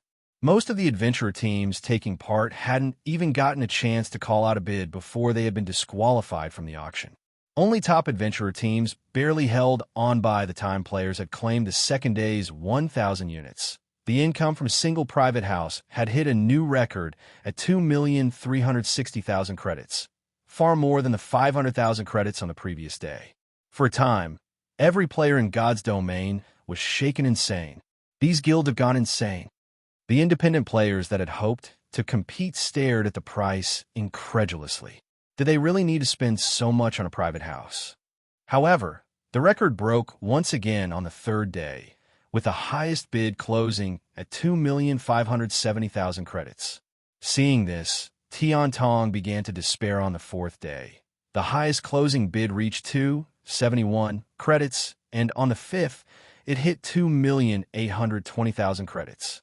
By this point, the various adventurer teams were little more than decoration in the auction venues.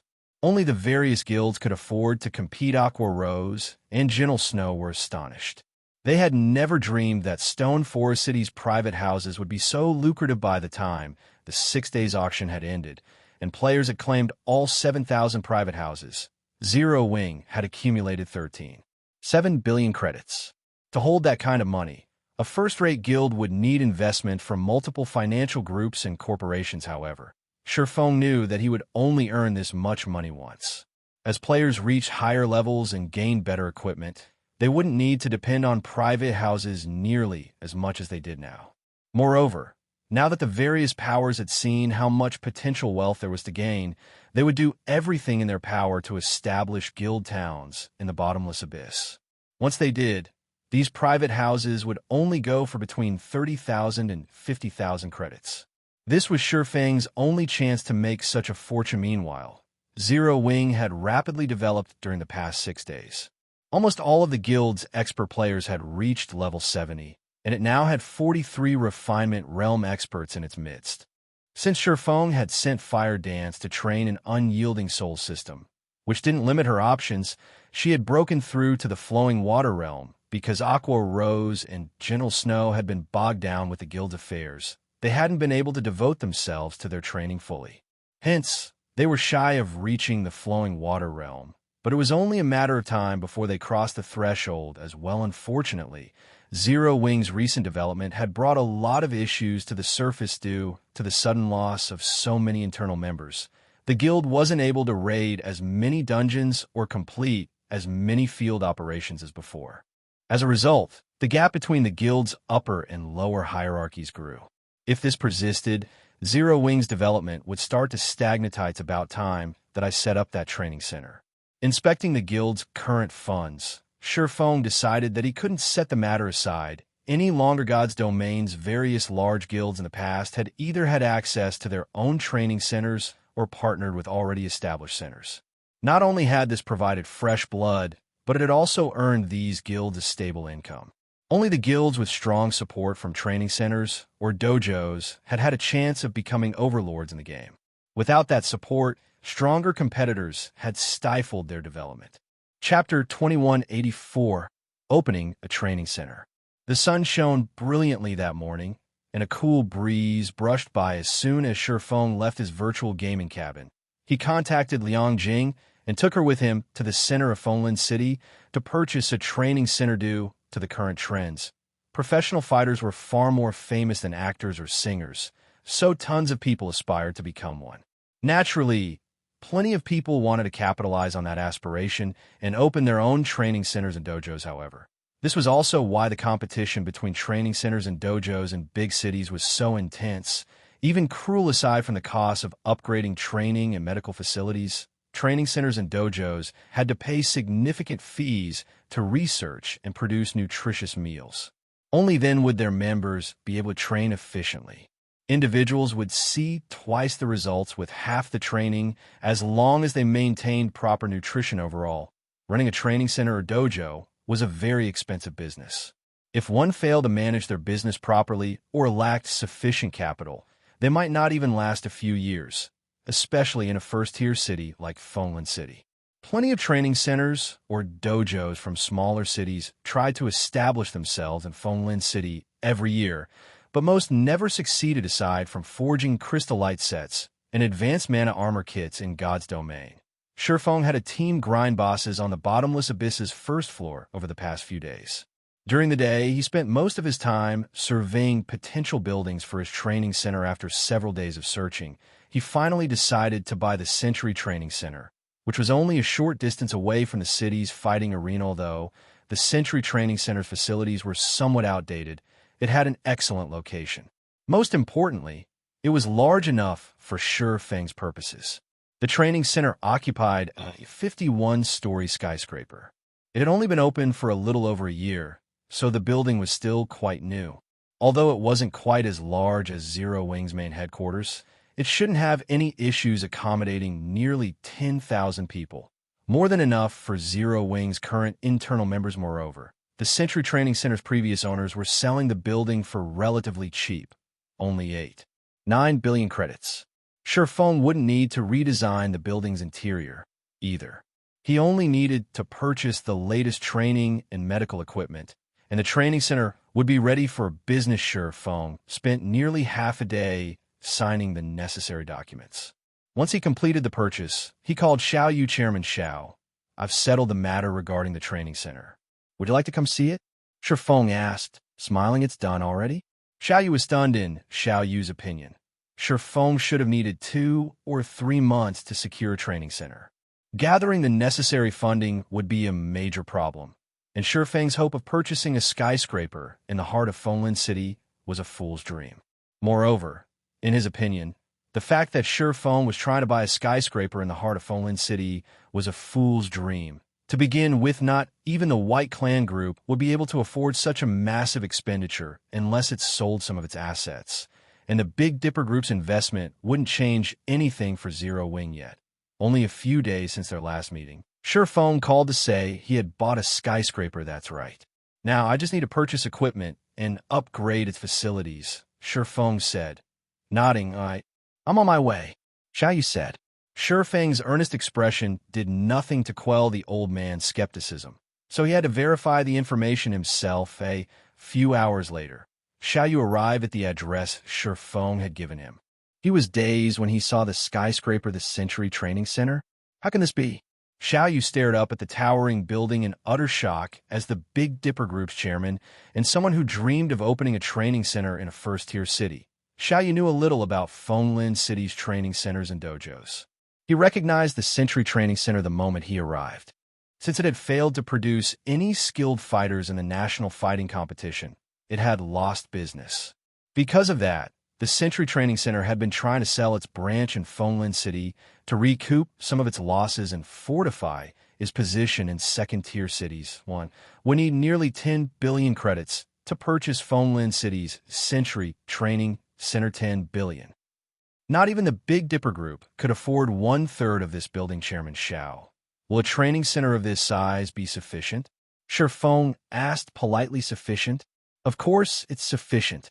As long as we promote the training center and upgrade its facilities, we'll have no issues recruiting new members. Xiaoyu exclaimed, already considering multiple plans for the future. Wonderful. Then, I'll have to trouble Chairman Xiao to see to the remaining issues. I'll transfer funds to you in a moment for purchasing equipment and advertising, Feng said. When he saw the confident light in Xiaoyu's eyes, he knew the matter was as good as dealt with. Now, he'd just need to wait for the training center to recruit and supply skilled fighters for Zero Wing. As long as the training center supplied enough internal members, Starlink would find it far more difficult to hinder Zero Wing's development. The guild simply had too many advantages. Once I receive the funds, I'll contact my suppliers. I believe they can transfer everything we'll need in 1 or 2 days, Xiaoyu said, nodding.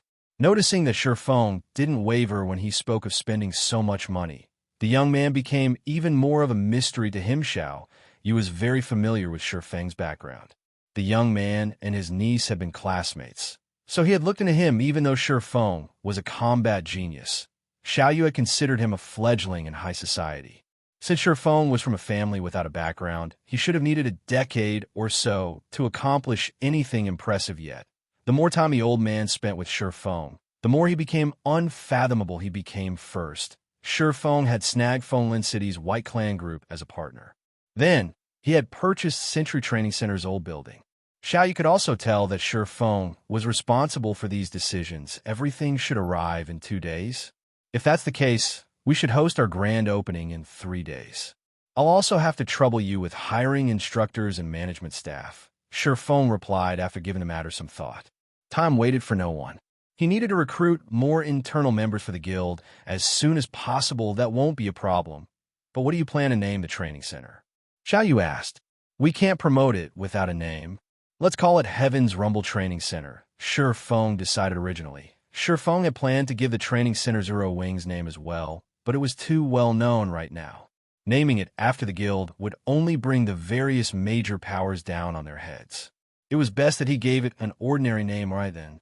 I'll see to the necessary arrangements, Xiaoyu said. Nodding, Xiaoyu left, immediately turning his focus to Heaven's Rumble Training Center's management. Of course, the news that the Zero Wing Workshop was preparing to open a training center in Fenglin City quickly spread. Chapter 2185, Experts Gather. Fenglin City, Redstone Restaurant. A thin, middle-aged man respectfully entered one of the restaurant's top-floor VIP rooms. Once inside, he approached an indifferent youth who currently meditated. Although the young man sat there quietly, he felt like the room's overlord. Any enemy of his would become everyone's enemy in the room. Why are you in such a hurry?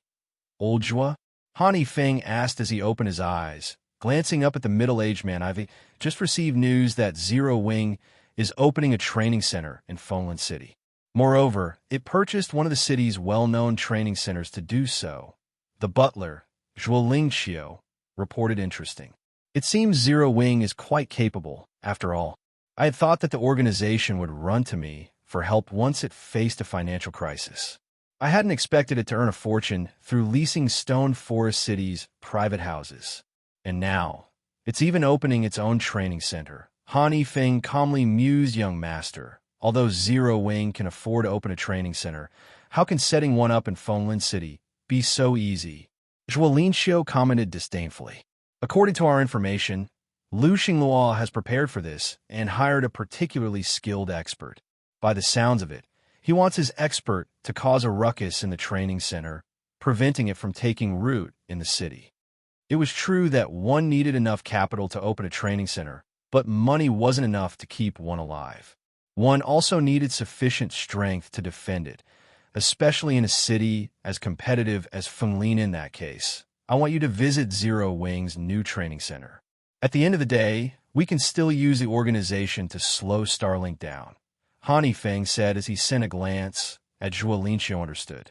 With a bow, Xianxia turned and left the room. Meanwhile, news of Heaven's Rumble Training Center's grand opening shook Fenglin City's fighting industry. With the Starlink Corporation's Lu Xinglua targeting Zero Wing, no one dared to ally with the organization for fear of attracting the corporation's ire. Now that Zero Wing had opened its own training center, even a fool knew that Lu Xinglua would make his move. At least it would be interesting to watch. Moreover, the various training centers and dojos throughout the city viewed the fact that this company, which focused its business within virtual reality games, was trying to make a name for itself in Fenglin City's fighting industry, as both foolish and a blatant insult. Even on the off chance that Lu Xinglua left Zero Wing's training center alone, they wouldn't let the organization get away with this transgression. Otherwise, they'd become laughingstocks in the industry while the various training centers and dojos discussed Zero Wing's new facility. Xiaoyu had been methodically planning the Heaven's Rumble Training Center's grand opening 3 days. It passed in the blink of an eye. Not only had Xiaoyu purchased the latest training and medical equipment available over the last 3 days, but he had also invited many of Fenglin City's VIPs to attend the grand opening. Fortunately, he had far more connections than a young man like Feng. On the day in question, luxury cars stopped by the building's entrance in droves, and many passers-by grew interested in visiting the training center. As a result, however, most of the people that visited Heaven's Rumble Training Center that day were young, passionate fighters. They had all seen the advertisements boasting Heaven's Rumble's state-of-the-art facilities, and they were curious to inspect the training center themselves. The world's technology constantly improved, and with the help of proper data analysis, one could build the best training routine possible, improving far faster than training under a famous instructor. The instant these combat enthusiasts entered Heaven's Rumble Training Center, they were flabbergasted people wearing the uniforms of Fenglin City's various training centers and dojos filled the main hall. Some of them were even well-known experts in the city, and a few of the upper echelons from the city's training centers and dojos had even made an appearance. Crap. What's going on? Why are so many of Fenglin City's experts here? Isn't that Luo Qianxing, who won 3rd place in Fenglin City's annual fighting competition last year? Quick look, it's Master Yang from the Extreme Light Dojo. I've heard rumors that he stopped participating in public events to prepare for the international fighting competition. Am I seeing things? Isn't that Chun Tianhe, the Martial Heart Dojo's master? I thought he already retired from the public scene. Why is he here? What kind of power does this training center have behind it? With so many of Fenglin City's experts gathered, the young men and women who visited the training center out of curiosity grew excited. They even wondered if they had stumbled upon Fenglin City's annual fighting competition, rather than a new training center's grand opening. Why else would so many well-known experts be here? While the young fighting enthusiasts were shocked over finding so many of the city's VIPs in one place, a group consisting of 2 young women and a young man entered the hall, immediately attracting everyone's attention. The reaction was mostly due to the 2 young women. One wore an elegant, white dress, which highlighted her long, flowing hair and exquisite appearance. She had the body of a goddess, and many of the women in the crowd became self-conscious. A second exceptional beauty in a bright, red dress stood next to her. When the two women entered the hall, they instantly became the center of attention. Even the young man that accompanied these women was exceptionally handsome, and many of the ladies in the hall swooned. The handsome young man was the previous year's champion of Fenglin City's annual fighting competition, known for possessing a talent that only emerged once a decade in the city.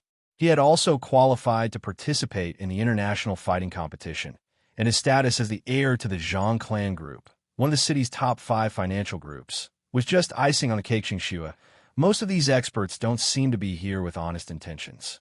I'm afraid that this friend of yours will have a very difficult time maintaining a training center in Fenglin City, Xianxia told by Kingswell as he glanced over the crowd. If your friend can't handle the pressure, I'm willing to step up for him. I suspect that most of these training centers and dojos will take a step back out of respect. Sure, Feng is an internal force expert as well, big brother Zhang. Shouldn't he be able to handle the situation? Zhao Yuru asked. An internal force expert might be impressive in 2nd and 3rd tier cities, but this is Fenglin City. Every well-known training center and dojo in the city has its own internal force expert. Moreover, they're experienced veterans. Their accomplishments with internal force are far more impressive than a youngster who has just mastered the techniques. Xianxia explained by Xianxia, and Zhao Yueru's expressions darkened slightly after listening to their companion. They had never thought that opening a training center would be so difficult. While by Xianxia's group chatted amongst themselves, another commotion rattled the crowd, and the main, howling, imposing bear of a man entered the room. 2 knife scars decorated his face, and his arrival shocked many of the training centers and dojos' upper echelons. The instant this man appeared, many of the training center and dojo upper echelons present could not help but reveal shocked expressions. Why is he here? When Xianxia saw the new arrival, fear flashed in his eyes. Is he someone powerful? Zhao Yuru asked when she noticed Xianxia's trepidation. Powerful? Xianxia shook his head. That word is no longer sufficient. He's practically a devil. He has earned the nickname T-Rex for how heavy-handed he is in combat. No fewer than 20 internal force experts have suffered defeat at his hands. Some of them are still lying in their hospital beds. He was banned from the fighting world for that very reason. Most of that happened more than a decade ago, but according to recent rumors, it seems he has defeated another internal force expert overseas. I don't even think I can stop him if he tries to make a move. While everyone made a fuss, Wang T-Rex Zhongquan stepped into the center of the hall. He heard that Heaven's Rumble has set up shop here. Who's in charge? I, Wang Zhongquan, want to spar? I want to see whether or not Heaven's Rumble qualifies to do business in Fenglin City. Wang Zhongquan shouted, his voice echoing throughout the hall. Most people immediately took a step back. Heaven's Rumble is doomed. I doubt anyone in Fenglin City can save it now that this demon has shown up. The Starling Corporation is certainly powerful. It's even hired this monster to cause trouble. Zero Wing should have just stayed in its virtual reality game instead of meddling in the fighting industry. As the various training centers and dojos experts watched Wang Zhongquan, they knew that Heaven's Rumble Training Center would soon go out of business. It would also be the first training center to close on the same day it opened suddenly. However, a crisp voice rang out over the crowd's muttering, I don't know who you are, but I'm afraid that you don't qualify to challenge our hall master. Instinctively, the crowd turned toward the voice's origin. The speaker was a graceful, mesmerizing woman, and none other than Fire Dance's player. Chapter 2186, Fighting an Internal Force Expert. The various training centers and dojos experts were stunned when they saw Fire Dance. Who's this little lady? Is she tired of living? Although none of them recognized Fire Dance, her identity didn't matter. Even if she was an heiress to a large corporation or a member of a powerful family, Wang Zhongquan was still a merciless person. Ordinary people, at most, knew this man had recently defeated Demon Wolf, an apex internal force expert overseas. However, these experts knew that Wang Zhongquan had been banished from the fighting industry in the past and had resorted to mercenary work. He was a cold-blooded monster that had secretly ended many experts' lives with his own hands. It was rumored that he was even responsible for the deaths of a few great families' upper echelons. If Wang Zhongquan wanted to, he could even slay a large family's heirs, regardless of how many bodyguards protected them as far as the crowd was concerned. Fire Dance was suicidal to provoke Wang Zhongquan so blatantly unexpectedly. However, the bear-like man didn't seem angry. He watched her for a moment before grinning, then asked, "If that's the case, little lady, how do I earn this qualification you speak of?" His goal was simple. He wanted to ensure that Heaven's Rumble Training Center's reputation hit rock bottom. His biggest concern was that Heaven's Rumble would refuse to fight him. He had earned quite a reputation, after all. No one would look down on the training center if it declined his challenge. Hence, when this ignorant girl had stepped up to provoke him, he inwardly celebrated. Now, Heaven's Rumble would have no choice but to accept his challenge, and he could take his time toying with the training center and humiliating its management. Heaven's Rumble would never gain a foothold in Fenglin City. Our youth are so impatient. After hearing a few insulting words, she leaped into his trap. Her comment has ensured that Heaven's Rumble will have to face Wang Zhongquan.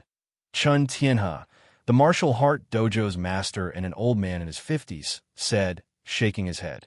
He then turned to Xiao Yu and said, "Old Xiao, I'm afraid that disaster will befall the young man you mentioned. Won't Wang Zhongquan back out if you make an appearance, Master Tianhe?" Xiao Yu anxiously asked. He was exasperated over Fire Dance's impatience.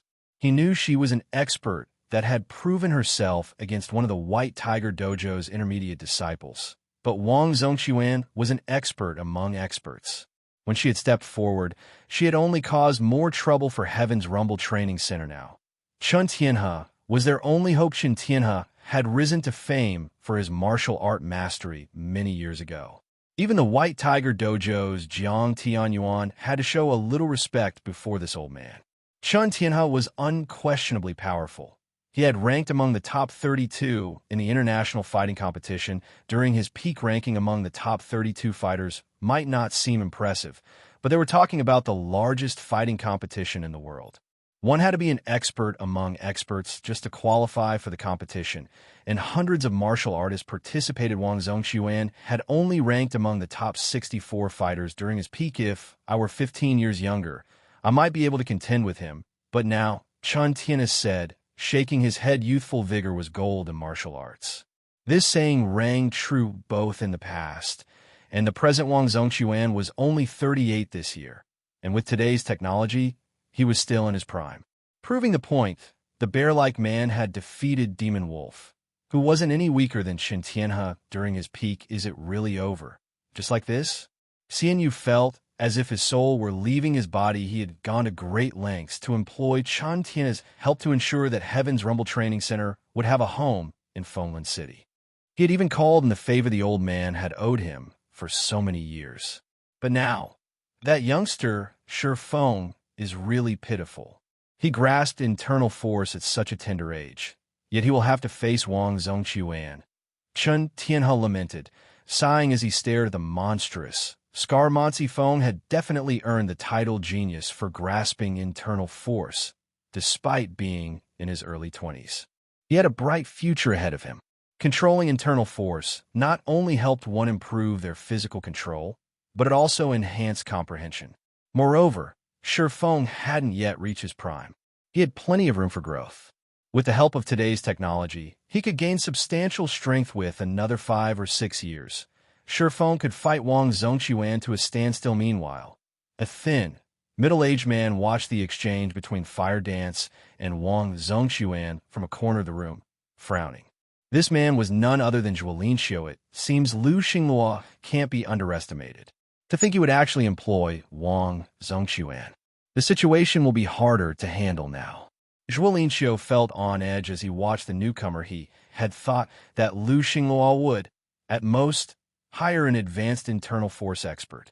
He hadn't expected the apex internal force expert, Wang Zhongquan, to show up. Experts of his caliber were extremely rare.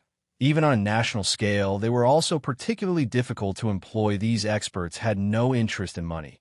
They simply didn't need any. Hence, Tempting them into action was a challenge, although Xianxia was also an apex internal force expert. He was likely no match for Wang Zongquan due to his age. If it came down to a fight, Xianxia felt that he only had a 40% chance of winning while everyone whispered to each other. Fire Dance approached the large man in the center of the hall. She calmly declared, "If you want to spar with our hall master, you'll have to get through me."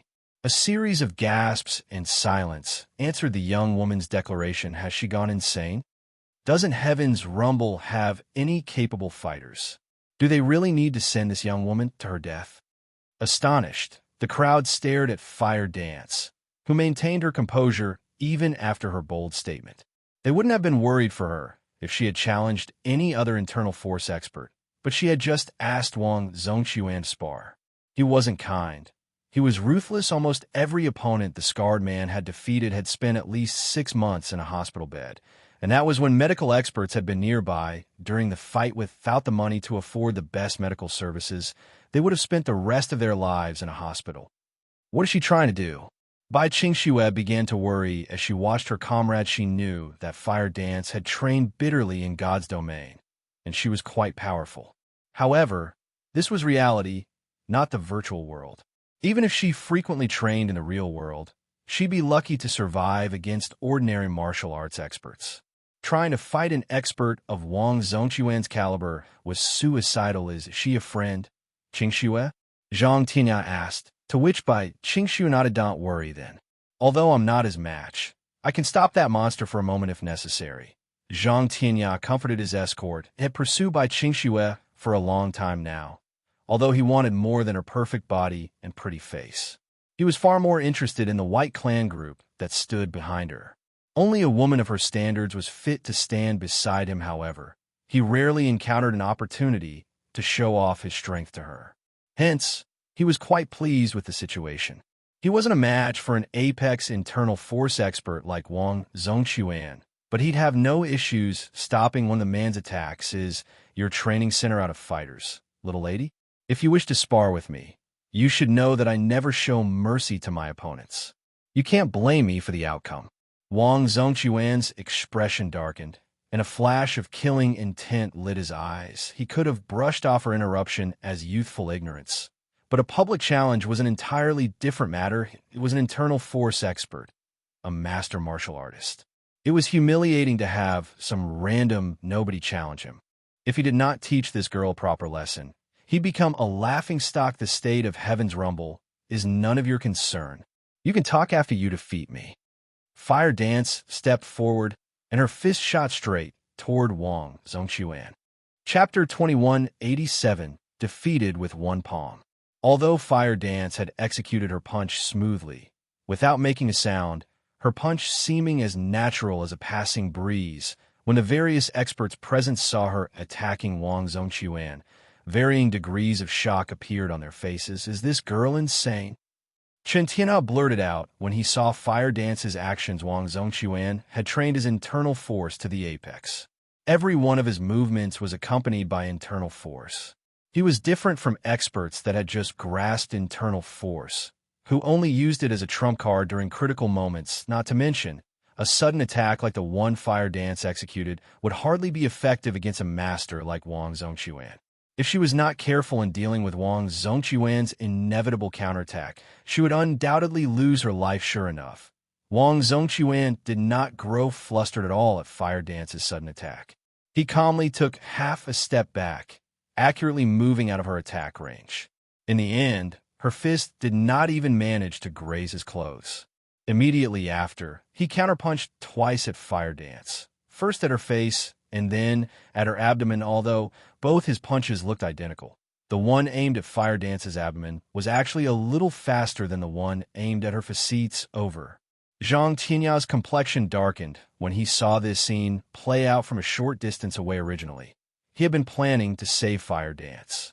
However, he never thought that Fire Dance would be so crazy as to attack Wang Zongquan without hesitation.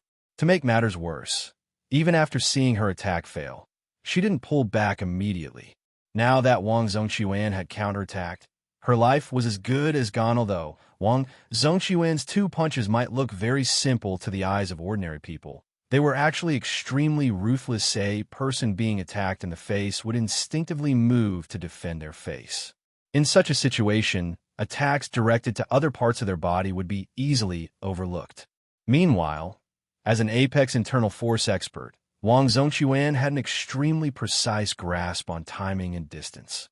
Even well-trained internal force experts would get caught by this move of his if they were not careful, let alone a newbie without any special training like fire dance, just as everyone thought that this fight was already over. However, contrary to everyone's expectations, fire dance actually ignored the punch aimed at her face.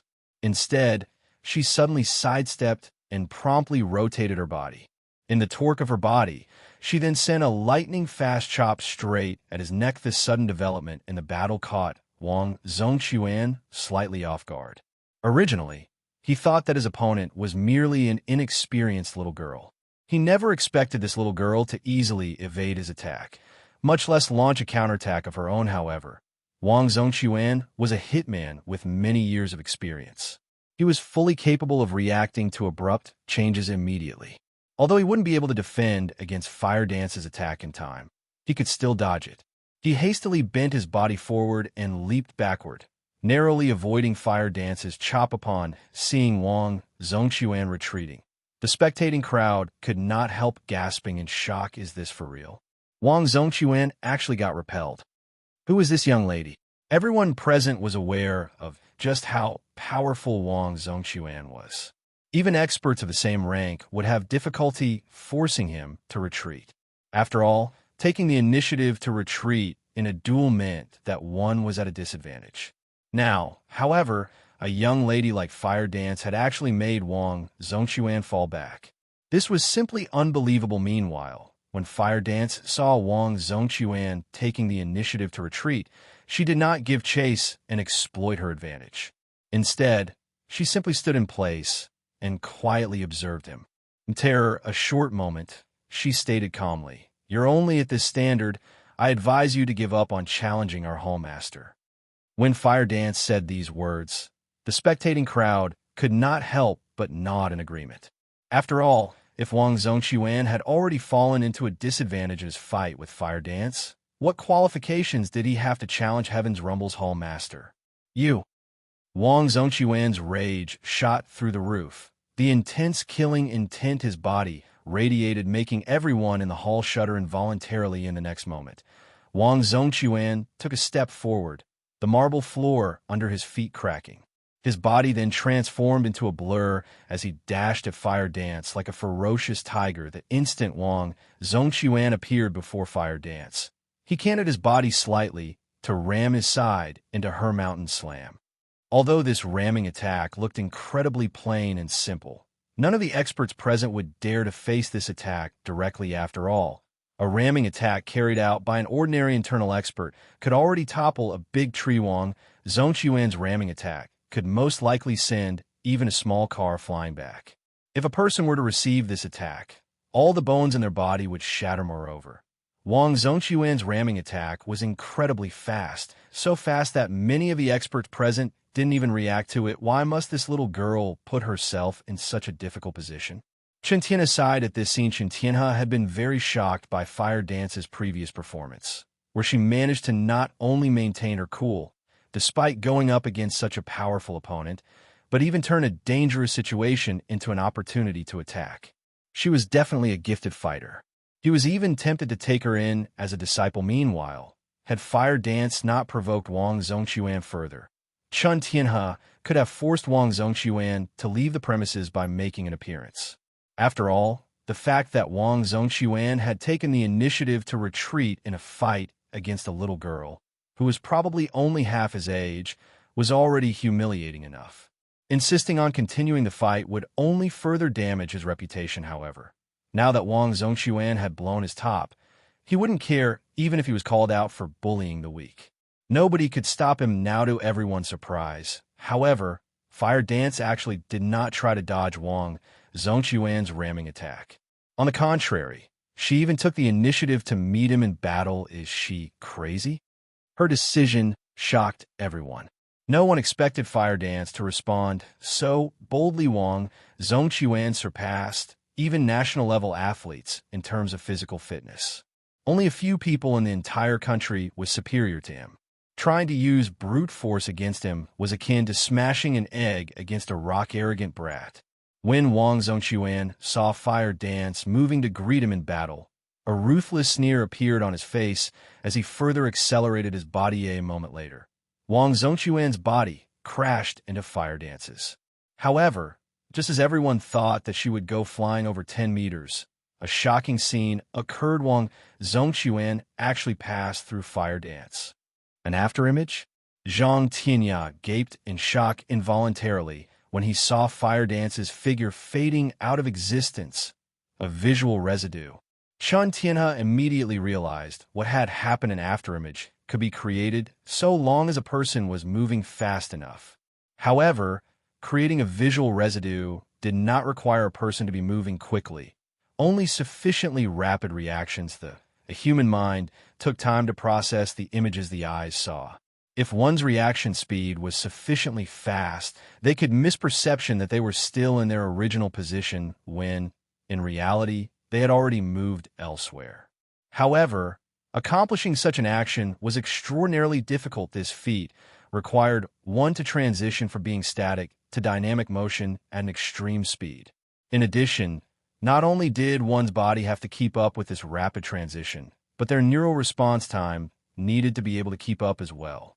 However, it was incredibly difficult to improve one's neural response time and impossible to do so through ordinary training. Moreover, regardless of how powerful a person became, they could improve their neural response time by only an extremely limited amount. Meanwhile, by the time Wang Zhongquan reacted to the situation, Fire Dance had already moved aside and turned to face him. She then sent a palm strike at his chest, her attack looking as gentle as a falling leaf pong. However, the moment Fire Dance's palm collided with Wang Zhongquan's body, he felt as if a hammer had just struck his chest. His face instantly turned beet red as he stumbled a few steps back before dropping down to one knee. Internal force. She's an internal force expert. Upon seeing Wang Zhongquan's kneeling figure, the spectating crowd could not help but turn to stare at the completely unharmed Fire Dance in shock. Chapter 2188. Do you have an opinion? Everyone was stunned to see Wang Zhongquan down on one knee. Wang Zhongquan's physique completely surpassed an ordinary person's. Even the professional fighters of Fenglin City would have an extremely difficult time inflicting any external damage on him, much less internal damage yet. He actually sustained considerably severe internal injuries from Fire Dance's gentle palm strike. Based on his current complexion, he would most likely need half a month to recover from his injuries. This outcome was simply unbelievable. The only explanation anyone could come up with for this situation was that Fire Dance had utilized internal force. She not only grasped internal force at such a young age, but also managed to injure Wang Zhongquan.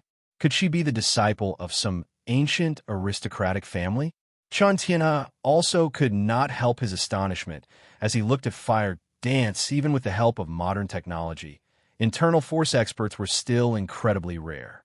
One would already be considered very talented to grasp internal force by the age of 30. Every one of such experts would become celebrities in the fighting industry. Even a top-ranking dojo like the White Tiger Dojo would treat such an expert as an honored guest. Nevertheless, Fire Dance had successfully grasped internal force at such a young age and even managed to heavily injure Wang Zhongquan in one move. This was incredible. The only possibility Xianxia could think of to explain this situation was that Fire Dance was the disciple of an ancient aristocratic family, since such disciples practically started training in their mother's wombs. These disciples enjoyed the best resources, legacies, and teachers. As a result, they generally grasped internal force in their teens. By the time they entered their 20s, they were already strong enough to rank within the top 20 in international fighting competitions. Should they choose to participate, however, ancient aristocratic families generally kept a low profile and never fought for fame. Hence, the general populace did not know about these ancient aristocratic families. All the same, The influence these ancient aristocratic families held in the world was not the slightest bit weaker than that of major corporations. She's an ancient aristocratic family's disciple. Xiao Yu revealed an excited expression when he heard Chun Tian's word. Xiao Yu had heard a little regarding ancient aristocratic families, so he had an idea just how frightening they were. They were not existences ordinary people like himself could come into contact with. Only well-established martial arts masters like Chun Tianhe had the opportunity to do so. If Fire Dance really was an ancient aristocratic family's disciple, then the Heaven's Rumble Training Center would truly become powerful.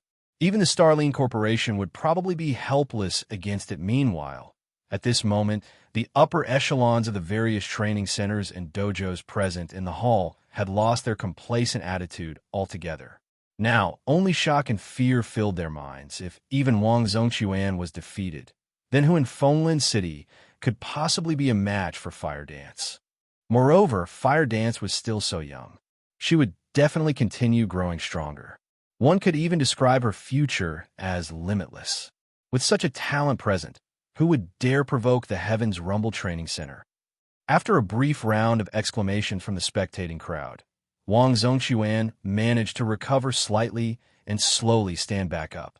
Now, his eyes held only fear when he gazed at Fire Dance. I never thought that I would actually lose to a little girl like you. May I know which aristocratic family's disciple you are? Wang Zhongquan asked politely, his previous arrogant attitude gone.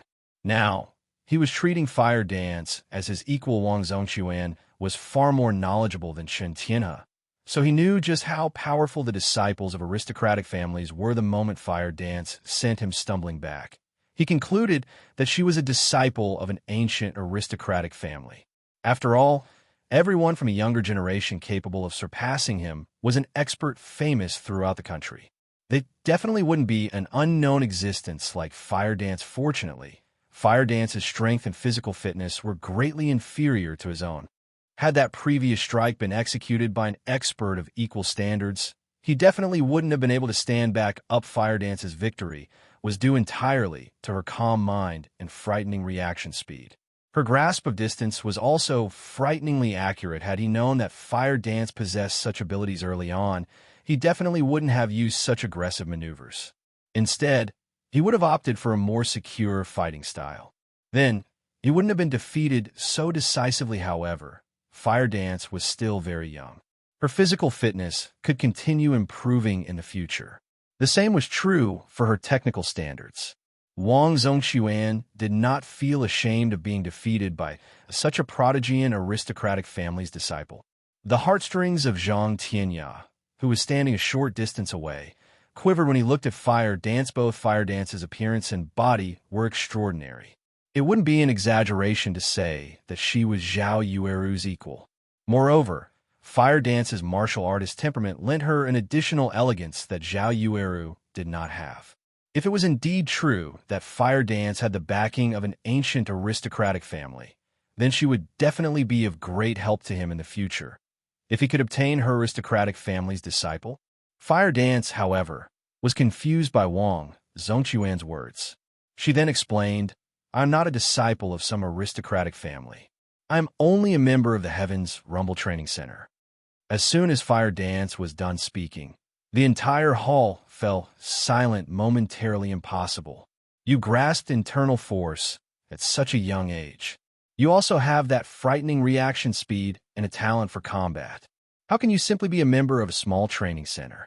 Wang Zhongquan was enraged by Fire Dance's response. If you don't want to tell me which aristocratic family you're from, just say so. Is there a need to humiliate me this way?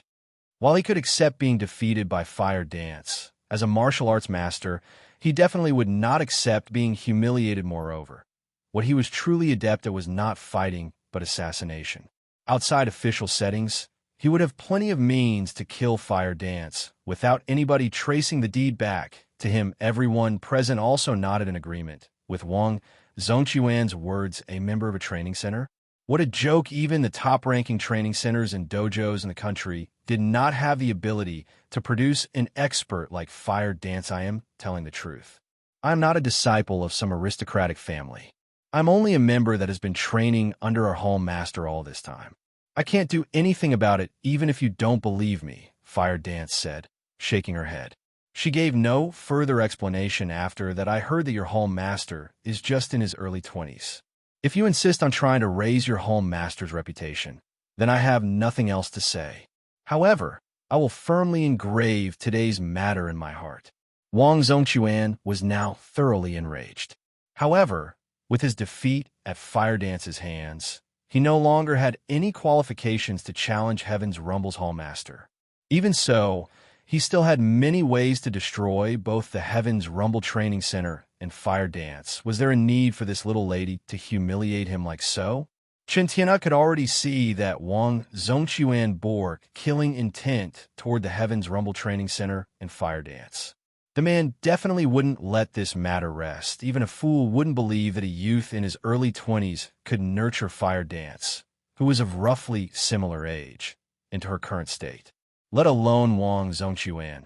Even Xianxia would become very angry if he were in Wang Zhongquan's shoes, however. Just as Wang Zhongquan was about to turn around and leave, a crisp voice echoed throughout the entire Hallie and her instructor. Do you have any opinions about it? Immediately, everyone automatically turned their heads toward the origin of the voice, and what they saw was a young man currently descending the staircase from the second floor.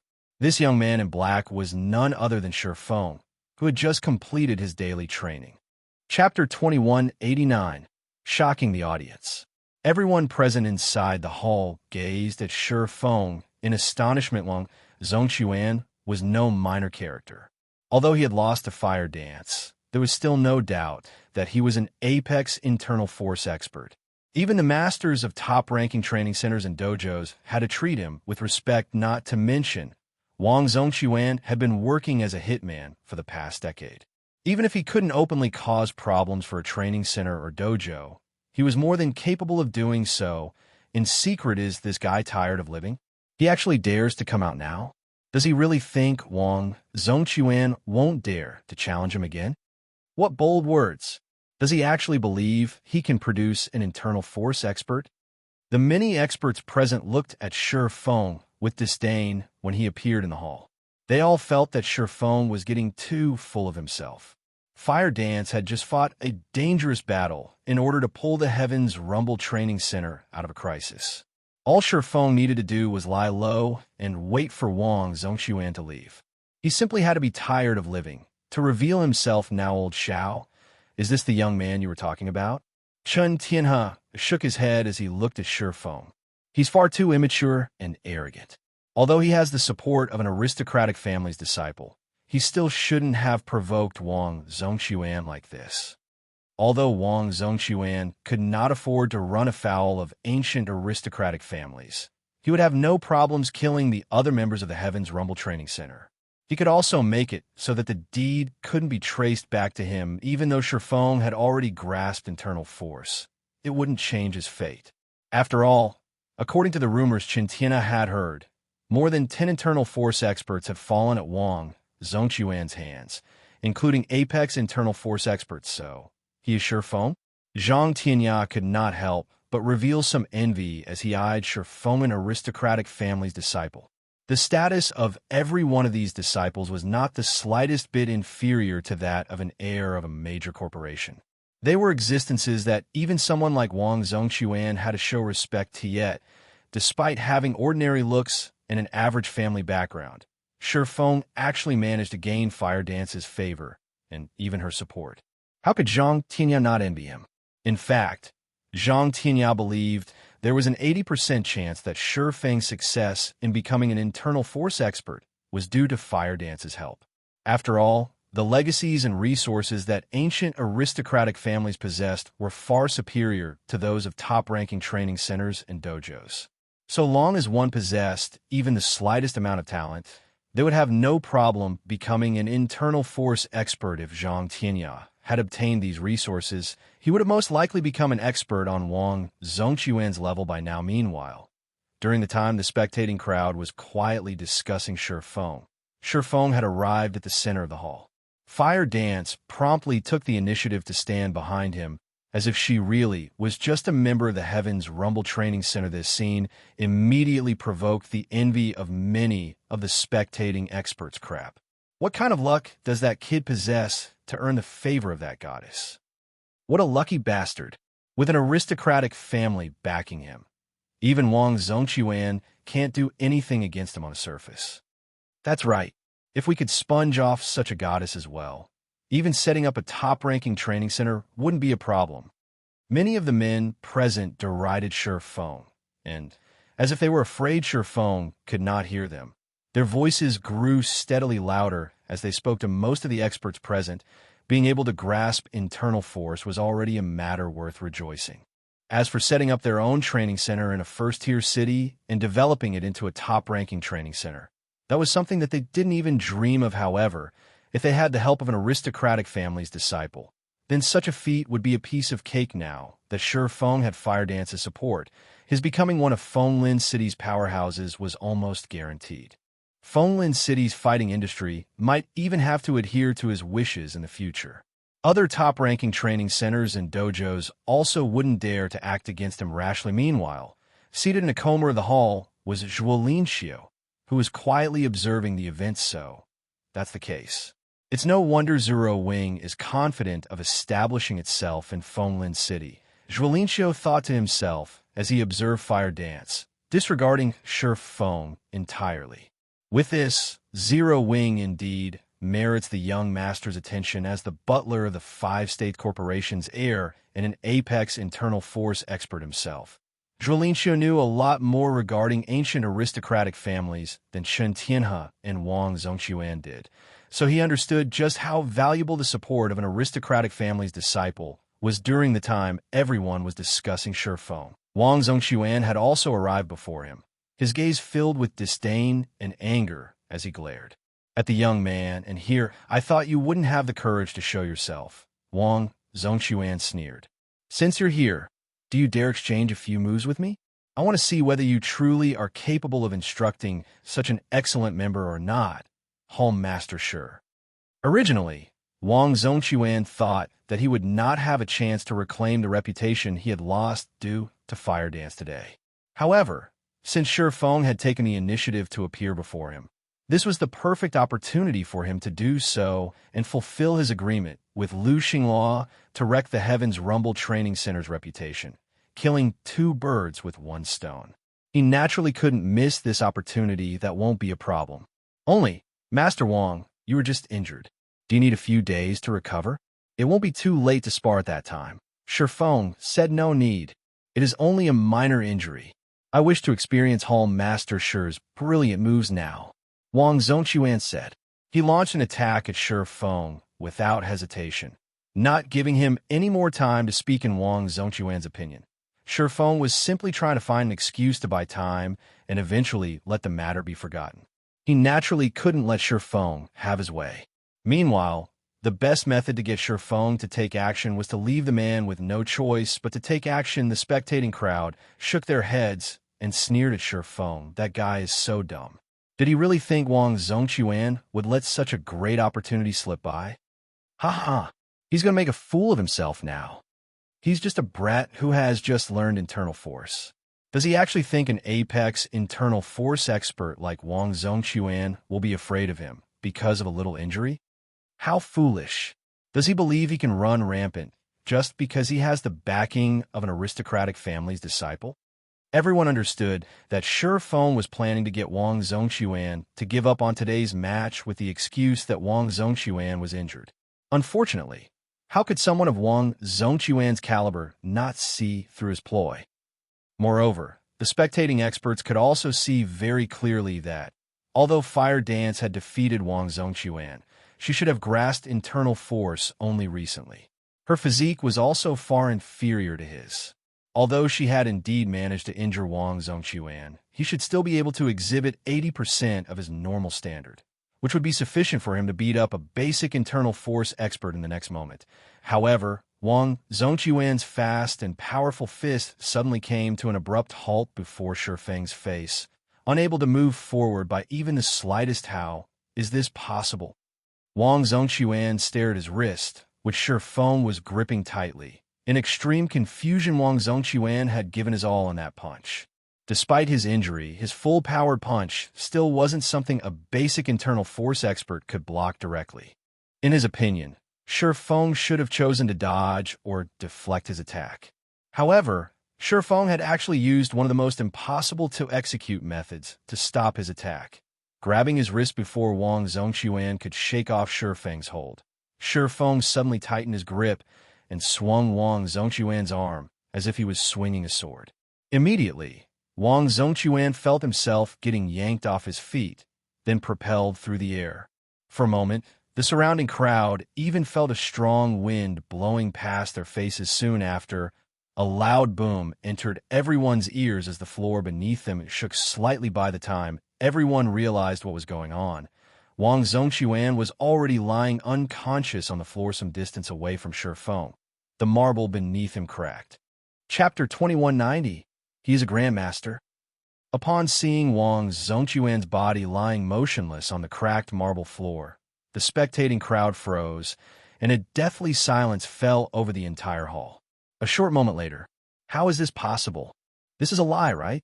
Wang Zhongquan actually got defeated just like that? Who is this Feng? The spectating experts simply couldn't believe their eyes as they gazed at the unconscious Wang Zhongquan. This was an apex internal force expert they were talking about.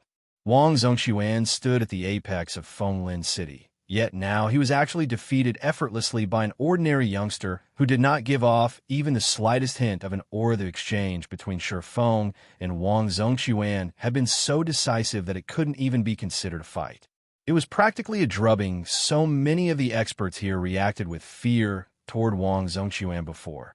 So, shouldn't he be very strong? Why did he get defeated so easily? Could Heaven's Rumble have paid Wang Zhongquan to stage an act? I'm guessing that's most likely the case. Wang Zhongquan is an internal force expert. On the other hand, that Feng is so young. Even if he is powerful, how powerful could he possibly be? Moreover, the fact that someone like Wang Zhongquan even appeared here is very strange, to begin with. Heaven's Rumble must have hired Wang Zhongquan to pretend to fight to raise its fame. Unlike the experts in the hall, the spectating fighting enthusiasts felt that Wang Zhongquan had acted out a play when they saw him so easily defeated. After all, when Wang Zhongquan was fighting Fire Dance earlier, they could more or less tell how powerful he was. However, when Wang Zhongquan fought Feng, from start to end, they hadn't seen any hint of that power Wang Zhongquan had displayed before. They felt that Wang Zhongquan had deliberately coordinated his movements with Feng, jumping into the air the moment Feng grabbed his wrist and letting Feng freely throw him. The fight could not be any faker at this moment. Aside from the fighting enthusiasts, the training center and dojo members present also found this fight fake. The strength and internal force expert wielded far surpassed that of ordinary people. If Wang Zhongquan had thrown his punch with his full strength, even an internal force expert couldn't have stopped his punch by grabbing his wrist. A fake match? At this moment, even Xiaoyu was dumbfounded by this scene. However, he instinctively refuted the possibility, as he had never heard about such plans from Feng earlier. Moreover, the Starline Corporation had been keeping an eye on the Heaven's Rumble Training Center. Only an existence like the Starline Corporation could employ the services of someone like Wang Zhongquan. Most importantly, why would an apex internal force expert agree to min his own reputation just to uplift the Heaven's Rumble Training Center's reputation? As Xiaoyu was wondering why Wang Zhongquan would put on a fake fight, Chun Tianhe, who stood beside Xiaoyu, suddenly revealed a look of horror. Neutralizing. He is a neutralizing Grandmaster. Chun Tianhe muttered quietly as he stared at Feng, his complexion paling as if he had just seen a ghost. Neutralizing Grandmaster? Xiaoyu momentarily fell into a daze when he heard Chun Tianhe's words. Compelled to see confirmation, he asked, Master Chun, you're saying that Feng is a neutralizing Grandmaster? In the fighting industry, those capable of grasping internal force were considered absolute experts. Less than 0.1% of professional fighters would ever succeed in grasping internal force. For those that did, their understanding and usage of their body and strength would far surpass those of ordinary people. No matter where these experts went, they would have the qualifications to establish a training center or dojo and accept disciples. Hence, internal force experts were labeled masters. However, above internal force experts, there were still neutralizing experts. Ordinary people would already be fortunate to come across an internal force expert. As for neutralizing experts, most ordinary people would most likely never meet one. Every neutralizing expert was a titan in the fighting industry. They were people who could contest for first place in international fighting competitions. The fame and status they enjoyed were far superior to those of people like Chen Tianhe and Wang Zhongquan. If one were to draw a comparison between internal force experts and neutralizing experts, the former would be Candlelight while the latter would be the blazing Sunit is possible. Chen Tianhe said hesitantly. Only, since when has there ever been such a young, neutralizing Grandmaster in this world? Even the ancient aristocratic families are incapable of producing a neutralizing Grandmaster this young. Ordinary people most likely wouldn't find anything special about Feng's grabbing and throwing motions. In fact, most of the professional fighters present wouldn't. However, Chen Tianhe, who had already mastered internal force to the apex, could tell just how frightening Feng's usage of his body and strength was. First, upon grabbing Wang Zhongquan's wrist, Feng had immediately redirected and nullified the force in Wang Zhongquan's arm. Then, when Wang Zhongquan put more strength into his arm to break free of Feng's hold, Feng made use of Wang Zhongquan's strength and coupled it with his own to lift and throw Wang Zhongquan to the ground. Although this series of actions appeared very simple, executing it within a mere instant was exceedingly difficult. Only neutralizing grandmasters, who could push their muscles to the limit, could accomplish such a feat. What made Chen Tianhe doubt his conclusion was that Feng was simply too young. Even now, Chen Tianhe was considered one of the top-ranking experts in the country. He had also been famous for a long time already. In his many years mingling in the fighting industry, he had come across plenty of internal force experts of varying standards and even neutralizing grandmasters. However, despite his extensive experience, he had never even heard of a neutralizing grandmaster who was in his 20s at this moment. Aside from Chen Tianhe, Master Yang from the Extreme Light Dojo, Zhang Tianya, and the other internal force experts present were similarly gazing at Feng in astonishment and horror. Impossible. How can he be a neutralizing grandmaster? Zhang Tianya blurted out in shock. Ordinary people might have failed to discern the intricacies of Wang Zhongquan's fight with Feng, but internal force experts like Zhang Tianya managed to roughly discern its crucial parts. In most people's eyes, Wang Zhongquan's fight did indeed look like an act. However, this was because Feng's usage of his strength was too ingenious. He was already at the stage of simplifying complex movements. Hence, his fight with Wang Zhongquan looked very fake. A neutralizing grandmaster. Feng is actually this powerful. Zhao Yueru could not help growing excited when she heard Zhang Tianya's words. Although she did not have a clear concept of what a neutralizing grandmaster was, she still understood how powerful grandmaster martial artists were. They were supreme existences within the country, experts that even the various top-ranking dojos and training centers feared greatly. Meanwhile, when General Snow saw the exchange between Feng and Wang Zhongquan, she felt an indescribable sense of shock and familiarity. This was because she could tell that Feng's usage of his strength and body very closely resembled the principles of the refinement realm and truth realm. It was as if he just merged these two concepts and demonstrated them. Only, this should be a technique that existed only in God's domain. Now, however, he had actually displayed it in the real world as for Xianxia, who sat in a corner of the hall. He was gaping in shock at Feng. Xianxia had never imagined that Feng was such a powerful expert. He was actually telling the truth. Although an aristocratic family's disciple would indeed don an apex internal force expert like Xianxia, this would not deter him from taking action against one. However, a neutralizing grandmaster was a different story. It was no exaggeration to describe a neutralizing grandmaster as superhuman. Compared to Feng's identity as a neutralizing grandmaster, Fire Dance's identity as an aristocratic family's disciple was utterly insignificant. Neutralizing Grandmasters were existences that even major corporations had to show respect to, because these people held massive influence in the fighting industry. Moreover, there were times when major corporations also needed the help of these experts. After all, the various major corporations' upper echelons were frequent targets for assassination. Only with the protection of a neutralizing Grandmaster would one be able to guarantee their safety at this moment. The various internal force experts present finally understood that Feng had not been lying before. Fire Dance's achievement could very well have been thanks to Feng's guidance. After all, it wasn't impossible for a neutralizing Grandmaster to nurture an internal force expert. In fact, there were many precedents during the time everyone was quietly discussing the situation. Wang Zhongxuan had regained consciousness. However, when he came to, his mind was a huge blur and his body ached all over. He could tell that he had several broken bones. He would need more than a month to recover fully from such injuries. Well, Master Wang, do you still wish to continue sparring? Feng asked as he watched Wang Zhongxuan struggle to his feet. Chapter 2191, Fame Spreads in Fenglin City. When Wang Zhongxuan saw the faint smile on Feng's face, a chill suddenly swept through him, his body shuddering involuntarily. No need to continue.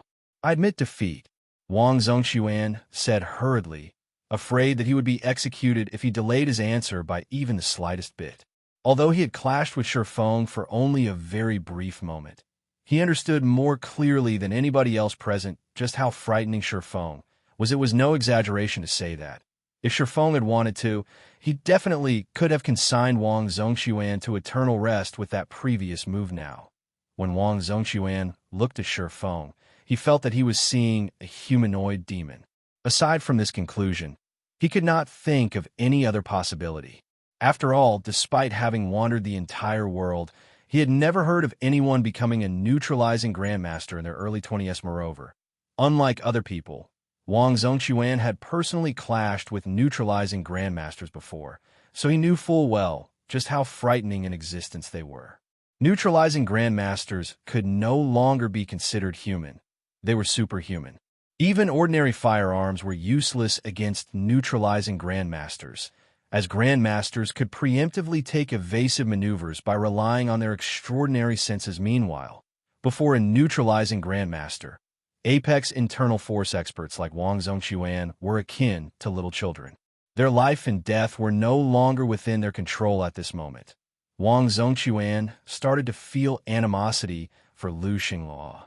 Had he known that Feng was a neutralizing Grandmaster, with even 10 times his courage, he still wouldn't have dared to kick up a ruckus at the Heaven's Rumble Training Center. Since we have solved your concerns, then we can discuss the matter of you coming here to cause a commotion, Master Wang. Feng sighed as soon as Feng was done speaking. Wang Zhongxuan's complexion turned ashen. Even top-ranking training centers and dojos could not bear the wrath of a neutralizing Grandmaster. The fate of a lone apex internal force expert like himself went without saying. Not to mention, he was currently right in front of Feng. He couldn't run away even if he wanted to now home Master Just state however much compensation you want. I'll pay it so long as I have it, Wang Zhongxuan said with great anxiety. Right, I just received 6 bottles of the Green God Company's life potion. Let's add them to the compensation as well. Neutralizing Grandmasters were different from the average person. The amount of nutrients their bodies required daily far exceeded the average person's. Moreover, if they wanted to improve their physical fitness further, consuming ordinary food and nutrient fluids would no longer suffice. At the very least, they needed S-rank nutrient fluids.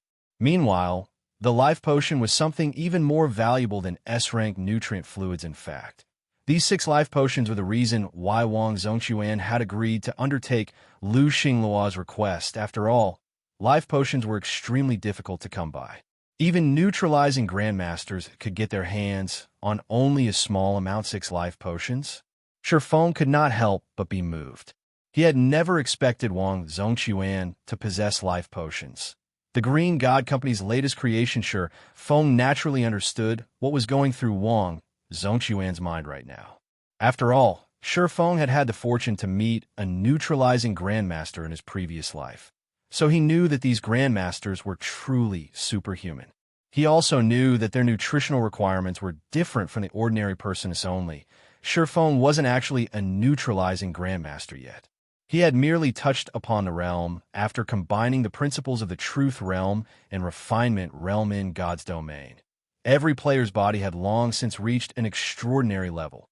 Hence, players could exhibit the principles of the realms of truth and realms of refinement to their greatest limits.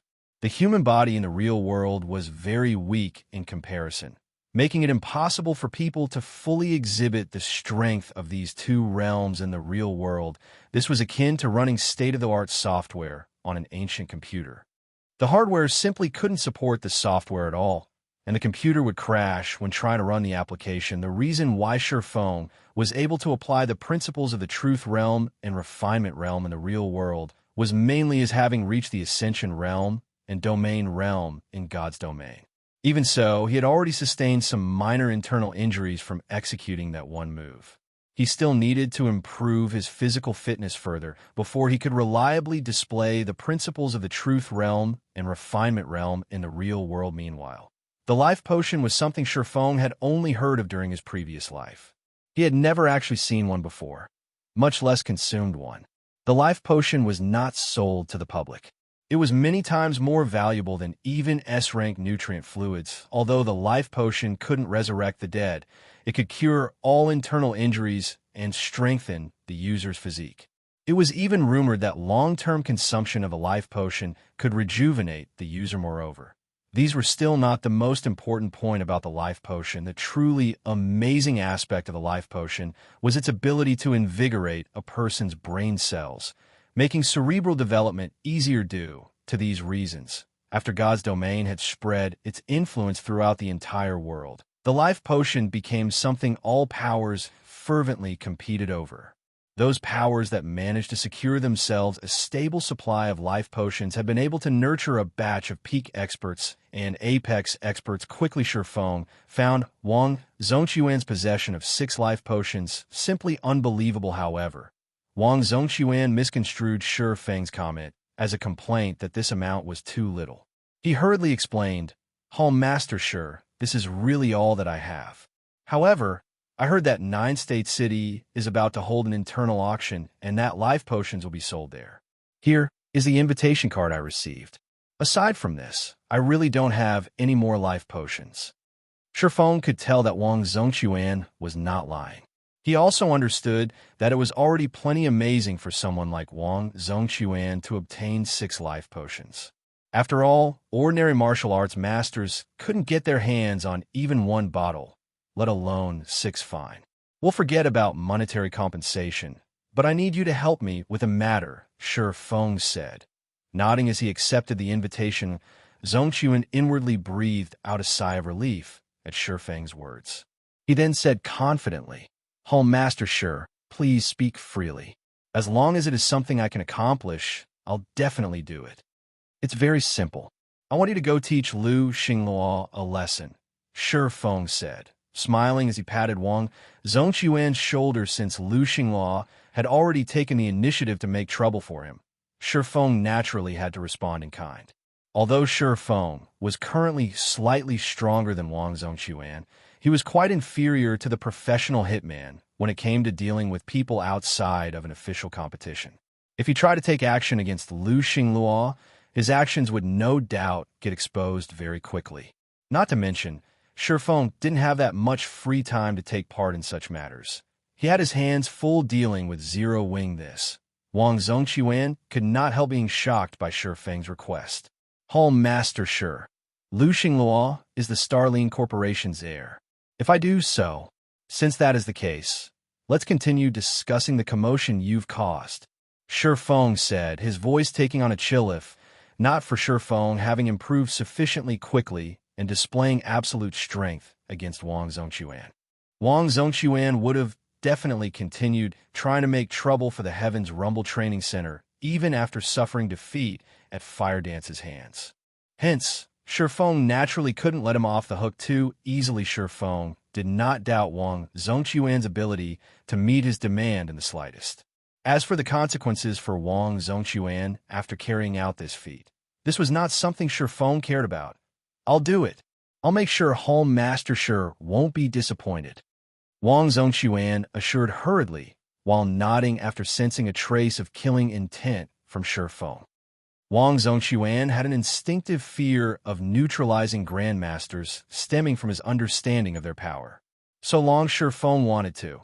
Unless Wang Zhongquan fled to the ends of the world, he wouldn't be able to escape Feng. Compared to earning Feng's ire, provoking a major corporation's ire held much lighter consequences.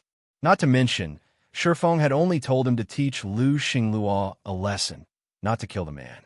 If Wang Zhongquan limited his actions, the Starline Corporation wouldn't go all out in dealing with him. In fact, the corporation would avoid making a huge fuss about this. After all, if news of this matter were to leak to the public, the Starline Corporation would become a laughingstock for its rivals. Moreover, Wang Zhongquan was originally already furious at Lu Xingluo for sending him to pick a fight with a neutralizing Grandmaster. He could use this opportunity to get some payback as well. Upon seeing Wang Zhongquan leave the Heaven's Rumble Training Center dejectedly, the upper echelons of the various training centers and dojos present promptly went to Feng and Xiaoyu to congratulate them. They even sent the Heaven's Rumble Training Center huge gifts. These training centers and dojos no longer entertained any thoughts of causing trouble for Heaven's Rumble.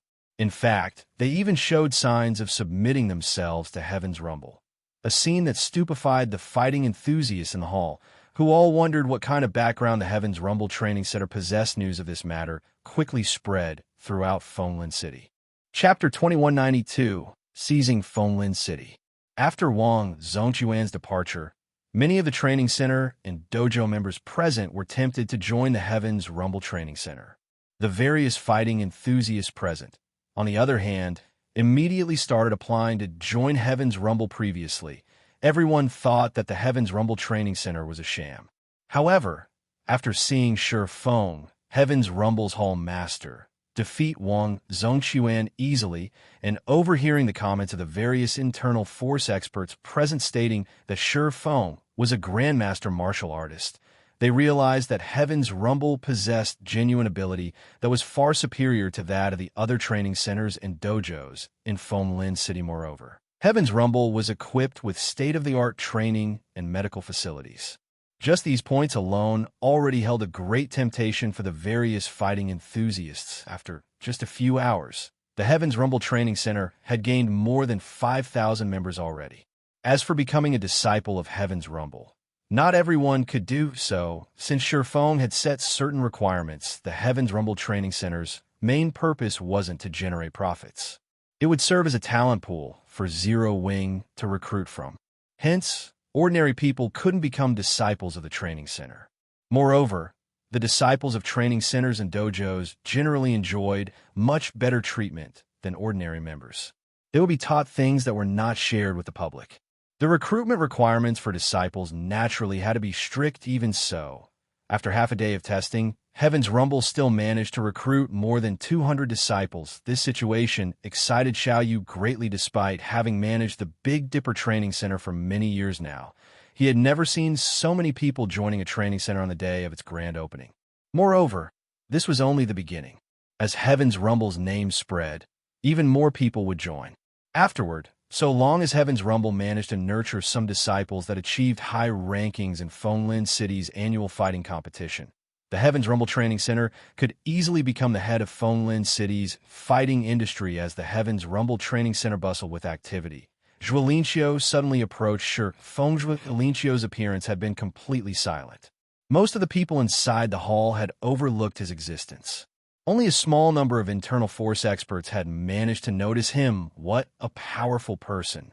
His strength is most likely on par with Wang Zhongquan's. Chen Tianhe exclaimed his heart when he saw Xianxia approaching. Feng Wang Zhongquan had an overbearing and explicit aura. On the other hand, Xianxia gave off a sense of emptiness and restraint. The two of them were polar opposites of each other. If an ordinary person were to compare the two of them, they would definitely judge Wang Zhongquan to be stronger, however. Those who had trained to Xianxia standards no longer judge people's strength based on aura alone. Moreover, concealing one's aura was much more difficult than simply letting it run wild. This was also a technique Xianxia had been studying for quite some time now. Unfortunately, he had just barely scratched the surface of the technique thus far, and was definitely inferior to Xianxia. One could say that, in terms of technique and spirit, Xianxia was above Wang Zhongquan and Xianxia. Why is he here?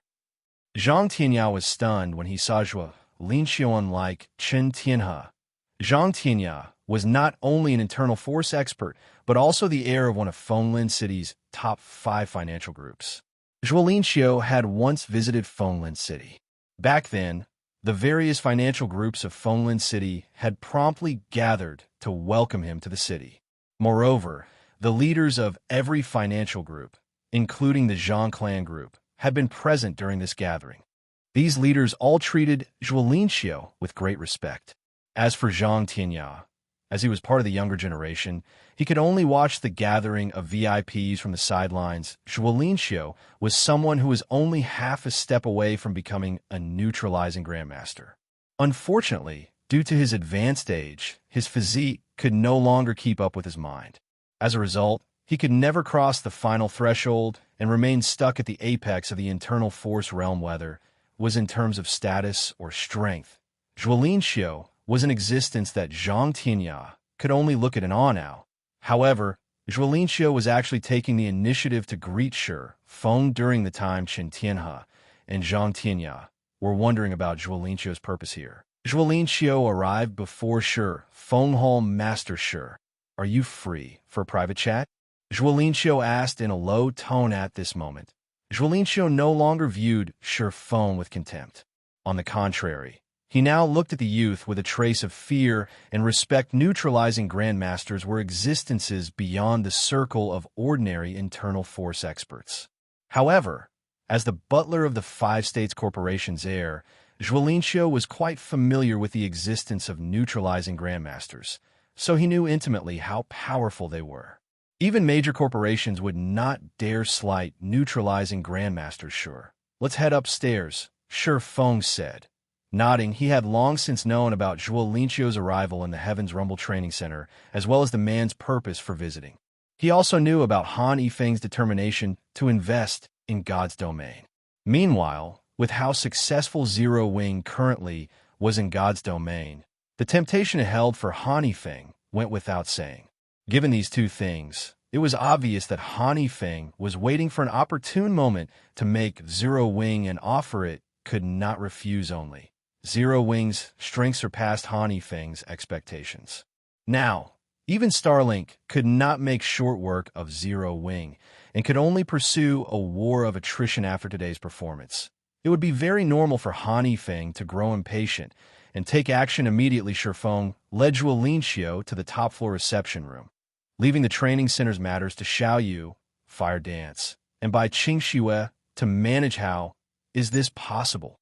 Zhang Tianya gaped in shock at the respectful attitude Xianxia showed. Feng Zhang Tianya could tell that by Qingxue and Feng's relationship was not simple at all. Otherwise, by Qingxue wouldn't have invited him to help the Heaven's Rumble Training Center previously. Although Zhang Tianya felt that Feng's strength as a neutralizing Grandmaster was indeed amazing, he did not consider himself inferior to Feng. After all, he was still young. He was also one of Fenglin City's top fighting prodigies. He still had plenty of room for improvement and a chance to become a neutralizing Grandmaster himself in the future. Moreover, he also had the Zhang clan group behind him. Even though Feng currently had his identity as a neutralizing Grandmaster, he would still need at least a decade to develop the Heaven's Rumble Training Center to a level that rivaled the Zhang clan group now. However, even Zhang Tianya's sole redeeming feature appeared laughable. The only person capable of commanding Xianxia to pay someone a personal visit was Han Yifeng, the heir of the 5 States Corporation. This meant that Han Yifeng was trying to make contact with Feng. If Feng had Han Yifeng's backing, then getting the Heaven's Rumble Training Center to surpass the Zhang clan group would truly be a piece of cake inside the Heaven's Rumble Training Center's top-floor reception room. "Mr. Zhua, may I know what business you have with me?" Feng asked as he sat down. "I am here to relay a message from my young master, Home Master Shi. Starlink is not as simple as you think it is. Lu Xingluo is receiving guidance from someone higher. Sending Wang Zhongquan to Heaven's Rumble this time was merely a test. Once Lu Xingluo has a clear idea of the Heaven's Rumble Training Center, I'm afraid he and the person behind him will take serious action. My young master advises you to be extra careful against Lu Xingluo." Xianxia said gravely. The strength Feng displayed this time was indeed frightening. Even an existence like the Starline Corporation would not wish to provoke a neutralizing Grandmaster casually. However, with Zero Wing standing in Starlink's way and forming quite an enmity with Starlink, it did not matter even if the Heaven's Rumble Training Center had the backing of a neutralizing Grandmaster. The Starline Corporation still had plenty of ways to destroy the training center in secret moreover. Even if the Starline Corporation couldn't touch Feng himself, it could still deal with the other members of Zero Wing. Please give my thanks to young Master Han for his reminder. I'll make sure to be more careful from now on. If young Master Han needs any help in God's domain, please feel free to seek out Zero Wing, Feng said. He understood that Feng was trying to sell him a favor this time. Moreover, Feng was also finally treating him as a potential partner rather than another pawn or subordinate. I will relay this to my young master. If there are no other matters, I will take my leave now, Xianxia said as he stood up, showing no intention of staying even a moment longer after Xianxia left. Feng sank into deep thought. Although his strength had already improved by a significant margin, and many of the dangers he would normally have to worry about were no longer a concern. Just like Feng said, the various major corporations were not as simple as they made themselves out to be. The Starline Corporation would have no difficulty dealing with both the Heaven's Rumble Training Center and Zero Wing from the shadows. It seems I have to improve my strength quickly, nurture more experts, and develop my power in Fenglin City. Feng understood that even though the Starline Corporation seemed helpless against the current Zero Wing, if it took covert action, Zero Wing would be helpless to do anything about it. The only way to avoid such an outcome was to increase Zero Wing's status and influence in the real world afterward. Feng took out one of the life potions, which Wang Zhongquan had someone secretly delivered to him. He admired the icy blue liquid contained inside the glass bottle, then popped the cap and drank the liquid. He needed to improve his own physique first, above all else. Chapter 2193, Life Potion's Effects. The instant Feng consumed the life potion, a cool sensation spread across his entire body. Shortly after, his body started heating up as if all its cells had just gained new life. Amazing. My injured muscles recovered significantly as soon as I drank it. With this, I'll be completely healed in less than half an hour. Feng was shocked to feel his injuries healing at a rapid pace. The injuries he sustained from overexerting his muscles had been severe and would have taken at least 2 or 3 days to fully recover, even with the help of the most advanced medical facilities in the world. Now, however, he would need only half an hour to make a full recovery. The life potion's effects were truly divine. Moreover, aside from it healing his injuries, Feng could also sense it starting to invigorate and strengthen his body's cells. By the time his body completely absorbed the life potion, his physical fitness would have definitely improved by quite a significant margin. It's no wonder life potions sold for such ridiculous prices in the past.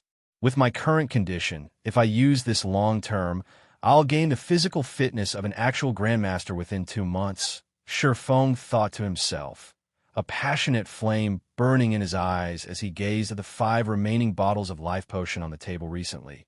His physical fitness had hit a bottleneck. Despite a greater training load, his gains were negligible. He would have to train for a very long time to see any noticeable improvements if he wished to improve his strength quickly. The only way to do so was by becoming a neutralizing Grandmaster. Neutralizing Grandmasters were known as such because their control over their bodies had already reached the acme of perfection. This was especially true for their control over their brains, which allowed Grandmasters to accelerate their hormone production and metabolism. thereby further improving the body's performance. Meanwhile, the life potion would help him break through this bottleneck and further improve his physical fitness by a significant margin. However, each bottle of life potion was effective for only 6 days. Even if he used all 6 bottles himself, they would last him only 36 days. He would need a few more bottles to reach the Grandmaster standard.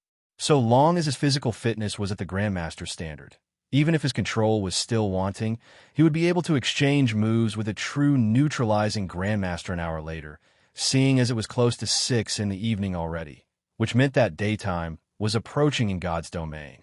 Feng decided to make his way back to Zero Wing's headquarters and further strengthen the headquarters security. Indeed, just like Xianxia had said, it was very likely that Lu Xinghua had sent Wang Zhongxuan just to probe the situation on Zero Wing's side.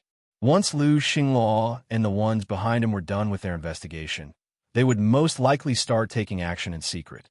Hence, he needed to strengthen Zero Wing's security measures and its core members. Originally, Feng had planned to let Fire Dance and the others use the life potion as well. However, on second thought, he decided against it. Although the life potion was useful to everyone, using it on ordinary people and basic internal force experts was too much of a waste because the physical fitness of these people was still far from hitting a bottleneck. They had many other means to improve themselves rapidly. Moreover, through the experiment Feng had conducted using Wang Zhongxuan, he had confirmed that one could improve one's strength in the real world by reaching the refinement realm and truth realm in God's domain. By combining the principles of these two realms with his guidance and training, Fire Dance and the others could contend against internal force experts, even if they had yet to grasp internal force.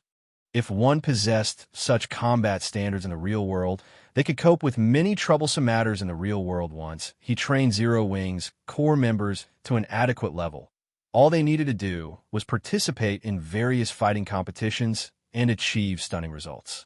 Once that happened, the Heavens Rumble Training Center's status and influence in Fenglin City would increase drastically, and the training center would become the true leader of the city's fighting industry.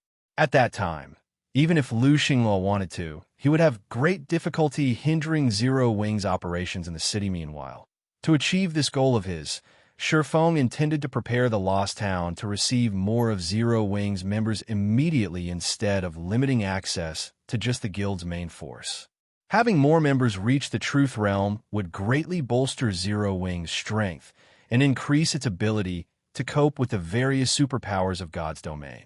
After all, now that Stone Forest City was achieving such enormous success, the superpowers definitely wouldn't just sit still and let it be. After Feng finished updating the security measures in Zero Wing's headquarters, he logged back into God's domain when Feng appeared back inside his special forging room in the Candlelight trading firm. He suddenly felt his mind was more unrestrained than before, as if it had more scope for processing things now. So, this is the effect of the life potion? Feng could not help but be surprised with his current state. He felt that he could learn even a silver combat technique previously. Although he had obtained a silver legacy stone tablet, he had yet to use it even now because he already difficulty learning bronze combat techniques, let alone silver combat techniques. Even domain realm experts would have a very low likelihood of mastering one. The reason why this was the case wasn't a deficiency in combat standards, but two other issues. The first issue was an inadequate physique. Executing a silver combat technique required a physique at the Tier 3 standard at minimum. The second issue was an insufficient brain capacity. Silver combat techniques were extremely complex. If one's brain was not sufficiently active, it would not be able to process the complex actions required to execute the technique. Of course, this problem could be solved so long as one continuously improved their physique in God's domain. However, a Tier 2 physique was still far from the point where it could lower the mental difficulty of learning a silver combat technique. During the time Feng was researching the benefits of the life potion, Aqua Rose suddenly called him guild leader. "I have 2 people here who say they want to meet you," Aqua Rose said. "Both of them are here on someone else's behalf. They say it's related to an agreement you have with the Midnight Tea Party's vice commander, Endless Scars." "Endless Scars?" Nodding, Feng said, "All right, I'll head over right away." Endless Scars had previously sought his help with a matter, and he had agreed to help her out in his personal capacity. However, there had been no word from her after that, so he had gotten the impression that the woman had already forgotten about their agreement. He never thought that she would contact him now, however. An agreement was an agreement. Since Endless Scars had sent someone to contact him, he naturally had to go meet with these representatives. He took out a guild transfer scroll and teleported back to the White River City guild residence inside the top-floor reception room of Zero Wings residence in White River City. Aside from Aqua Rose, there were currently two other people, a man and a woman, in the reception room. Both looked to be around 30 years old. Although the man had a gaunt frame, he gave the impression of a wild wolf. The aura he radiated was sharp and unruly in nature. As for the woman, her appearance was not the slightest bit inferior to Aqua Rose's, only more mature. She also radiated the aura of a predator burning. What do you think is going through Scars' mind? She's actually wasting a slot on Black Flame. The other woman in the room asked the man sitting beside her, her eyes filled with confusion. Although Black Flame has indeed reached the domain realm, our task isn't something that can be accomplished with just superior combat standards. In my opinion, Black Flame isn't comparable even to Xianxia. I don't know, but the slot belongs to Scars. How she decides to use it is beyond my control. If we find out that Black Flame really isn't good enough, it won't be too late to replace him with someone else. The man named Burning Sea replied, smiling as he shook his head while the two were conversing in private. Feng had entered the room. The instant Feng entered, the pair started scrutinizing him. Similarly, Feng studied the duo. Who are these two people? Feng was surprised when he inspected the duo. Using omniscient eyes, the man was a level 72 berserker named Burning Sea, and he had 5 pieces of epic equipment on him. As for the woman, she was a level 72 cleric named Frozen Gem. Although she sported only 3 pieces of epic equipment, the quality of her staff was indiscernible even with omniscient eyes. The equipment standards of these two players were undoubtedly among the best available in God's domain right now. Ordinary peak experts definitely were no match for them. Moreover, both players actually radiated an aura that was much more intense than that of a great lord. They also gave Feng a strong sense of danger. However, Feng couldn't pinpoint the source of that dangery Black Flame. Burning Sea asked in a questioning tone. That's right, Feng answered, nodding. May I know what business Scars has sent you two over for? Good. In that case, let me see whether you are qualified or not. Upon receiving a positive answer from Feng, Burning Sea immediately unsheathed the greatsword slung on his back and sent a sword light slashing at him.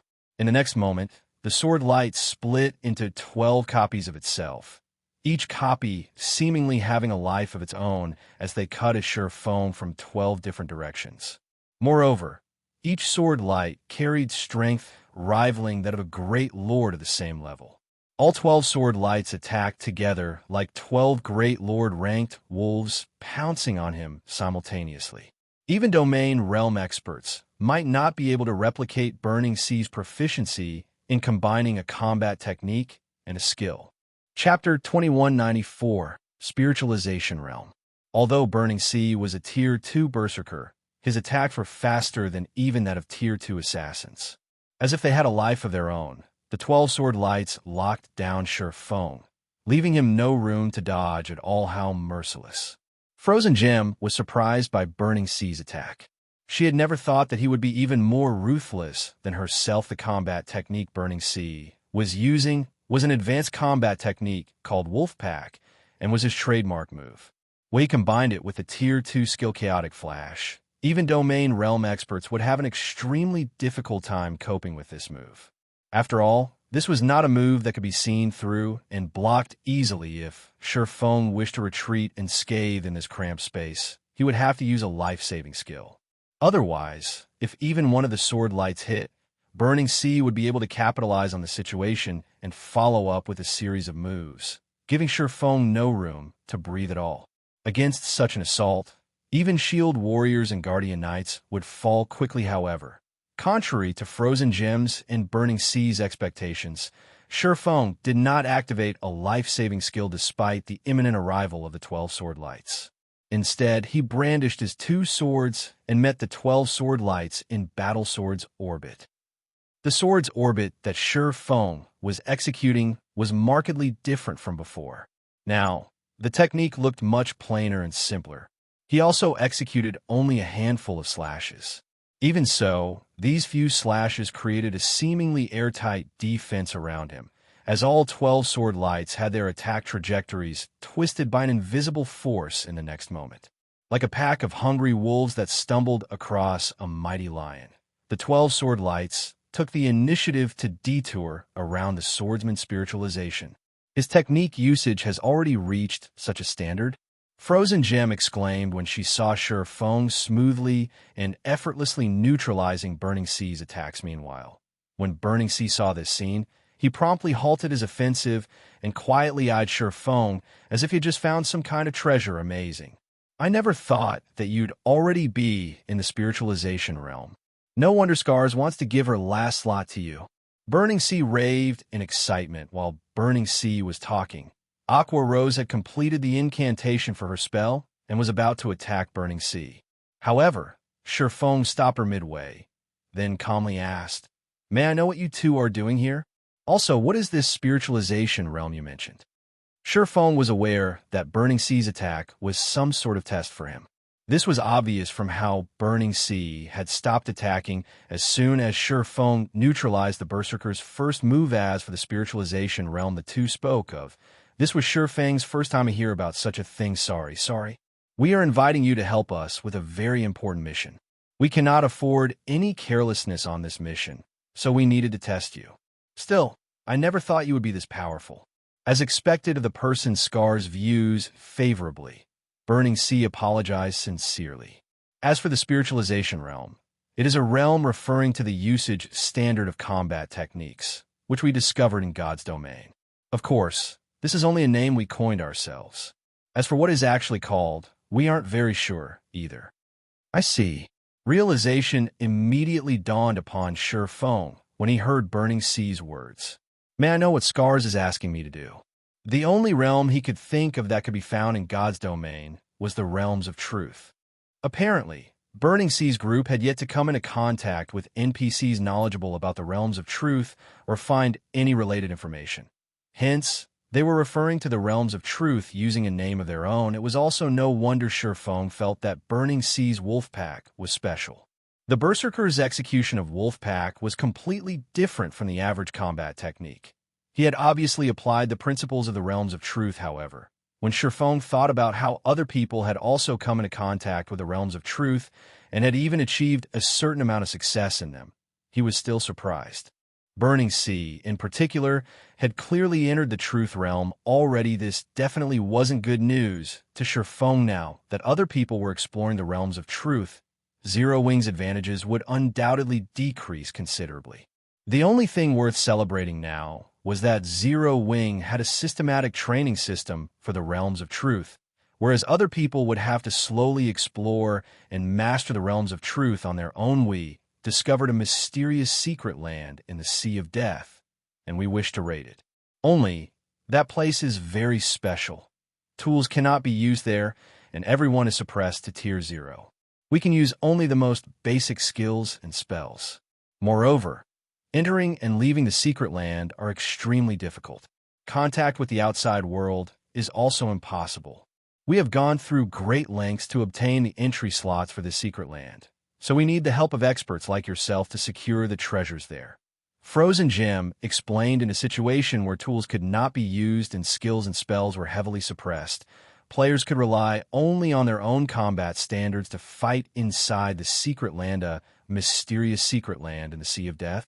Feng concealed his surprise at Frozen Gem's words. Could they be talking about one of the Thunder God's secret lands?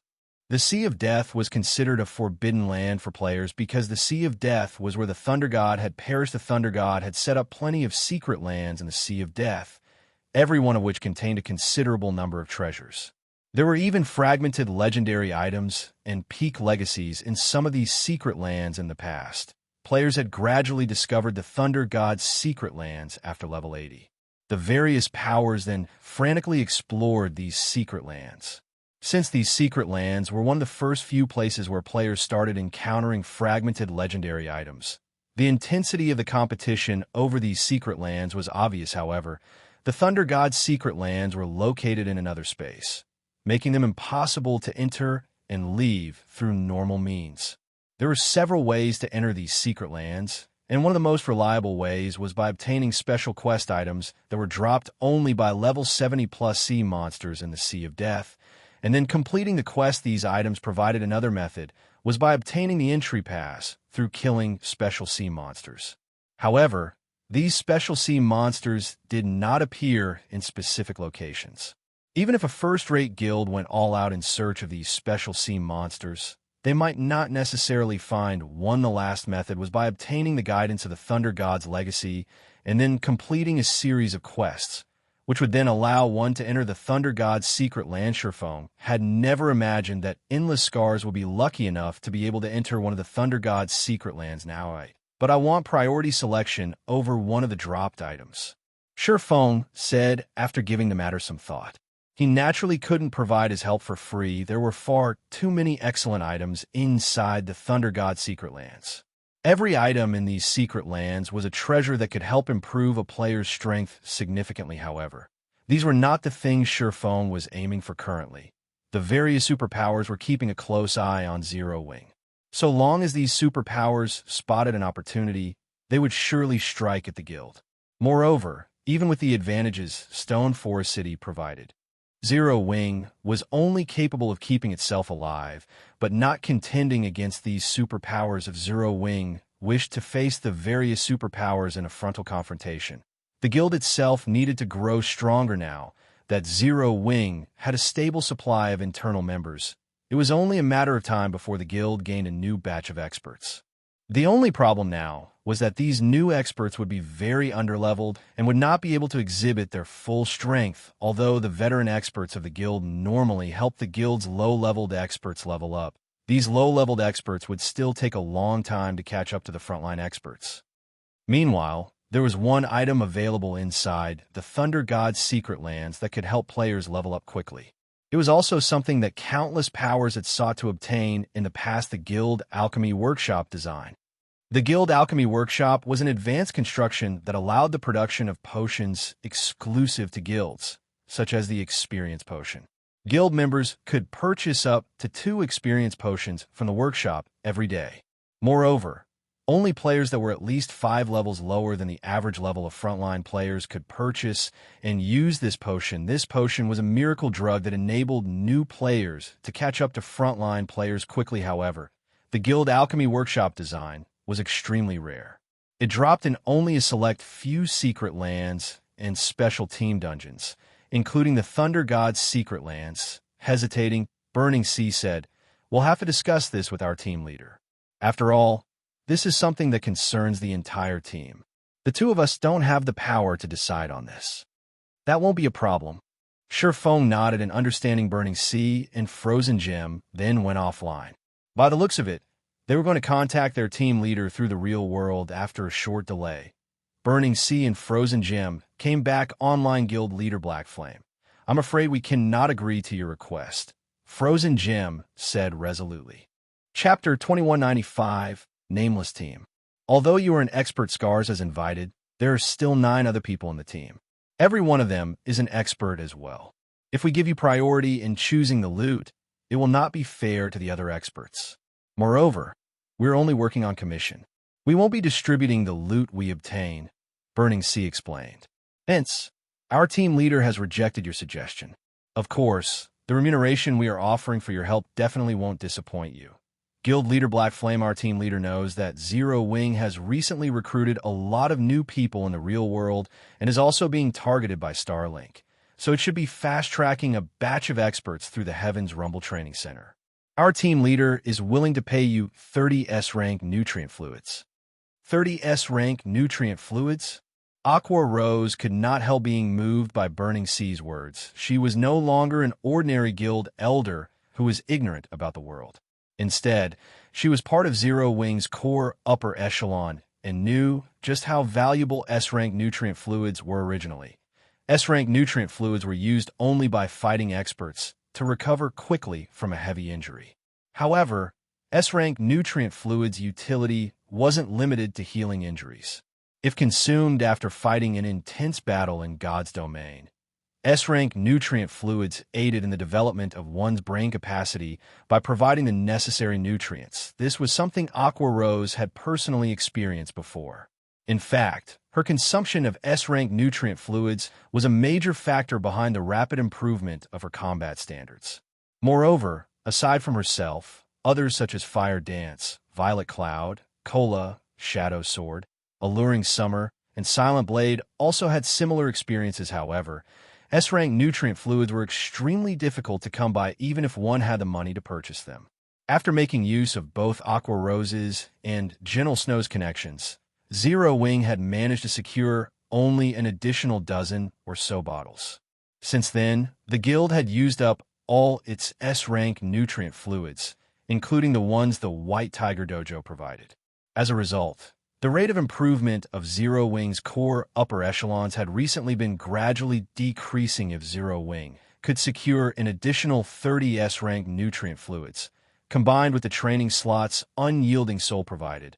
Aqua Rose was confident that at least she and Gentle Snow could reach the Flowing Water Realm within half a month, instantly increasing the number of Flowing Water Realm experts Zero Wing had by a large margin. Guild leader Black Flame. This is the greatest sincerity we can offer. May I know what you think of this? Frozen Gem asked. It was not easy to find a spiritualized expert. Even experts like Burning Sea and herself had managed to reach the spiritualization realm just recently. Now that she knew that Feng was a spiritualized expert, she naturally wanted to rope him in. However, at the end of the day, this team of theirs was established by their team leader, who wanted to secure the item inside the Thunder God's secret land no matter what, and he was unwilling to give others a share of it. This was something beyond her control. Nevertheless, the price of 30 S-rank nutrient fluids could be considered extremely high. Even hiring a super guild's old monster would not require such a price. However, doing so would also expose the Thunder God's secret land's existence to the various super guilds, something they definitely didn't want to happen, of course. If Feng refused to help, then they would have no choice but to seek the help of those super guilds' old monsters. After all, once they secure the item inside the Thunder God's secret land, they wouldn't really care whether those super guilds entered the secret land or not. What an irresistible offer. All right, I agree, Feng said, nodding while revealing a bitter smile at the same time. Feng also grew curious about the team leader Burning Sea and Frozen Gem mentioned. This team leader was truly generous to be able to offer 30 S-rank nutrient fluids as remuneration. Moreover, this person's information network was very powerful. Feng had just resolved the problem at the Heaven's Rumble Training Center, yet this person already knew about the troubles he faced and what he needed most right now. As for the Guild Alchemy Workshop design, Feng had no choice but to think of another way to obtain it. Not to mention, the design didn't have a 100% drop rate. His request before was merely for insurance afterward. Feng signed a contract with Burning Sea. If the mission was a success, he would receive 30 S-rank nutrient fluids as payment. In the event of failure, he would still receive 10 bottles. After confirming that the contract was signed, Burning Sea took out a crystal that crackled with electricity. Gold and divine runes were carved all over the crystal. The crystal itself gave off a faint trace of divine might. In the next moment, Burning Sea threw the crystal to the floor. Suddenly, the space within the reception room started trembling violently. A moment later, a black hole the size of an adult male opened up inside the room. Here's your entry pass. Let's go, Burning Sea said as he took out a token made of magic crystal and handed it to Feng. He then took the lead and walked into the black hole. Once Feng accepted the entry pass, he followed Burning Sea into the black hole, leaving Zero Wing's affairs to Aqua Rose and Gentle Snow to handle. After Feng entered the black hole, his vision turned black. When he could see again, he found himself in a desolate wasteland filled with electricity and flames. The wasteland was endless. From time to time, horrific lightning bolts would strike the ground, creating huge craters. Occasionally, towering pillars of fire would rise from the ground. The scenery here was the epitome of Armageddon be it the lightning strikes or fire pillars. Even an ordinary person could tell that. So long as they were struck by these things, they would definitely lose their lives at this moment. However, a large number of demonic creatures was actually roaming this wasteland. These demonic creatures were all level 70 or above, and even the weakest among them was at the Lord rank, with many of them being Great Lords and Grand Lords. Moreover, the instant Feng stepped into this wasteland, his tier was suppressed to tier 0. This wasteland was undoubtedly a forbidden land for players. If an ordinary expert were to come here, they would most likely lose hope immediately. After all, if a player's tier dropped to 0, the effectiveness of their skills and spells would fall drastically. Their basic attributes and physique would decrease as well. Under these circumstances, ordinary expert players would have difficulty fighting even special elite ranked monsters of the same level, let alone lords and great lords. This would be akin to tossing an ordinary player into a team dungeon filled with boss monsters, the new guys here. Now that everyone's here, we can start advancing. At this moment, several voices came from short distance behind Feng. Turning around, Feng noticed 7 people sitting on a gravel pile and resting. The group consisted of both young and old, male and female. Even the lowest level player in this group of 7 was level 72. Moreover, their equipment standard was not the slightest bit lower than Burning Sis Endless Scars sat among this group of 7. Only, the current Endless Scars was a lot different from the last time Feng met her. Now, not only had her weapon and equipment undergone a massive improvement, but even the aura she exuded had transformed significantly. As if she were a demon that had just walked out of the abyss, her aura was filled with coldness and madness, entirely different from her calm and cheerful aura from before when Endless Scars saw Feng. She simply greeted him with a nod. "Hello, I am the leader of this expedition team, Samsara." A white-haired man who appeared to be in his 30s said as he approached Feng. The white-haired man gave off a friendly vibe. Feng did not feel uncomfortable in the slightest while in a man's presence. However, the white-haired man was actually the highest-level player present, having already reached level 73. He could already rival Fire Dance, who was currently grinding relentlessly in the bottomless abyss in terms of levels. As for the equipment the man wore, even the weakest piece was level 70 dark gold rank. In addition, he also sported 6 pieces of epic equipment. The shield and one-handed axe he carried were also of indiscernible rank. However, even though omniscient eyes could not discern the rank of the white-haired man's shield and axe, Feng recognized them because they had been extremely famous in his previous life. They were a set of magic weapons called the Purple Thunder set. The set's overall performance was much better than that of individual magic weapons. Hello. Feng nodded as he looked at Samsara, his mind filled with confusion. His confusion was because he had never heard of the name Samsara in his previous life. Moreover, the Purple Thunder set's owner should be a tier 5 female guardian knight, and the Purple Thunder set had never changed owners, as far as he knew. The female guardian knight had relied on this magic weapons set to rise to fame in God's domain. Our mission this time is to reach the Thunder Temple in the deeper area of this plane. You've seen the situation here for yourself already. Since you're a swordsman, you and Happy Art will be responsible for the healer's safety as well as supporting the others in the team. Do you have any problems with this arrangement? Samsara asked as he pointed at a female shield warrior with a beautiful appearance and a magnificent body at this time. Feng was only 1 level away from the level 80 threshold. Currently, however, he had disguised himself as a level 72 swordsman, a very standard level in this team. As for his equipment standard, he had matched it to the equipment standard of current Apex experts. Anyone using an identification skill on him now would find that he was wearing 5 pieces of epic equipment, with the rest being level 70 dark gold equipment. Unless someone in the team could see through the concealment ability of his fragmented legendary ranked Nightwalker's cape, they would see only this information and nothing more. That's fine.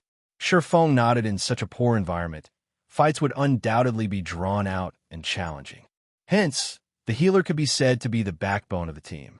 If the healer died, the team would not be able to advance at all. Moreover, the poor environment here had a much greater effect on magical class players, as their life-saving skills will be much less effective than usual. Hence, prioritizing the protection of the healer was indeed the best decision since there are no problems. Everyone, let's move according to the original plan, Xianxia said to the others in the team upon hearing Xianxia's command. Everyone quickly fell into formation. The Guardian Knights Xianxia took the lead, while Burning Sea and Endless Scars supported him from the sides. The assassin and ranger of the team went to lure monsters over. As for Feng and the shield warrior Happy Art, they flanked Frozen Gem, who is the team's healer new guy. The monsters here are very powerful. Run to me if you find yourself unable to hold on, Happy Art said as she clapped Feng's shoulder in a friendly manner. I'll be troubling you at that time. Feng responded. Feng could tell that this beautiful shield warrior was very powerful. Her strength was most likely on par with Burning Sea. She would be treated as a genius even in super guilds, although he had never heard of the name Happy Art in both his past and current lives. As a shield warrior, she would be much better at tanking monsters than a swordsman like himself. Since the other party was showing him goodwill, he naturally wouldn't reject it after Xianxia finished making sure everyone knew what they needed to do later. He led the team deeper into the desolate wasteland. Chapter 2196, Monstrous Strength. Lightning bombarded the desolate wasteland. Even expert players, if they weren't careful, would be struck and turned to ash. However, Xianxia and the others advanced through the wasteland as if the lightning didn't exist at Alonli. The swarming demonic creatures gave them any trouble. Thunder Tiger, demonic creature, Lord. Level 76. HP 36, 000/36, 000/000. Hell Python, demonic creature, Great Lord. Level 77. HP 63, 000/000/63, 000/000. Even under normal circumstances, these demonic creatures were already tough opponents. But in the Thunder God's secret land, where players' tiers were reduced to 0, these monsters were even more of a challenge. These monsters attacked in groups of 20 or more and could easily annihilate a 100-man team of ordinary experts. Everyone, get ready. Old Locust and Formless, lure some of the monsters away. Everyone else, follow the plan. Xianxia calmly directed his team as he watched the approaching demonic creatures. Leave it to this old man. The elderly assassin named Maple Locust declared as he charged forth. Meanwhile, the young ranger, Formless Arrow, freed his bow and fervently fired his arrows. He released 36 arrows, hitting 18 3-meter-tall thunder tigers in the blink of an eye. Moreover, every arrow found its target in the thunder tiger's eyes, blinding the demonic creatures even if they didn't cause any substantial damage. Unable to see their prey, the thunder tigers halted their advance and swung their heads in confusion. Maple Locust made his way to the group of demonic creatures and used a smoke bomb, obscuring the area with smoke. The smoke drastically limited visibility in the area, and the Thunder Tigers were not immune to its effects. Meanwhile, Maple Locust quickly located the 7 demonic creatures he hadn't blinded and threw his daggers, each dealing over -6,000 damage. His damage was overwhelmingly low for a Tier 2 expert. The 2 Hell Pythons and 5 Thunder Tigers bellowed with fury as the daggers found their marks. Enraged, they charged through the smoke screen and pounced on the assassin. Even ordinary Tier 2 experts would likely die instantly under an assault from 2 Great Lords and 5 Lords. But Maple Locust had predicted these attacks and dodged the Thunder Tiger's strikes. Although he failed to dodge the Hell Python's attacks, his timing with wind steps was perfect, and using the skill's Brief Invulnerability to block the Great Lord attacks. He used the impact to pull more than a dozen yards away from the demonic creatures. The techniques Maple Locust and Formless Arrow displayed were frighteningly impressive. Their timing and use of their surroundings were amazing. Even peak experts will be shocked to see it. After all, both players were currently Tier 0, not Tier 2. The assassin quickly lured the 7 demonic creatures through the smokescreen and toward the team. Seeing this, Xianxia, Burning Sea, and Endless Scars promptly aggroed the two Hell Pythons, with Samsara and Burning Sea working together against one, while Endless Scars pinned down the other by herself, the Shield Warrior. Happy Art aggroed 3 of the remaining Thunder Tigers, and Feng worked with Heartless Sword against the last 2. Maple Locust and Formless Arrow then got to work, luring the other 18 Thunder Tigers away from the team. All of these players were the best equipment available in the game right now, and although their tiers have been suppressed, their basic attributes rivaled ordinary Tier 2 players of the same level. Hence, they had no trouble pinning down a level 76 Lord. However, whether or not they killed the Lord would depend on their individual standards. The tier suppression in the Thunder God's Secret Land also affected players' skills and spells. As a result, players would not deal a lot of damage within the Secret Land. If players wished to increase their damage against these monsters, they had to maximize their efficiency with their combat standards, skills, and spells as the team fought. Each member skillfully combined their combat techniques with their skills and spells. The power they exhibited was far beyond what ordinary skills and spells were capable of, and they didn't waste a single hit as every attack struck the demonic creatures. As a result, the demonic creatures' HP continuously decreased. The team's overall DPS was only slightly less than that of ordinary Tier 2 experts. Who are these people? Feng watched his teammates fight, shocked. Could this be the butterfly effect? The fact that 5 of his 9 teammates were Domain Realm experts was already surprising, but the fact that these 9 players had reached the Truth Realm was even more frightening. However, aside from Endless Scars, Feng had never heard of these experts. While Feng had been the guild leader of a second-rate guild in the past, he hadn't exactly had access to a lot of information, but he had enjoyed greater access than ordinary players. Any expert capable of reaching the Domain Realm had been an apex powerhouse in God's domain, able to reach Tier 5 at the very least. However, Samsara and these others' names hadn't been among the Tier 5 and 6 players he had known about, of course. Feng may find his teammates' performances surprising, but he didn't fall behind in this fight. Feng's tier had been reduced to 0 as well, but his basic attributes could still rival current peak experts. Including the fact that he was a level 79 player, he easily suppressed the Thunder Tiger before him as he fought. Damages ranging from -30,000 to -50,000 began to appear above the Thunder Tiger's head. One after another. How is his strength so high? Happy Art's eyes widened in shock when she saw the damages appear above the demonic creatures. Even Endless Scars, the team's strongest player, and her strength was on par with the Thunder Tigers. Knowing the woman's combat standards, this was why Samsara had her pin down one of the Great Lord-ranked Hell Pythons by herself, keeping it busy. However, Feng literally pinned the Thunder Tiger he faced to the ground. We found a diamond in the rough. Maple Locust, who kited a group of Thunder Tigers, could not help but comment when he saw Feng. With this kid, we'll reach the Thunder Temple much sooner than anticipated. That's right. We really owe Scars for this. It'll also be much easier to clear out these monsters, Samsara chimed in. Nodding happily, the monster they had to deal with on the way was the most challenging aspect of reaching the Thunder Temple. Having a team member with such high attributes would undoubtedly relieve some of the pressure they had to face and significantly increase the team's survivability. Endless Scars only nodded in response to Samsara's praise.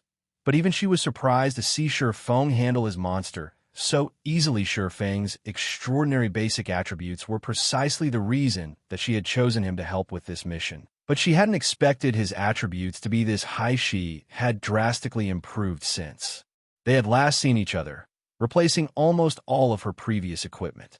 She had also encountered a few fortuitous opportunities. Now, the power of her spells could easily overwhelm ordinary berserkers.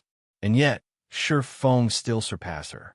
It was unbelievable seeing the swordsman's powerful attributes also change Samsara's attitude towards the boy. He stopped treating Feng like a simple mercenary.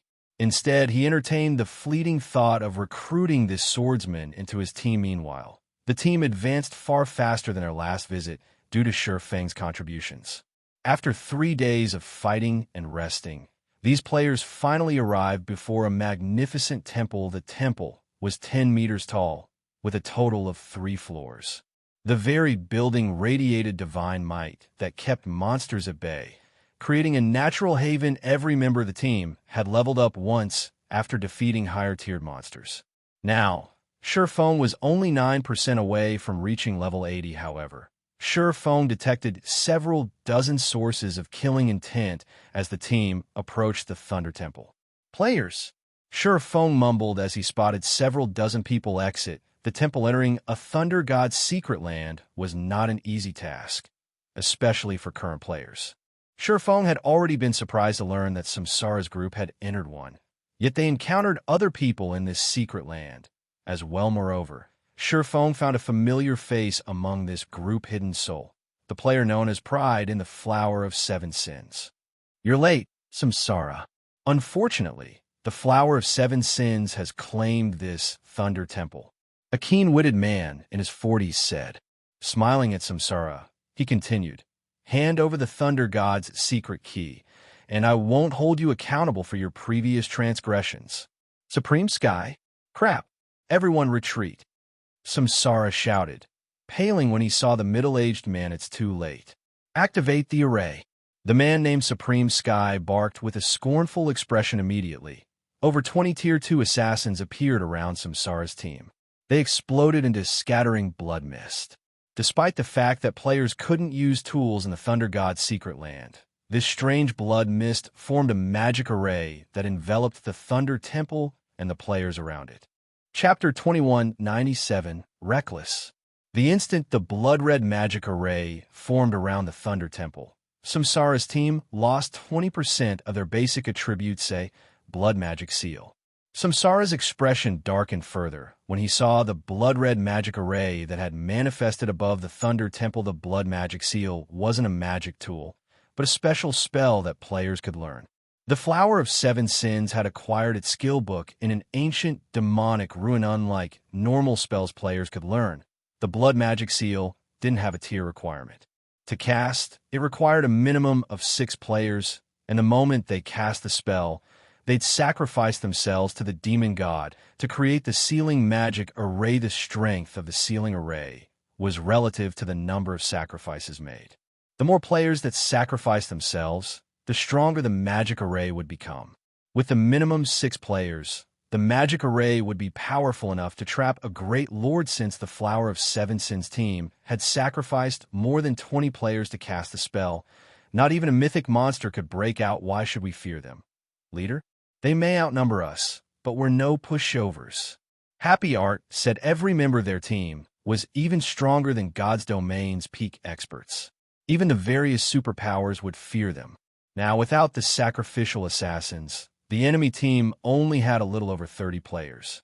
Even under the magic array suppression and facing the Flower of Seven Sins experts, their team shouldn't have any issue killing these people. They didn't need to flee Art. The situation is not as simple as you assume. These people are the Flower of Seven Sins cadre. Even the weakest of them can rival peak experts, Frozen Gem explained as she stared down their enemies. Moreover, their leader is Supreme Sky, one of the Flower's 7 commanders. She wouldn't have paid their opponent any mind if they were facing another Superpower's expert team, even a 100-man team, but these weren't some random nobodies. Every one of them was just as strong as she was. One of the Flower of Seven Sins' commanders. Happy Art felt a chill crawl down her spine, and her expression changed. She was not some ignorant player. In fact, she had far more access to information than Superpower's peak experts. She was, after all, one of the top prodigies. The Super Guild, 13 Thrones, had nurtured 13 Thrones, was even stronger than Battle Wolves, and had far more information than most Superpowers. The Flower of Seven Sins, however, was a transcendental assassin organization. Countless experts worked for the organization, and its inner structure was a mystery. Even until now, the various super guilds knew very little about the Flower of Seven Sins. They didn't even know how many cadres worked for the organization. Information about the Flowers of Seven Sins' 7 commanders, who held the most power within the organization, was scarce. Most players only knew the identities of 3 commanders, all of which possessed unfathomable strength. Even the various super guilds, old monsters feared them. With Happy Art's current strength, she would be fortunate if she could last 2 or 3 moves against one of these commanders. Happy Art had never realized that Supreme Sky was one of these 7 commanders. I already told you that you can't get away from me, Samsara. Now, are you going to hand the key over willingly, or must I take it from you? Supreme Sky asked. What's the point of wasting your words on them, Brother Sky? Let's just kill them and take everything they have. A level 74 male berserker beside Supreme Sky said, licking his lips greedily as he watched Samsara's group. The berserker wore a set of white bone armor and carried 2 dark blue great swords across his back. That's right. They're merely a bunch of reckless fools. Since they have designs on what belongs to the Flower of 7 Sins, we need to teach them a lesson. A level 74 female elementalist wielding an icy blue staff commented indifferently. The pressure Samsara and his team felt doubled when these 2 players had spoken, and their expressions had darkened even further. Both players were members of the Flower Senior Cadre. The man was called Sandbones, and he was both extremely strong and talented. Recently, he had single-handedly killed a heavily guarded upper echelon from Super Guild, as well as 2 domain realm experts. The woman was Diverging Phoenix. Although she rarely took action, she had once killed a Superpower's 100-man team. Moreover, the team's leader had been a domain realm expert. Although the Superpower in question tried to avenge their fallen members, dispatching multiple 1,000-man teams to hunt this woman down, it had only suffered, never accomplishing anything. In the end, the Superpower had been forced to give up its pursuit. Both players were deadly when they operated alone. But if they cooperated, they'd be an absolute nightmare. I'll give you the Thunder God's secret key, but you have to promise to let these people leave. They have nothing to do with this, Samsara said. As he gazed at the 30-plus experts behind Supreme Sky, he knew that he would not escape them today. He wasn't optimistic about their chances if they stood their ground and fought Supreme Sky's team. Furthermore, the Thunder God's secret key had a 20% to 30% chance of dropping if he died, and with the Flower of 7 Sins capabilities, they could likely increase that drop rate. Rather than risk losing everything, he should cut their losses. Leader? Burning Sea gave Samsara an anxious look. Burning Sea knew just how much time and resources Samsara had invested into obtaining the Thunder God's secret key, which had the potential of leading them to an ancient god's legacy and treasures. However, Samsara was willing to give all of that up to someone else. Since you're willing to hand over the key, I can let them off the hook, but each of them must offer 2 epic items. First, Supreme Sky agreed as he eyed Burning Sea and the others, his voice clearly hinting that there was no room for negotiation. Hearing this, Samsara and his teammates frowned. Even the various superpowers valued epic items, and handing over 2 such items was akin to having their combat power. This is daylight robbery, Supreme Sun. Even if we die, we'll, at most, lose 1 epic equipment. We might as well fight if you're demanding such a high price. You won't get off so easily, either. I am one of 13 Throne's internal core members, and the guild won't let this matter rest. Happy Art denounced. Although the Flower of 7 Sins had a numerical advantage, she and her teammates were no weaklings. If they were going to suffer so grievously regardless of what choice they made, they might as well take some of these players down with them. Furthermore, if they died, they'd only lose 1 piece of epic equipment each. They might only lose a piece of dark gold equipment if they were lucky. The moment Happy Art finished speaking, Endless Scars and the others, who were familiar with the Flower of 7 Sins, inwardly shook their heads and frowned. At the end of the day, Happy Art was still too young. She had been protected by her super guild, so she wasn't aware of the Flower of 7 Sins' true power. Trapped within this seal, the Flower of 7 Sins members likely had a way to resurrect them. If they truly fought these players, they'd likely at least die twice. Moreover, each death would incur a more severe penalty than normal. Is that so? Then, why don't we put your conviction to the test? Supreme Sky said, laughing at Happy Art. Chapter 2198, Black Flame takes action. The Flower of 7 Sins members unsheathed their weapons, and the killing intent they radiated skyrocketed. Even Happy Art paled as their powerful auras washed over her. These players had intentionally suppressed their auras previously, so Happy Art hadn't realized what was so special about them. But now, she knew that every one of them was a threat to her life. She couldn't even imagine what kind of combat power all 30-plus players could display if they attacked together. You aim for mutual destruction? With just the 10 of you? Sambone laughed at Happy Art. Brother Sky was doing you a favor by letting you offer 2 epic items. Yet you don't know how to cherish such a thing. Not even all of the old monsters in your 13 thrones would dare utter a word before Brother Sky. Samsara and his team did nothing to refute Sandbone's arrogant claim. What Sandbone had said was indeed true. Although 13 Thrones was a veteran super guild, and its old monsters were amazing, they were nothing compared to Supreme Sky and the Flower of 7 Sins. Even if Supreme Sky killed its guild leader, 13 Thrones could do nothing but endure, much less if he killed a budding prodigy like Happy Art. Only the top 5 super guilds had any hope of picking a fight with the Flower of 7 Sins. Samsara, the young lady on your team, is quite interesting to be brave enough to challenge me, Supreme Sky said. However, he did not issue the order to attack. Instead, he shifted his gaze toward Happy Art and laughed, saying, "It's been many years since I've faced such a situation. It really makes me feel nostalgic. Let's forget about the 2 epic items. Each of you can hand over a single epic item and leave. But as for the little girl, she'll have to give me 4 items." You, 11 Happy Art could feel rage boil within her. Supreme Sky was clearly toying with her. Don't involve others in your vendetta with me. Supreme Sky, even if you have a way to increase the Thunder God's secret keys drop rate, you're not guaranteed to get it. Samsara snarled. If he instructed his team members to give in to Supreme Sky's demands, their reputation would be in tatters. Samsara, don't offer worthless threats. Do you think I would trap you here without preparing properly? Supreme Sky asked as he glanced at Samsara. The moment the magic array activated, the blood curse affected every one of you.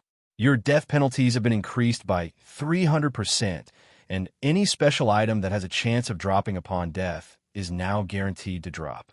Once you're dead, I can forcefully resurrect you once. Do you think it'll really be so hard for me to obtain that key? Since you have refused the opportunity one so graciously offered, you can sacrifice your lives. After saying so, Supreme Sky waved a hand. Immediately, Sandbone and the other experts behind Supreme Sky charged at Samsara's group. It seems we have no choice but to fight. As Samsara watched the Flower of 7 Sins members rush at his team, he issued a command in the team chat. We're adjusting our formation. Art, you, and I will stand at the forefront. Old Locust, protect Gem. Formless, support Scars. I've been waiting for you to say that, leader. I've grown bored of fighting monsters. I finally get to play with some peak experts. Formless Arrow exclaimed, that's right. It's not every day that we get to meet a commander of the Flower of 7 Sins. I finally get the chance to see the flower's rumored strength. Heartless Sword commented, clearly anticipating the fight. The Flower of 7 Sins had always been incomparably mysterious. Most of the organization's outer members carried out its commissions. The Flower's inner members rarely took action, and cadre members rarely ever exposed themselves to the public to battle maniacs like Heartless Sword. Fighting so many cadre members from the Flower of 7 Sins was a dream. My apologies, Black Flame. You've just joined the team, yet we've already dragged you into such a situation. Samsara sincerely apologized to Feng. Endless Scars couldn't help but do the same. She was responsible for introducing Feng to the team. After all, she had never thought that they'd become embroiled in such a dangerous predicament. However, before Samsara and Endless Scars could say anything more, Sandbone and his comrades were already within 30 yards of the team. Over a dozen ranged players from the Flower of 7 Sins immediately launched their attacks, sending hundreds of spells and arrows, all of which were incredibly accurate, flying towards Samsara and his teammates. As if they possessed a life of their own, they danced in the air, making it difficult for anyone to predict their trajectories. Happy Art, who had already reached the Void Realm, felt an immense amount of pressure bear down on her. She activated Shield Wall and focused her attention on dodging the incoming attacks. But even so, she had been struck 3 times and lost a considerable amount of HP. Samsara's situation was only slightly better, but when a few combination attacks struck, he stumbled backward as damages in the hundreds appeared above his head when Formless Arrow tried to fire counterattacks. His arrows, which could pinpoint monsters' weaknesses, were utterly useless against Sandbone and the others. His enemies either dodged or blocked his arrows, failing to deal any damage. The difference between the two sides' combat power was obvious at a glance before Formless Arrow could fire a third volley. Sandbone and a dozen other melee players reached Samsara and Happy Art. 3 Flowers members worked together to pin down Samsara, and with the support from their ranged players, Samsara wasn't able to break free from their encirclement. 3 other experts pushed back Burning Sea. Although Endless Scars wanted to help Burning Sea and Samsara, Diverging Phoenix sniped at her from a distance, and she couldn't afford to split her attention. Meanwhile, Sandbone reached Happy Art, swinging both of his greatswords at the young woman. Chaos Slash. The 2 greatswords transformed into 16 phantoms, each flying toward Happy Art's blind spots like cunning snakes. Players' tears were reduced to 0 in the Thunder God's secret land, but all 16 of Sandbone's attacks were capable of causing sonic booms. His strength was definitely on par with the great lords of the same level. Seeing this, Happy Art quickly adjusted her footwork and tried to deflect the attacks. "You're overestimating yourself," Sandbone sneered as he abruptly altered his attack trajectories, ensuring that Happy Art could only block them, not deflect them. Happy Art's defense was thorough, but Sandbone's combat standards and basic attributes were higher. When his attacks collided with her shield, they gradually shook apart her defensive stance. After taking a dozen or so hits, Happy Art finally exposed a hole in her defense, allowing one of the greatswords to slip past her shield. But just before the greatsword bit into Happy Art, a blue longsword stopped the weapon 3 inches away from the girl's side, and no matter how Sandbone pushed, he couldn't budge his weapon an inch farther. The unexpected development surprised Sandbone. His slash had contained a Grand Lord's strength. No one inside the Thunder God's secret land should be able to block his attack. Yet when his greatsword had met the blue longsword, he felt as if he had struck an impenetrable wall before Sandbone could react. Another blue longsword flew toward him. On instinct, Sandbone brandished his other greatsword to defend himself. Boom. The impact forced Sandbone to stumble 2 steps back, the greatsword in his hand, trembling violently. "Who are you?" Sandbone demanded, staring at the figure that had appeared beside Happy Art with a seriously unhappy expression. "Anyone that could neutralize his attack and wielded even greater strength than his wasn't an ordinary expert. Not even Samsara could perform the feat." Black Flame. Chapter 2199, Suppressing the Mighty with Technique. Black Flame. Sandbone's lips curled slightly when he heard the name, a trace of excitement flashing in his eyes. "So, you're the guild leader of Zero Wing, the guild that foiled one of our previous operations. I've heard that you've defeated Sword Demon. It seems the rumors were true. With such strength, you qualify as a serious opponent." After saying so, Sandbone's aura transformed. If he had felt like a tiger, freed from its cage, he now felt like the Commotion. Despite the lack of aura, great danger hid within him. "Be careful, Black Flame. His attack trajectories constantly change and are unpredictable."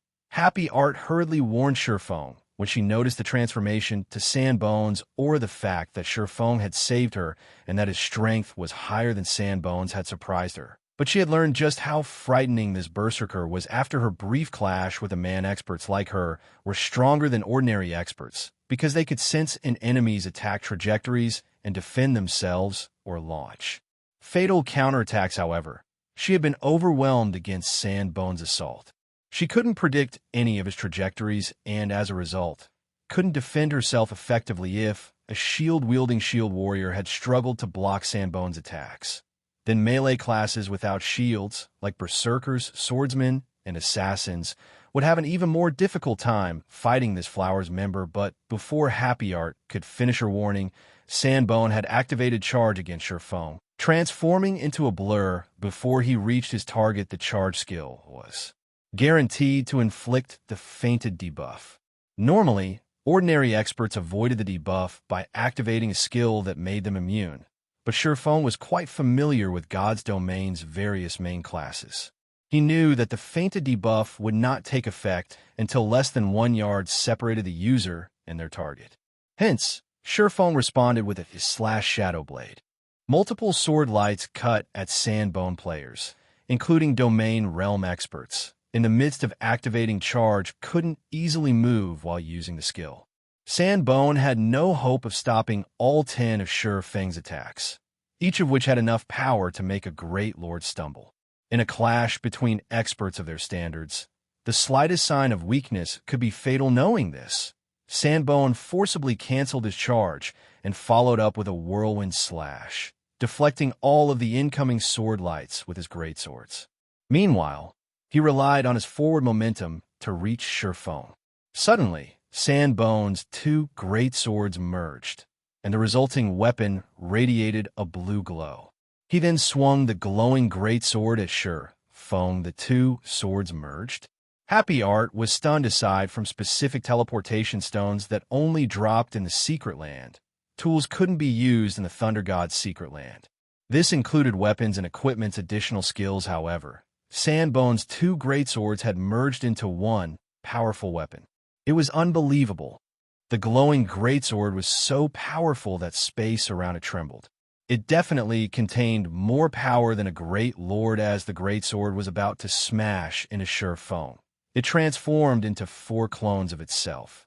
Even a domain realm expert would struggle to respond to such an abrupt change. Weapon merging and quadruple shadow slash. Feng also could not help his surprise to see the 4 sword lights fly toward him. Weapon merging was a super rare skill for the Berserker class, one that would be useful even after reaching Tier 5. The skill was even rarer than a fragmented legendary item, and it was so powerful because it allowed the user to elevate their weapon's quality by 1 rank. If the user used weapon merging on 2 dark gold weapons, they would become a single epic weapon.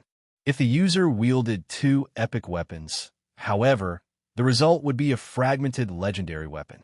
The only downside to the skill was its short, 20-second duration. Of course, the resulting combat power from combining 2 epic weapons into a fragmented legendary weapon was no laughing matter.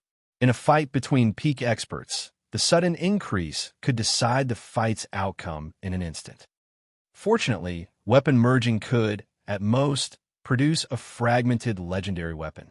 If it were possible to create a legendary weapon, any berserker with this skill will be nearly invincible among players of the same tier. The 4 sword lights closed the distance to their target in an instant. However, Feng didn't activate a life-saving skill as Sandbone had expected. Rather, the swordsman unsheathed the 2nd longsword that hung at his waist and brandished its sword's transmigration. The trajectories of Sandbone's 4 powerful sword lights abruptly altered, and 2 of them spun to attack their own wielder. Caught off guard, Sandbone defended himself with his merged weapon, but he had only deflected one of the sword lights, taking the full brunt of the other. Like a cannonball, he shot backward by more than 30 yards before crashing into the ground, losing over half of his HP in the process and entering a heavily injured state. In response, the battlefield fell silent. How is that possible? Diverging Phoenix, who fought endless scars, was flabbergasted. She was very familiar with Sandbone's strength, particularly when the Berserker used weapon merging. Unless she activated a Berserk skill, even she would have to focus on her defense for a time. However, Berserk skills were prohibited in the Thunder God's Secret Land, and she couldn't believe that someone had actually thrown her companion. Even Maple Locust, who battled Hidden Soul, was astonished when he saw this black flame. When Happy Art saw the collapsed Sandbone, she could not help but turn to look at the swordsman beside her. She felt as if she were meeting this swordsman for the first time. He is actually so powerful. Had he hidden his strength earlier? Endless Scars wondered, watching Feng in confusion. She knew he had high combat standards, but she hadn't known they were this high. Even the various super guilds feared the Flower of Sevenths and senior cadre members. Yet Feng had rendered one of these players powerless. No one would believe her if she retold this tale. During the brief moment of silence, Feng glanced at the Thunder Temple and shouted in the team chat, "Everyone, retreat to the Thunder Temple's side building. I'll cover you." His and his teammates' basic attributes were suppressed while they were in the magic array. They were dreaming if they thought they could kill the Flower of Seven Sins cadre members. Not even Feng had much hope of success. Although he had repelled Sandbone, he couldn't kill him. In fact, while he had told his team to run, the Flower's healers had already restored Sandbone's HP to full. Unfortunately, Feng could only afford to use Sword's transmigration a limited number of times, and it was only a matter of time before his enemy wore him down, as if Supreme Sky understood the Thunder God's secret key's value. He hadn't moved from the Thunder Temple's main entrance since the fight had begun. He was also flanked by more than 10 ranged players. Breaking past that blockade and escaping into the Thunder Temple itself wasn't possible hence. The Thunder Temple's side temple was their only hope. The side temple was a special level 90,100-man team dungeon and a land of death for current players. However, fleeing into the dungeon was better than staying and letting the Flower of Seven Sins slaughter them. When he heard Feng's command, Samsara glanced at the side temple and noticed the dark red dungeon entrance. The color signified the wide gap between the dungeon's level and the team's average level, but after some quick mental calculations, he realized that entering the dungeon was better than staying out here. Everyone, listen to Black Flame. Maintain formation and move toward the side temple. Samsara said, "I'll open a path. Cover me." Endless Scars said, gritting her teeth as she glared at the ring of Flowers members around their team. She then used the dozen or so elemental blades rotating around her to form a defensive net that would block incoming ranged attacks. She followed up with chanting an incantation, pulling some of her attention away from Diverging Phoenix in response. A powerful force suppressed the area around her, blurring it. The mana within the space began to rampage, somewhat affecting players that came in contact with it.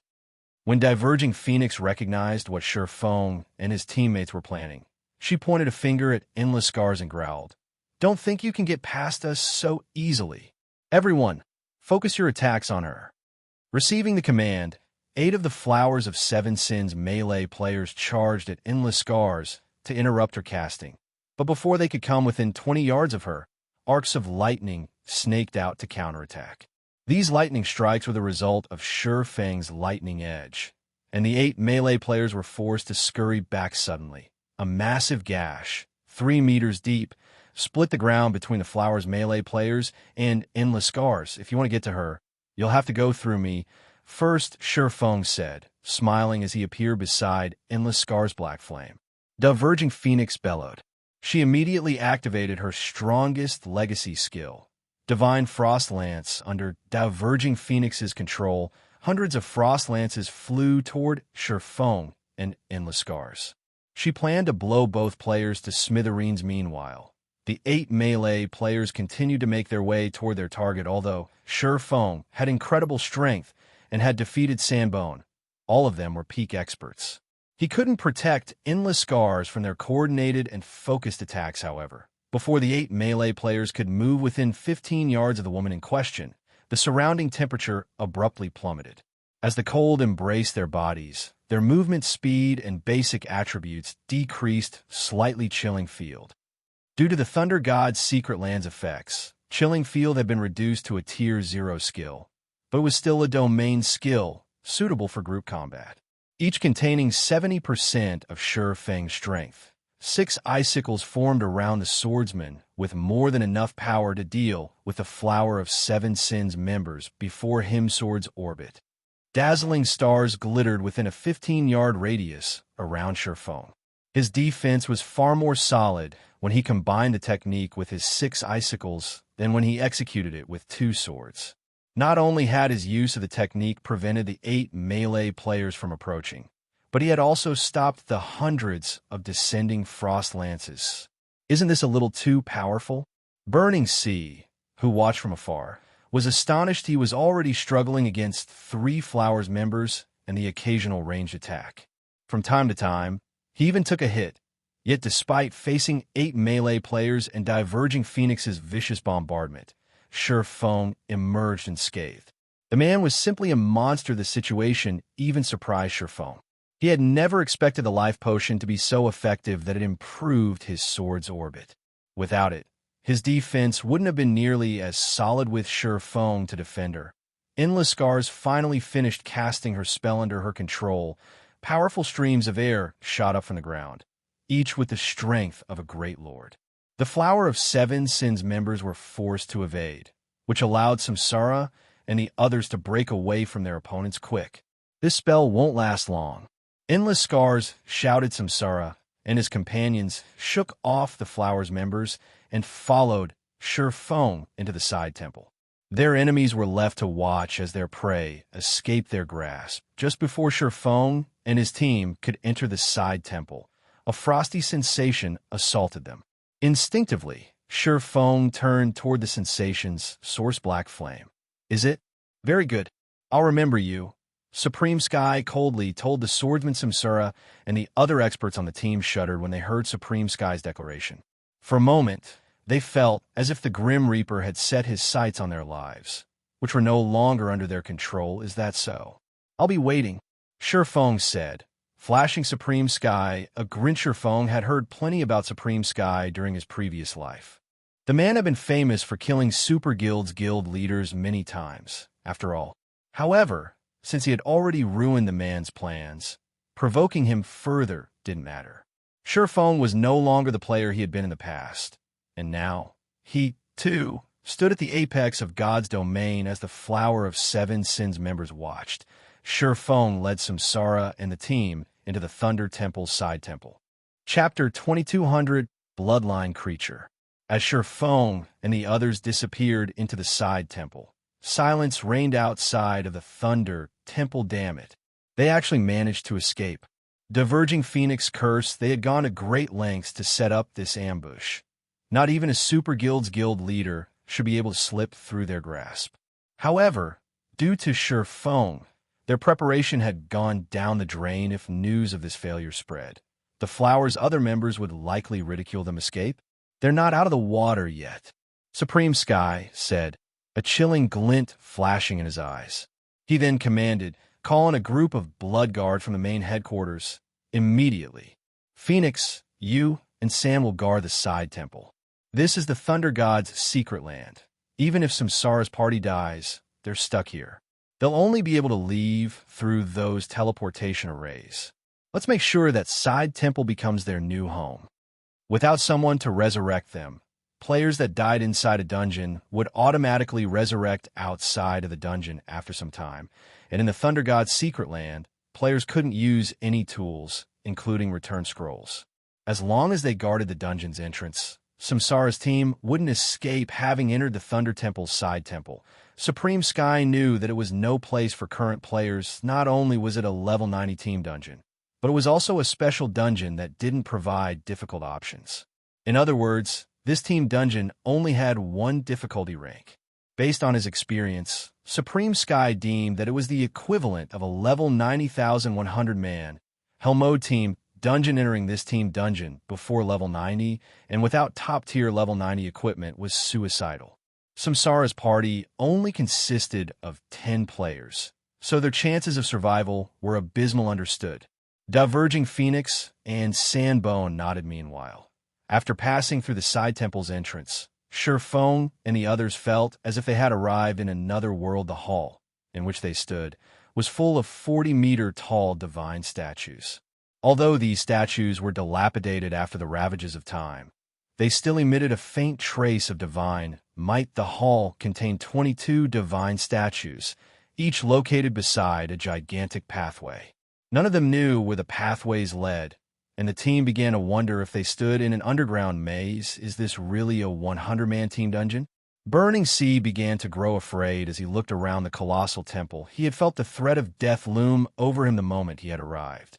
And when he saw the 22 pathways, he felt as if he were looking down the maws of massive beasts. He knew players of their levels shouldn't be in this dungeon yet. And he couldn't help the powerless feeling he had once inside. It just the idea of taking on the fully armed Naga guarding the pathways was enough of a reason to despair.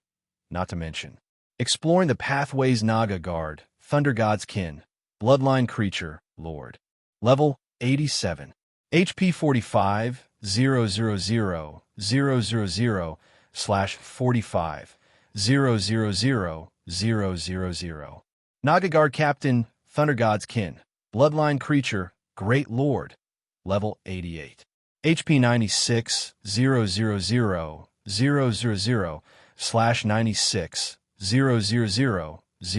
000. 20 of these monsters stood by each pathway's entrance with their team's equipment and combat standards. Dealing with one level 87 Lord wouldn't be a problem, but taking on a group of them was a fool's dream. Furthermore, these lords were led by a level 88 Great Lord, but that wasn't the worst part. More importantly, all of these monsters were bloodline creatures, and the Thunder God's Kin ordinary experts might not understand these titles' implications. But peak experts like Burning Sea, who had a deep understanding of God's domain's mechanics and history, were very familiar with the power bloodline creatures wielded. A bloodline creature had inherited strength from a more powerful being, Bomb, with superior bloodlines, as the name suggested. Although their bloodlines weren't on the level of archaic species, they weren't far from it. Meanwhile, being the Thunder God's Kin meant these Nagas had inherited certain special abilities from the Thunder God. With these two factors combined, these Nagas would command extraordinary strength outside of the Thunder God's secret land. Their team would, more or less, be able to cope with these Nagas, but here, they were Tier 0 players. Even if they worked together, they might not be a match for a single Naga guard. These monsters are too strong for us right now. Our only option is to wait. Happy Art reasoned with a bitter smile, although they had escaped the Flower of Seven Sins ambush. They weren't anywhere close to being in a safer position. The only thing worth celebrating was the fact that as long as they didn't move, these monsters wouldn't attack even Samsara, and endless scars were a loss for words when they saw the monsters moving forward would mean their deaths, and the Flower of Seven Sins definitely waited for them outside the dungeon. But doing nothing wasn't a solution either, no. We're not out of options, Feng said as he watched the Nagas guarding the pathways. We'll just have to take a huge risk. Any option is better than sitting here and doing nothing. Besides, it's not like we expected such a high difficulty dungeon to not have risks. Samsara said, in that case, I have some things to settle first. I have fulfilled my end of our agreement. I want first pick of one item among the dungeon's loot, and I want command over the team throughout the raid. Feng told Samsara their previous deal. Feng had agreed to help Samsara's team until they reached the Thunder Temple. Since his mission was complete, he had no obligation to help Samsara or his people. That won't be a problem, Samsara said, nodding as he set Feng as the new team leader. No one else on the team voiced any objections to the arrangement. Most of them were under Samsara's employ, and since Feng had fulfilled his prior obligations, he had every right to negotiate new terms. Moreover, they had only avoided annihilation at the Flower of Seven Sins' hands thanks to Feng. Once Feng became the team leader, he assigned each member their tasks. He wasn't unfamiliar with the Thunder Temple's side temple in the least. The Thunder Temple itself had been quite famous throughout God's domain in the past during his previous life. Many Superpower's main forces had suffered tremendously in the Thunder Temple's side temple.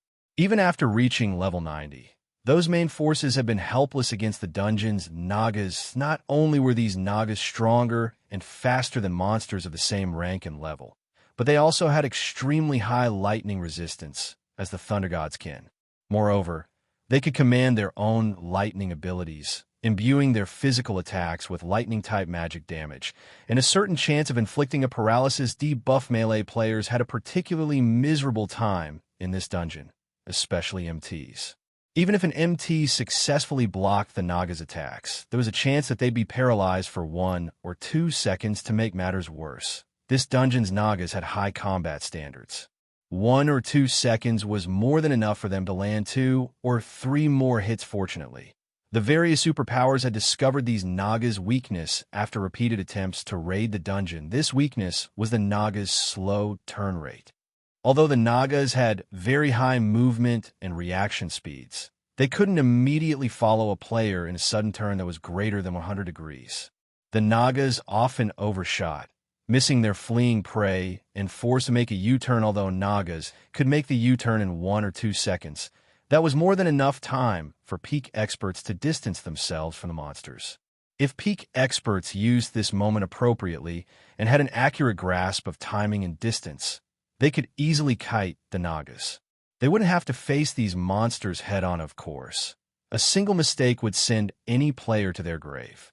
This tactic didn't change the fact that Nagas were far faster than players' hints. Feng had Maple Locust and Formless Arrow replace their current equipment with items that focused on agility and movement speed. As those attributes were his focus already, Feng didn't need to readjust his equipment at all. Even with his tier suppressed, his movement speed was still far higher than ordinary Great Lords later. Feng took the lead, luring a lone Naga guard that wandered the hall, with Formless Arrow and Maple Locust moving alongside the Lord. The three of them then took turns aggroing the Naga, and when the monster moved within 20 yards of a player, someone else would attack and draw its aggro. With Feng's high damage and Formless Arrow's provoke skill, the team's other ranged players could attack the Naga guard with impunity since the hall was so spacious. Feng and his companions had plenty of room to kite around the monster. Their low DPS was the only problem they faced. Even with endless scars and the others attacking the Naga guard with everything they had, its HP fell at a snail's crawl, yet the team persisted. A moment ago, they had been stuck with no options. They were fortunate to have the opportunity to kill these Nagas. Time passed quickly as they fought finally. After fighting for more than 20 minutes, one of Endless Scar's spells took down the first level 87 Naga guard. Everyone's experience bars immediately grew by a small chunk, and as they did, the crisp sound of a system notification reached their ears. Chapter 2201, Flying Levels. System, you have killed a Naga for the first time. Activating the Thunder God's Trial. Kill 1,000 Nagas. Current kill count -1 system. This trial is a reward quest for entering the dungeon for the first time. You will automatically fail the quest if you die or leave the dungeon. Quest rewards unknown. You will not suffer penalties for failing the quest to kill counter, displaying the number of slain Nagas, then appeared in the corner of everyone's system interface. Kill 1,000 Nagas? Isn't this a little too demanding? Happy Art frowned as he read the system notification. They had spent more than 20 minutes just to kill one Naga guard, the weakest monster in this dungeon. They would need an absurd amount of time to slay 1,000 Nagas. Moreover, this was only a dungeon quest. They could complete multiple quests elsewhere with how much time it would take to complete the dungeon quest. Yes, it will be time-consuming, but these Nagas provide a lot of EXP. Our leveling speed here will be at least 50% faster than grinding outside of the dungeon. Burning Sea said in astonishment as he examined his experience bar. Their leveling speed in the Thunder God's secret land was already impressive, but leveling in this dungeon was 50% faster than grinding outside of it. This dungeon was an amazing leveling spot, of course. A large part of the reason that they earned so much EXP was the fact that they were severely underleveled, and their team only had 10 players. If a level 90,100-man team grinded in this dungeon, their leveling speed would be subpar, at best. In any case, we're stuck here for the moment. Let's just grind and consider the quest an additional bonus, Samsara said. That's right. Our leveling speed in here is awesome. If the Flower of Seven Sins members knew that we were having such a great time leveling up, they'd likely die with anger, Frozen Gem said, laughing. They forced us into a coma, thinking that we'd cave in sooner or later, but we'll see who outlasts who. Frozen Gem could easily guess what was happening outside the dungeon right now. Supreme Sky had likely stationed a large amount of his manpower to guard the dungeon's entrance. Once their team left the dungeon, the Flowers members would pounce and make them suffer. Previously, she had been feeling anxious about their situation as they were not able to do anything inside the dungeon, while people in the outside world were continuously improving themselves. Now that they could level up far faster than players elsewhere, she didn't mind completing an unexpected quest while the Flower of Seven Sins wasted their time, a Thunder God's Trial. When Feng saw the name of the quest, he seemed to recall such a quest from his past. However, no one had bothered to complete it back then. The reason for this was very simple. In an era when every second mattered, no one wanted to waste so much time on a dungeon quest. Even a level 90,100-man team would need 5 or 6 days of grinding to slay 1,000 Nagas, and rather than wasting that time, players could focus on leveling up and improving their equipment through other quests. Moreover, the true treasure lay in the Thunder Temple's main temple. The side temple was only a transition for players who wanted to explore the main temple. Who would possibly be willing to waste so much time in the side temple?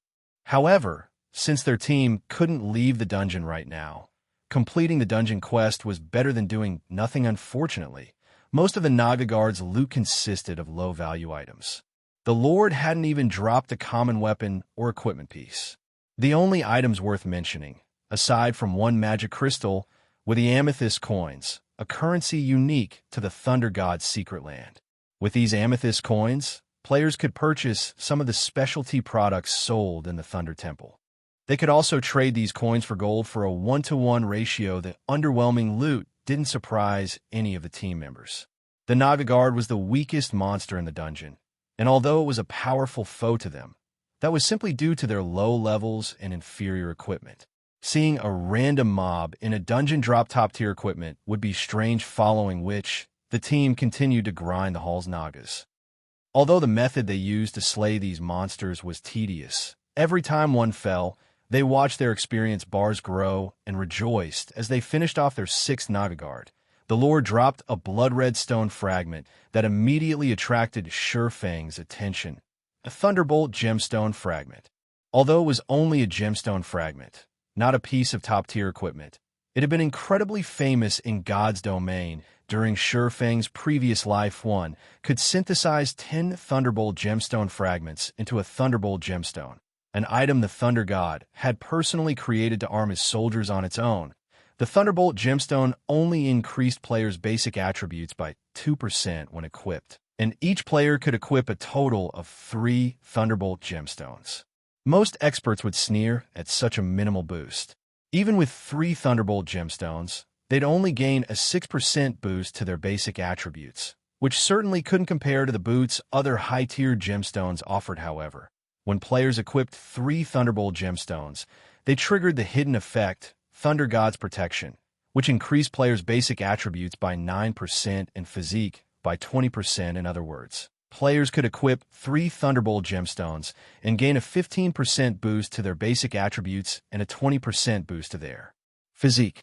The Thunderbolt gemstones had even been useful after players had reached Tier 3. Moreover, the Thunderbolt gemstones provided an additional 10% boost to players' basic attributes while inside the Thunder God's secret land. It was a perfect addition for those who wanted to explore the area. A fragment dropped after only the 6th kill. The situation surprised Feng a little.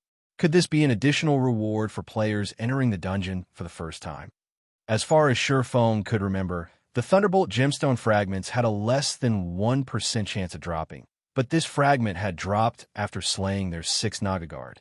The only explanation he could think of was that they had gotten extremely lucky, or the drop rate had increased when Feng and his team had slain their 17th Naga Guard. Another Thunderbolt gemstone fragment had dropped. Sure enough, it has to be a benefit of entering the dungeon for the first time. Feng's excitement grew when he saw the 2nd fragment. Initially, he had only planned to kill some monsters and grind levels in the dungeon. He had only planned to look for a way out of the Flower of 7 Sins trap after everyone had reached a high enough level. He hadn't actually considered raiding the dungeon completely, but if they could collect enough Thunderbolt gemstone fragments, his plans would have to change. Xianxia and his teammates' basic attributes were still far from meeting the dungeon's minimum requirements. But if they could all equip 3 Thunderbolt gemstones, they could significantly shorten that gap. Considering their combat standards, raiding the Thunder Temple's side temple was entirely possible after all was said and done. The Thunder Temple's side temple was a dungeon within an ancient god's secret land. The potential loot's quality could easily surpass that of a super large-scale team dungeon. Feng then informed the rest of the team about the Thunderbolt gemstones, which instantly motivated them to grind more Naga Guards. Their goal in visiting the Thunder God's secret land was to improve themselves, and they had given up on that hope earlier. Now that another opportunity had presented itself, they couldn't miss this chance. As everyone's fighting spirits lifted, they fervently hunted the dungeon's Nagas. Once they recovered their stamina, they bounced back to continue the grind. Moreover, as everyone's levels continued to increase, their grinding speed also increased. These Nagas awarded a lot of EXP, and after grinding for almost 9 days, Each member of the team had risen to level 80. Since their epic equipment had leveled with them, they had also received a major increase to their basic attributes as well. As for Feng, he had reached level 84. Their leveling speed was astonishing after collecting 28 Thunderbolt gemstone fragments. Only 11 away from their goal, the sharp sound of system notification reached their ears once more. System. Congratulations. You have killed 1,000 Nagas and completed the Thunder God's Trial. Chapter 2202 Rewards of the Thunder God's Trial. The team had only realized that they had completed the Thunder God's Trial after they received the notification. They had been so focused on eliminating the Naga guards and guard captains, excited by the prospect of collecting Thunderbolt gemstone fragments, that they had pushed the trial to the back of their minds. After all, the Thunderbolt gemstones were wonderfully effective. Now, aside from Samsara and Happy Art, the two MTs, each team member had 3 Thunderbolt gemstones equipped, their basic attributes rising by a total of 25%. Moreover, they had regained the physique of a Tier 1 player. Since they had also reached level 80, slaying these Naga guards and guard captains had become much easier. In fact, Samsara and Happy Art could now tank a Naga guard captain all on their own. However, doing so placed a huge burden on the team's 2 healers, so they continued to use their earlier strategy to kite the Nagas. That way, the 2 healers didn't have to concentrate on casting healing spells and could launch their own attacks from time to time, increasing their grinding speed. Worry finally done. When Feng saw the system notification, he could not help but feel that this quest had been a true challenge. If not for their special circumstances, they wouldn't have bothered to attempt it. It was just too time-consuming. System. You have completed the Thunder God's Trial. Rewarding Thunder God's Pearl. Thunder God's Pearl, Dark Gold Ring. This pearl contains the Thunder God's power. Can be used inside the Thunder God's secret land to activate the Thunderbolt barrier. The more Thunder God's pearls that are used to activate the Thunderbolt barrier, the stronger the barrier will become. Up to a maximum of 6 Thunder God's pearls can be used at the same time. Duration, 20 minutes. Cooldown, 1 hour. The Thunderbolt barrier? When Feng saw the Thunder God's pearl, an ecstatic expression lit up his face. He had never expected the Thunder God's Trial to provide the very key to conquering the Thunder God's secret land. Players couldn't use powerful tools, such as magic arrays or summoning scrolls, in the Thunder God's secret land. On top of the fact that players' tiers were reduced to 0, exploring the secret land was a daunting task. This was especially true when players faced the bosses in the Thunder Temple's side temple. Normally, when Tier 0 players couldn't rely on external items, they'd reach their limit when fighting Great Lord ranked monsters. But the weakest boss in the side temple was a Grand Lord. Moreover, they were not ordinary Grand Lords. All of the Grand Lord bosses in the side temple possessed special bloodlines, which made them far stronger than ordinary Grand Lords and a nightmare to raid. The various superpowers had only truly started to raid the Thunder God's secret land after they had acquired fragmented legendary items. During Feng's previous life, had those superpowers had the Thunder God's pearls, their teams would have been at least 50% more efficient in the raids. Fragmented legendary items had still been extraordinarily rare at the time, and just obtaining one massive investment of blood and sweat, following which Feng activated the Thunder God's Pearl and created a Thunderbolt barrier that enveloped a 200-yard radius. Pitch black lightning arced around the barrier's edges. The moment the barrier manifested, all Naga guards and guard captains suffered a significant basic attribute reduction. The Naga guards' basic attributes dropped by 30%, and the Naga guard captains lost 25% of their attributes. In addition, the barrier reduced the Naga's reaction speed by 20%. Now, the team faced nearly half as much pressure when fighting the Naga patrol squads. Amazing. I can probably solo a Naga guard now. Burning Sea exclaimed as he watched the guards' sluggish movements. Experts like them prefer to deal with strong monsters rather than fast monsters. Fast monsters had a higher chance of blocking their attacks, which would reduce their total DPS and prolong the fight. Depending on circumstances, winning the fight might even be impossible for the players. Sure enough, this really is the key to conquering the Thunder God's secret land. Feng's eyes glowed with excitement when he saw the weakened Nagas. Moreover, This was only the effect of one Thunder God's Pearl. If he activated the Thunderbolt barrier with 6 pearls, it would even suppress a Grand Lord ranked boss. Previously, he had only been 30% confident of his team slaying the dungeon's first boss, Naga General Valenka. After all, their team didn't have enough players. Even if every member of the team commanded extraordinary combat standards and had 3 Thunderbolt gemstones equipped, making up for the missing numbers would be very difficult. However, now that they had the Thunder God's Pearl, he felt that they had at least a 50% chance of defeating the first boss with the Thunder God's Pearl now in hand. The team slew Nagas far faster than before. After less than half a day of grinding, they had collected the remaining 11 fragments, and both Xianxia and Happy Art could equip 3 Thunderbolt gemstones. Amazing. With these attributes and physique, I'll have no problems tanking a Grand Lord. Xianxia could not help his rueful sighs as he experienced the Thunderbolt gemstones effects. He felt as if he had activated a mini berserk skillet. Was no exaggeration to claim that these Thunderbolt gemstones were his greatest harvest from the Thunder God's secret land. Thus far, 3 Thunderbolt gemstones were easily worth more than 1 epic item. Epic items might have a wide level range, but they still had a level limit. Take the epic weapons and equipment he currently used, for example. He could use most of them until he reached level 100, but the Thunderbolt gemstones, on the other hand, would even be useful after that. In fact, these gemstones might even be useful after he reached tier 4 once Xianxia and Happy Art had gained their sets of Thunderbolt gemstones. The team grew restless and suggested that they challenge the side temple's first boss naturally. Feng didn't object. He, too, had been waiting for this moment for a long time. Although he had explored the Thunder God's secret land in the past, by the time he had first visited it, the various superpowers had raided the side temple several times. Furthermore, he had tagged along with other guilds' experts, and the expedition had been led by first-rate guilds' peak experts. Naturally, the leading first-rate guilds had claimed all the good loot. Experts from lesser guilds, like himself, who had come across a few entry passes to the Thunder God's secret land, had only been able to claim the scraps the first-rate guilds didn't want. Even so, he had obtained more than enough treasure to celebrate. An ancient god's secret land was far higher quality than other secret lands.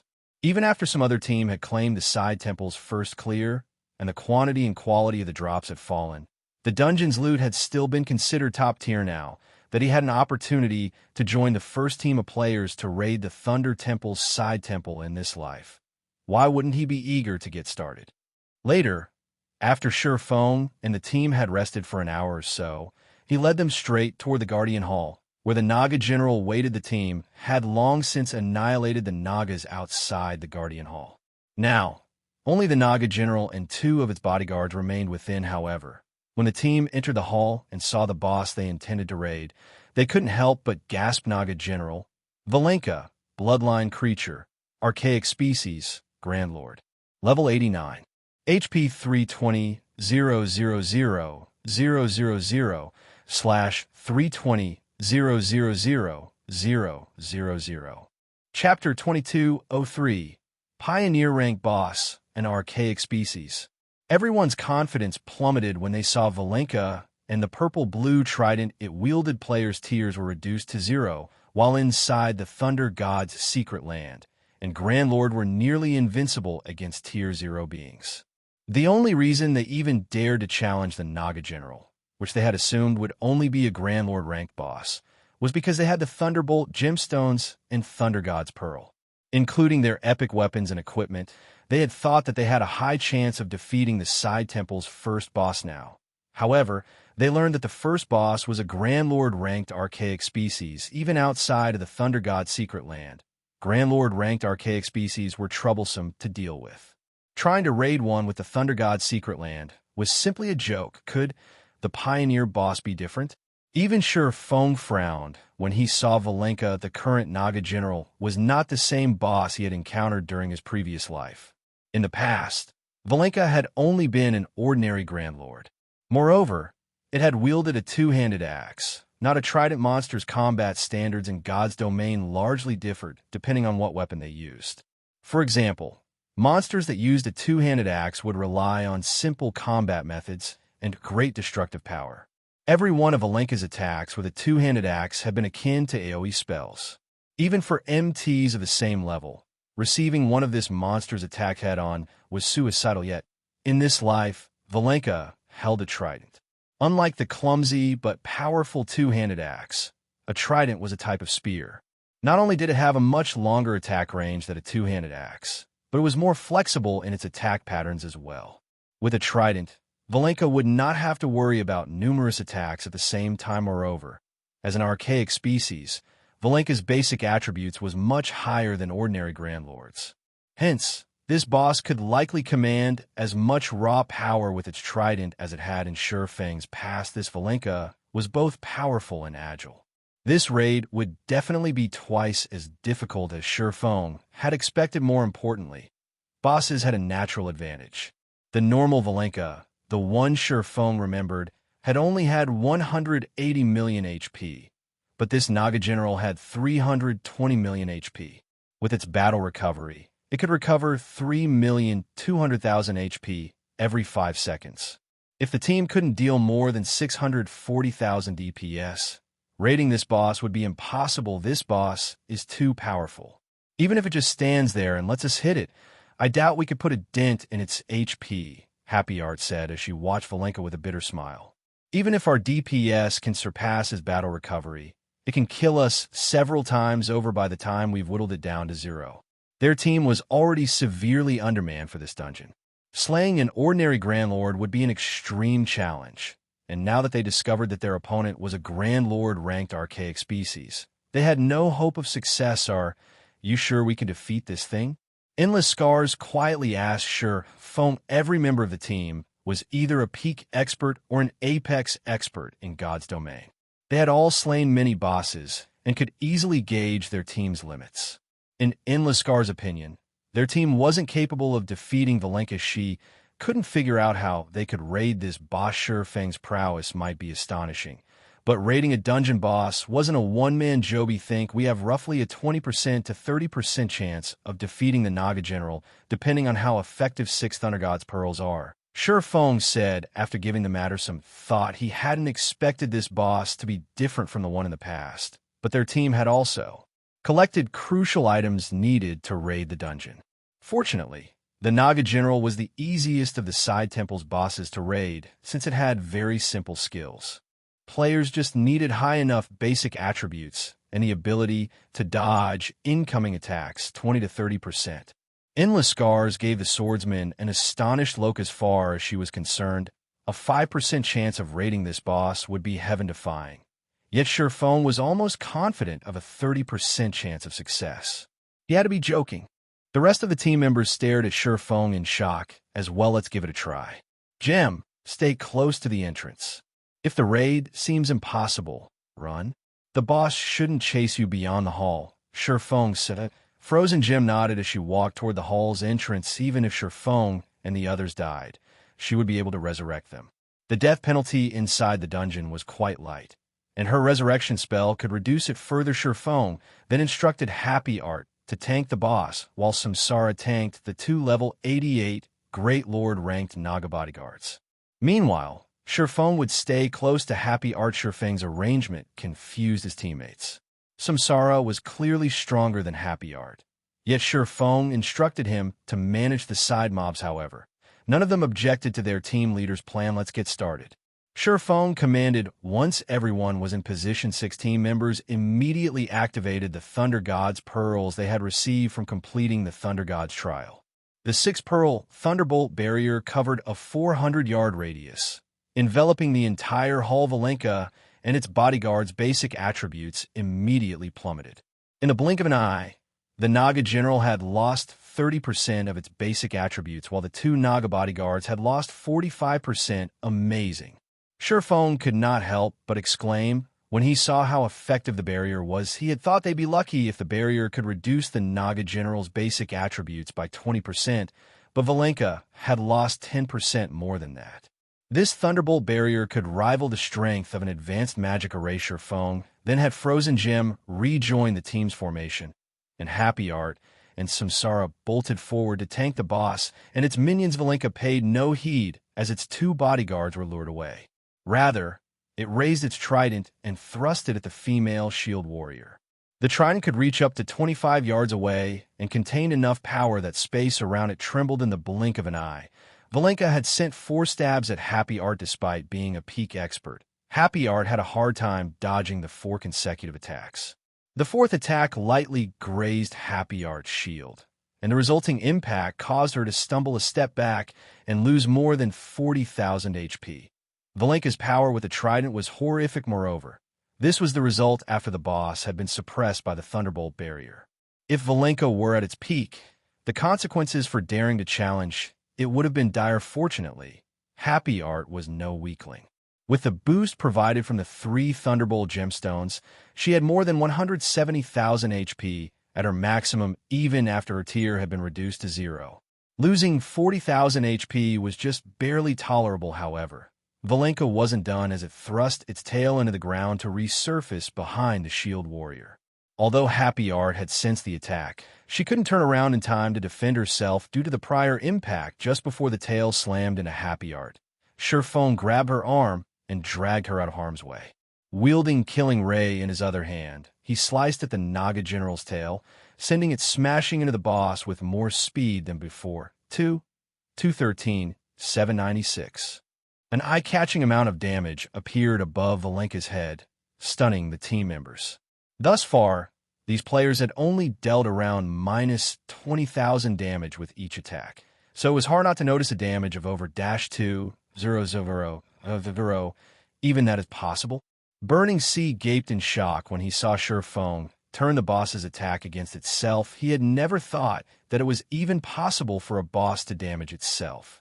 Boss monsters generally had above-average combat standards, and trying to force a boss to damage itself was like getting a player to turn their own attacks against themselves. It should be utterly impossible, yet Feng had done just that. Over 2 million damage? We should be able to defeat him within 20 minutes. When Feng saw how much damage Valenka had dealt to itself and took into account the team's overall DPS, he breathed a sigh of relief throughout the side temple. Valenka was the only boss capable of harming itself. This was due to its tail puncture skill. This skill had sent countless MTs to their graves in the past, but had also given players a more efficient way to defeat the Naga general. Of course, players needed very high strength and an almost perfect grasp of timing to use this method. Their efforts would fail with the slightest mistake, and MTs couldn't dodge Valenka's tail puncture too early. If they did, the Naga general would retract its tail. This was why Feng had assigned Happy Art to Valenka. Samsara would have no issues dodging tail puncture if he tanked the boss, which would disrupt Feng's timing. Happy Art's combat standards were perfect for the job. She could defend herself against Valenka's frontal attacks, but wouldn't be able to evade tail puncture. After seeing what Feng had done, the team's confidence rose substantially. Valenka would use tail puncture almost every 2 seconds, which meant they could cause over -2 million damage every 2 seconds. It was certainly enough to overcome the Naga general's battle recovery. Now that they had eliminated the greatest challenge in this raid, defeating this boss would be much simpler, following which Valenka's HP rapidly decreased. However, every time Valenka's HP fell by 20%, it would summon 2 new bodyguards. Fortunately, with the Thunderbolt barrier suppression and Samsara's combat standards, keeping a couple of level 88 Great Lords busy was not a problem eventually. When Valenka's HP fell to 20%, the Naga general went berserk and its speed and strength skyrocketed. Seeing this, Happy Art immediately activated Shield Wall, while Feng activated Chilling Field, reserving 1 icicle to shove Happy Art out of harm's way when necessary. He also reserved 2 icicles for redirecting Valenka's tail. He used the remaining 3 to bombard the Naga general. However, Valenka's attacks were simply too fast.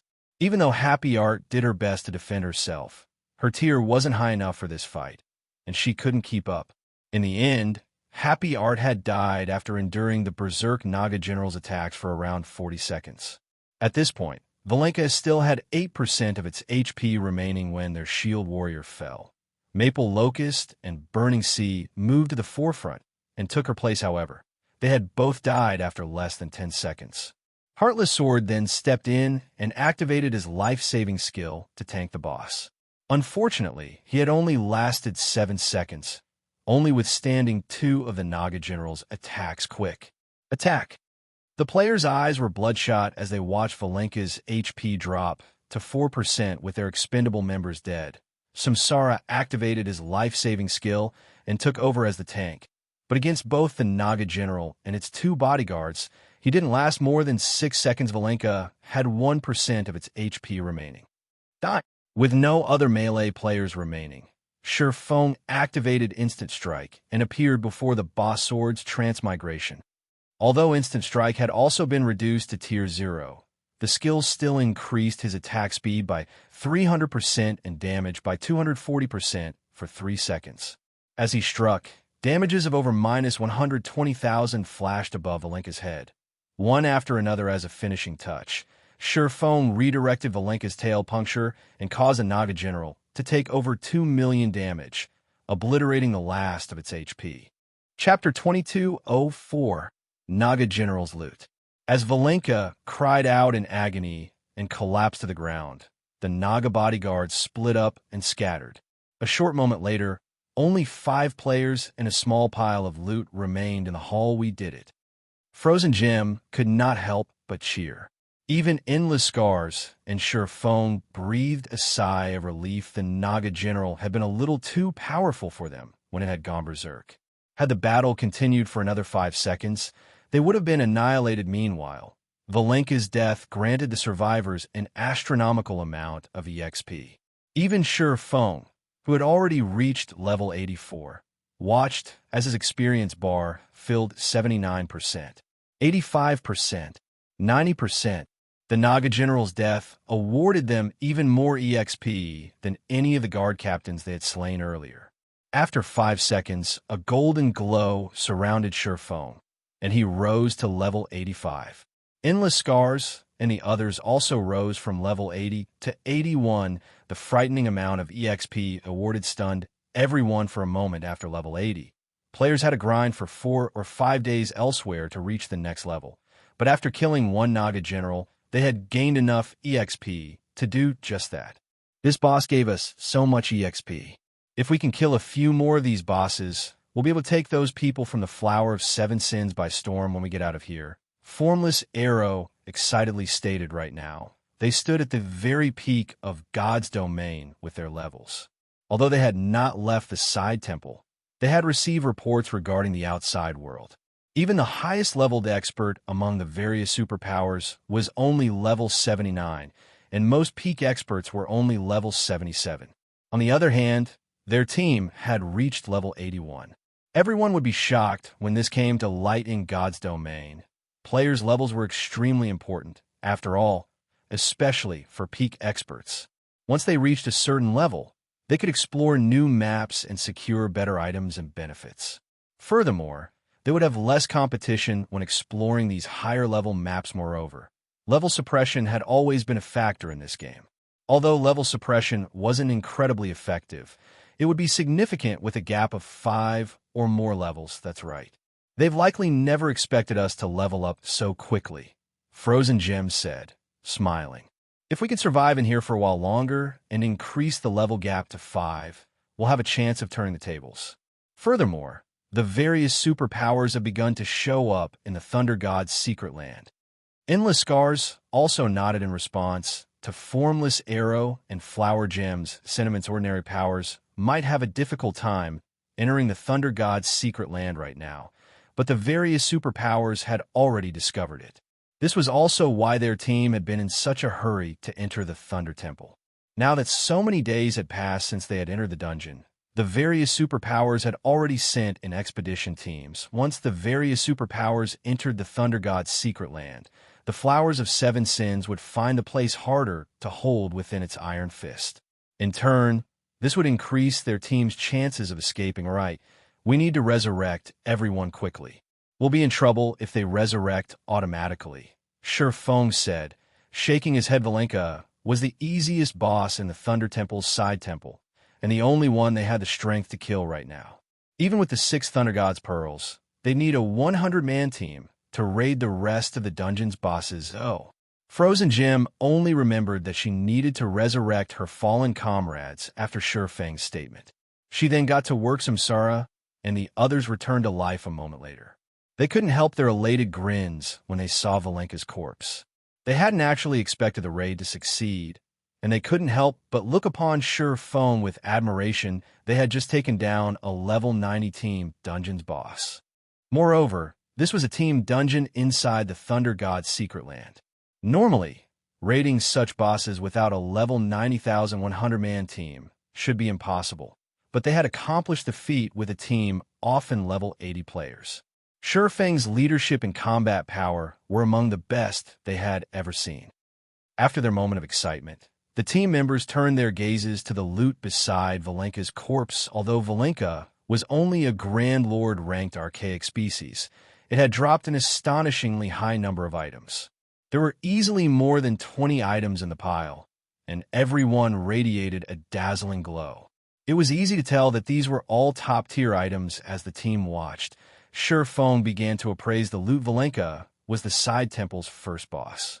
Feng had expected it to drop average loot at best, but he couldn't help but gasp as he appraised the items. The Naga general had dropped a total of 23 items. There were 3 pieces of dark gold equipment that could be used from level 80 to 100, a plate armor helmet, a pair of cloth bracers, and a leather belt. All 3 pieces of equipment could definitely be considered top tier at this stage of the game.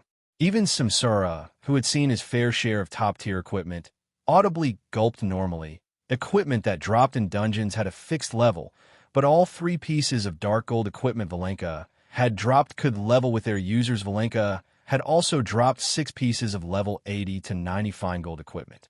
4 of the 6 pieces were parts of the Thunderbolt set, a set equipment players could only obtain from the Thunder God's secret land. Although the Thunderbolt set was only a 4-piece, fine gold set equipment, it had been incredibly famous among those who grinded in the Thunder God's secret land in the past. Once a player collected all 4 pieces, the set would provide basic attribute buffs that could rival dark gold equipment. The 2-piece set effect also increased spell effectiveness by 30%, while the 4-piece set effect increased players' basic attributes by 10% and weakened the Thunder God's secret land suppression. If players equipped the complete Thunderbolt set, their tier would only fall to Tier 1. The Thunderbolt set's effects might be a joke in the outside world, but within the Thunder God's secret land, they worked wonders. When players had first discovered the Thunderbolt set in the past, it had instantly become a treasure that countless magical class players had sought, and now Valenka had dropped the entire set. It was a miracle. When the rest of the team saw the Thunderbolt set's effects, their eyes glowed. They knew how bitter it felt being reduced to a Tier 0 player in the Thunder God's secret land. So they recognized how astounding it would be if they could fight as Tier 1 players in this secret land. It was no exaggeration to claim that the Thunderbolt set was even more valuable than an 8-piece dark gold set equipment in the Thunder God's secret land. While everyone cooed over the Thunderbolt set, Feng shared the next item's attributes in the team chat. When the team saw this item, they all gasped, including Xianxia and Endless Scars, the Thunder Eagle's summoning flute. Chapter 2205, Flying Mount. The Thunder Eagle's summoning flute looked just like any ordinary flute, made of wood, with dark purple runes carved into it. How is this possible? Am I seeing things? I thought flying mounts only dropped from level 100+ maps. When Burning Sea and the others saw the summoning flute, they audibly gulped. They couldn't believe their eyes as domain realm experts. They had seen countless top-tier treasures. Each of them even carried several epic weapons and equipment pieces, but they couldn't help their surprise and excitement when they saw a flying mount. Although almost all level 50+ players had their own mounts by now, not a single player in God's domain had their own flying mount. Nobody even knew where to find one. Players, especially expert players, now knew the benefits of owning a mount due to players' limited stamina. They could only afford to operate within a limited area. With how large God's domain was, trying to explore the game's maps by relying on stamina would be impossible. Naturally, mounts allowed players to increase their range of activity furthermore. After level 50, not many maps had teleportation points, and players would find even fewer as they explored higher-level maps.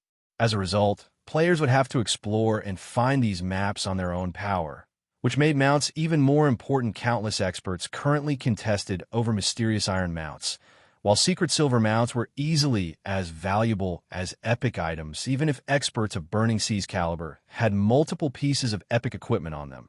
They typically only had secret silver or fine gold ranked mounts. Even so, these mounts were a large part of the reason that their leveling speed was so much faster than ordinary experts. However, a flying mount was in a different league than land mounts. A flying mount could ignore the terrain and travel to a destination in a straight line. A flying mount would be several times faster than land mounts. God's Domain was a virtual reality game that fully immersed its players' consciousness into the game, unlike past virtual reality games, which only allowed partial immersion. Because of this, God's Domain felt frighteningly real. In addition, it had NPCs with incredible intelligence, which players could befriend if not for the ever-present system interface and in-game aspects, such as levels and basic attributes. Players would have likely treated God's Domain as a second real world, and countless people dreamed of flying through the sky based on the information they had collected thus far. Flying mounts were intensely difficult to obtain in God's Domain. Unlike land mounts, players couldn't use their coins to purchase flying mounts from NPCs. Even Feng was shocked to see the Thunder Eagle's summoning flute, not to mention Burning Sea and his companions. He remembered the Thunder Eagle flying mount from his past and knew that it could drop in the Thunder God's secret land. However, he only recalled that the Thunder Eagle dropped in the secret land's deeper regions. To be precise, I should underscore, it only dropped within the level 100 dungeon, Thunder God's Mountain, and with an up-carrot rate at that.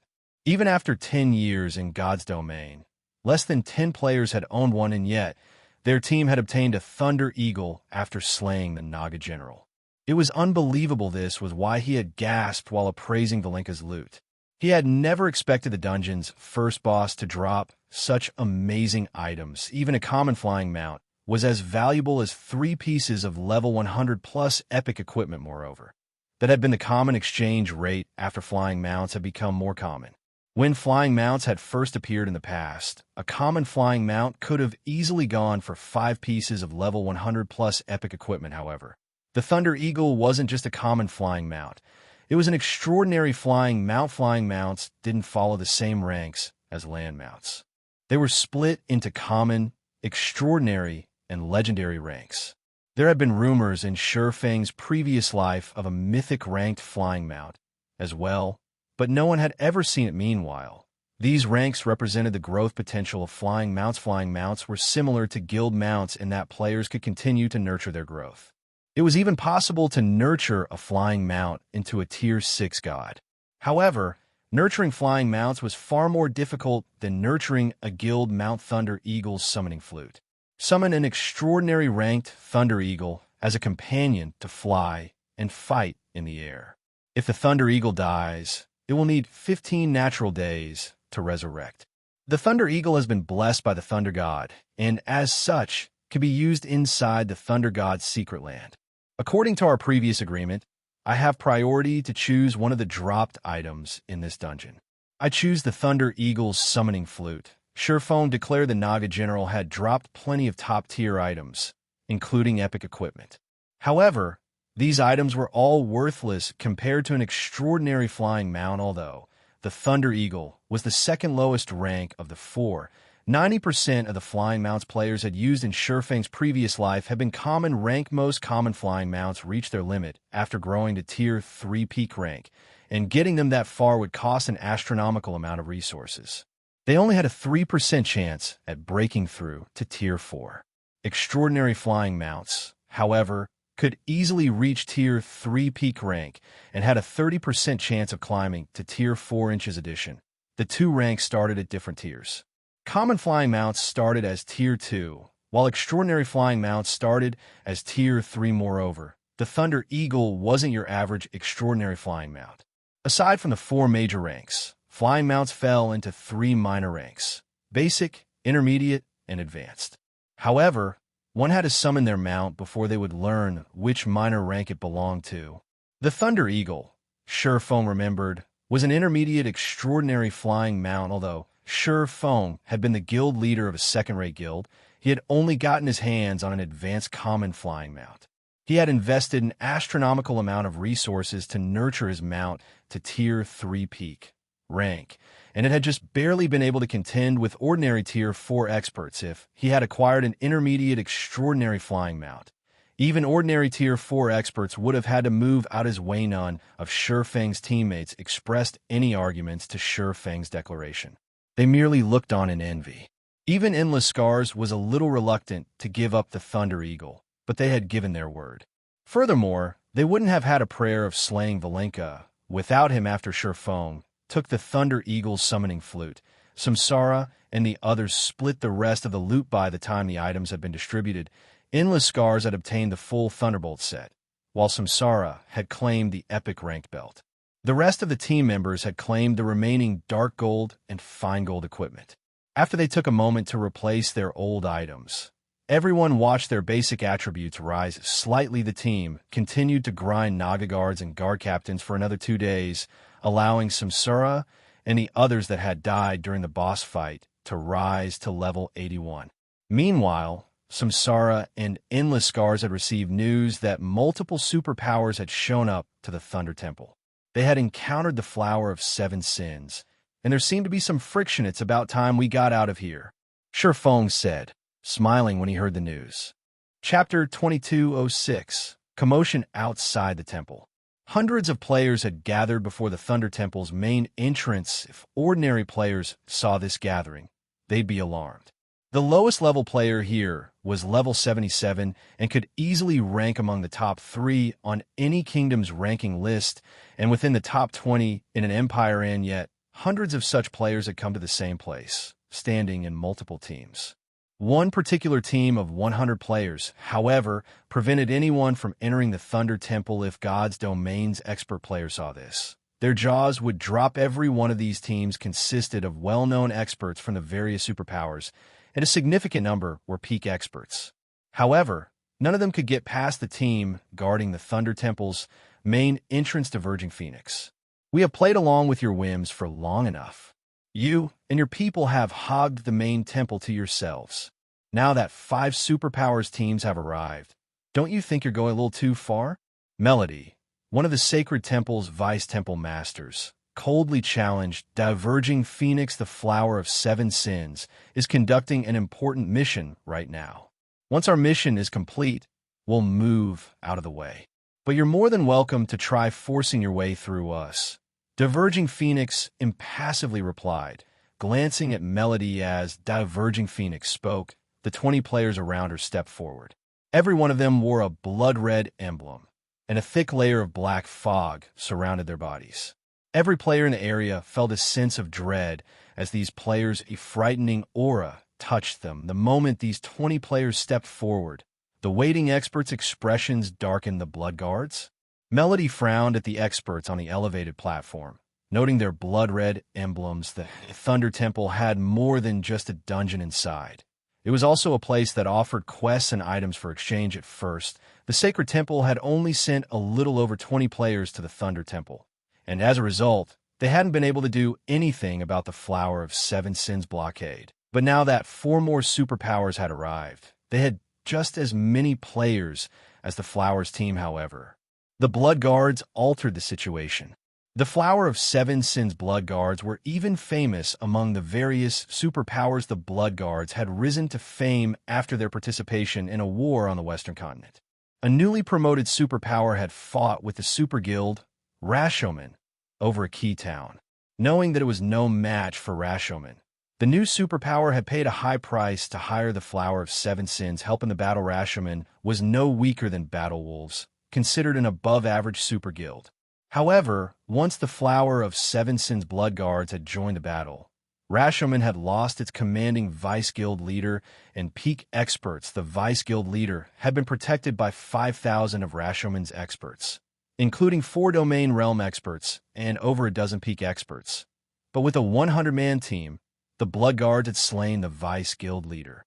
After that, the Blood Guards' fame had spread through the various superpowers, and everyone had learned to fear the Flower of Seven Sins even more than before. Only 20 Blood Guards stood before them, Melody wasn't confident that the 5 Superpower's 100-plus experts were enough to take them on Vice Temple Master.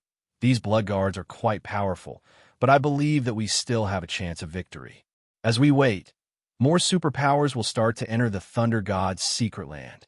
If that happens, we'll lose our advantage. Ruthless Sky, the Gale Swordmeister, said the Blood Guard was quite famous, but more than a month had passed since their battle with Rashomon. At this point, the various superpowers had obtained more epic items, combat techniques, and legacies, growing far stronger than they had been furthermore. These superpowers, excluding the Sacred Temple, had each sent a domain realm expert to accompany their teams.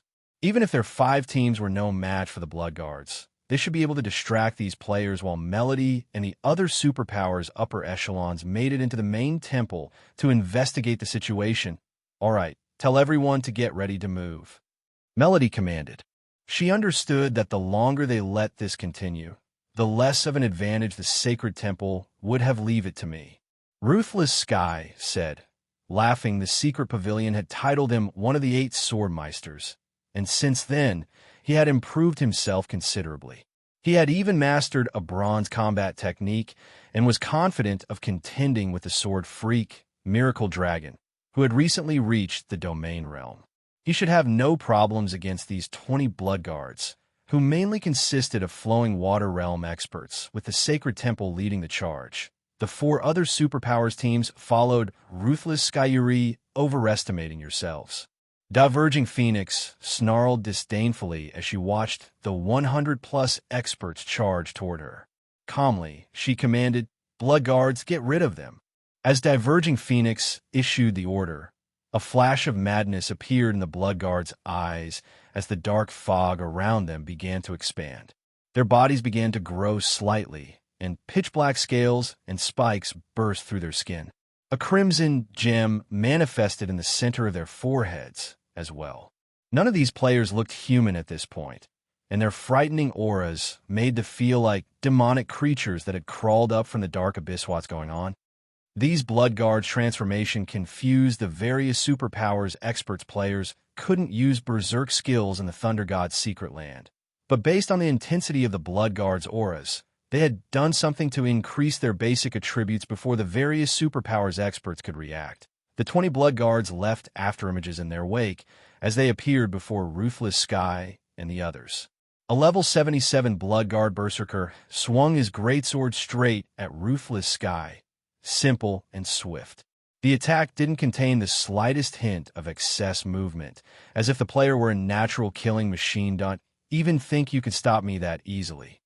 In response, Ruthless Sky executed Twisting Space, the bronze combat technique he had recently learned. Ruthless Sky sent 3 sword lights at the Blood Guard, which merged to form a devastating attack just before they hit the opposing great sword boom. The sound of colliding metal echoed throughout the secret land. The Blood Guard stumbled back 2 steps, staring at Ruthless Sky in astonishment. The latter also slid a half-step backward. Impossible. Ruthless Sky was stunned as he stared back at the Blood Guard. The bronze combat technique, Twisting Space, allowed him to combine 3 attacks into one. Although he hadn't been able to combine the power of all 3 attacks perfectly during his past experiments, he could still exhibit 240% of his strength in the one attack. However, even after more than doubling his strength, the Blood Guard's strength was only slightly less than his own. Had he not used Twisting Space, he would have been at a disadvantage in that clash. Executing a bronze combat technique cost a lot of stamina and concentration, and Ruthless Sky could only afford to use Twisting Space 6 or 7 times before collapsing. The other superpowers experts were just as shocked by the Blood Guard's strength. Thus far, the Blood Guards had killed a few of the superpowers flowing water realm experts before the healers had a chance to cast their healing spells. Did you really think a numerical advantage was enough to deal with the Blood Guards? How foolish. Diverging Phoenix ridiculed as she watched Ruthless Sky and his companions. Even domain realm experts would have to expend a lot of effort to defeat the Blood Guards in a one-on-one fight outside of the Thunder God's secret land. Within this secret land, even Diverging Phoenix found the idea of facing a Blood Guard daunting. How could these peak experts possibly be a match for the Flowers Blood Guards? However, As these blood guards pushed back the various superpowers experts, 10 figures appear before the Thunder Temple's side temple. These players' abrupt arrival immediately caught everyone's attention. Why are other players still here? Who are those people? Why did they just come out from the side temple? While the various superpowers experts wondered about this small group, Sandbone, who stood beside Diverging Phoenix, excitedly shouted, "So, you finally accepted your deaths. Activate the magic array. We cannot let them escape back into the dungeon." Immediately, a group of assassins revealed themselves from their hiding spot near the side temple and activated the blood magic seal. A crimson magic array then appeared above the secret land, enveloping Samsara's group, as well as the various superpowers experts. However, unlike the blood magic seal the Flower of Seven Sins had used previously, this one completely separated Feng's team from the side temple. The small team couldn't escape back into the dungeon unless they destroyed the magic barrier. I'll make sure to take my time with you this time. Once the magic array had locked down the area, he returned his gaze to Samsara and his companions. But just before he could comment further, he noticed his praise levels. He couldn't help but gasp in shock. Level 81. You all. How can you be? Chapter 2207. Repelled in one move, level 81. How are their levels so high? When the rest of the players in the secret land noticed Samsara and his teammates' levels, they stared with wide, disbelieving eyes. But when they used their identification skills, the system confirmed that every member of Samsara's team had reached level 81. Who are these people? Melody, who commanded the Sacred Temple's members, could not help but glance at Samsara's group in surprise. She very quickly noticed a familiar figure among the group. Black Flame. Unlike the last time she had run into Feng, he now wore a suit of red-black armor and carried two exquisite long swords, one blue and one white at his waist. His aura felt as vast as the great ocean, boundless and unfathomable. In comparison, Feng's aura in the past had felt like a sheathed blade. He felt like a completely different person in the past. Melody had, more or less, seen the depths of this swordsman's strength, but now she couldn't see anything. Moreover, the fact that Feng was level 81 left Melody speechless. Every level after level 70 required an astonishing amount of EXP to reach. Despite grinding continuously and completing one high-rank quest after another, she had only reached level 78 thus far. Even so, she was one of the highest-leveled players in the Sacred Temple. She'd be amazed to find a player even one level higher than her. Yet Feng was 3 levels higher. She had no idea how he had gotten so far. Moreover, level 80 was a minor threshold. Depending on one's equipment, a level 80 player could have far higher basic attributes than a level 79 player. She wouldn't have been so surprised if Feng had been the only player to reach such a high level. After all, he was responsible for plenty of miracles in God's domain already. It was certainly possible that he would attain a higher level than she, but the problem was that he wasn't the only player to reach level 81. The 9 players alongside him were the same level. Just what had they done? Most importantly, Melody didn't recognize any of the 9 players. Although levels couldn't reflect a player's true strength in God's domain, they offered a rough estimate of a player's standards. The fact that Samsara and the others had reached level 81 meant that they should, at the very least, be peak experts. Just how many secrets does Zero Wing have? As she watched the small group of players, Melody could tell that their relationship with Feng was a relatively close one. Moreover, they vaguely seemed to treat Feng like their leader. These were peak experts they were talking about. Peak experts were treated like upper echelons, even in a super guild like the Sacred Temple. In a budding superpower, such experts would be absolute mainstays. Budding superpowers would pay astronomical sums just to recruit a peak expert. Unfortunately, doing so was extremely difficult. Experts of such caliber were incredibly rare, with every one of them looming like a dragon among men. They also didn't lack money, which was why it was so difficult to recruit them with offers of wealth on top of that.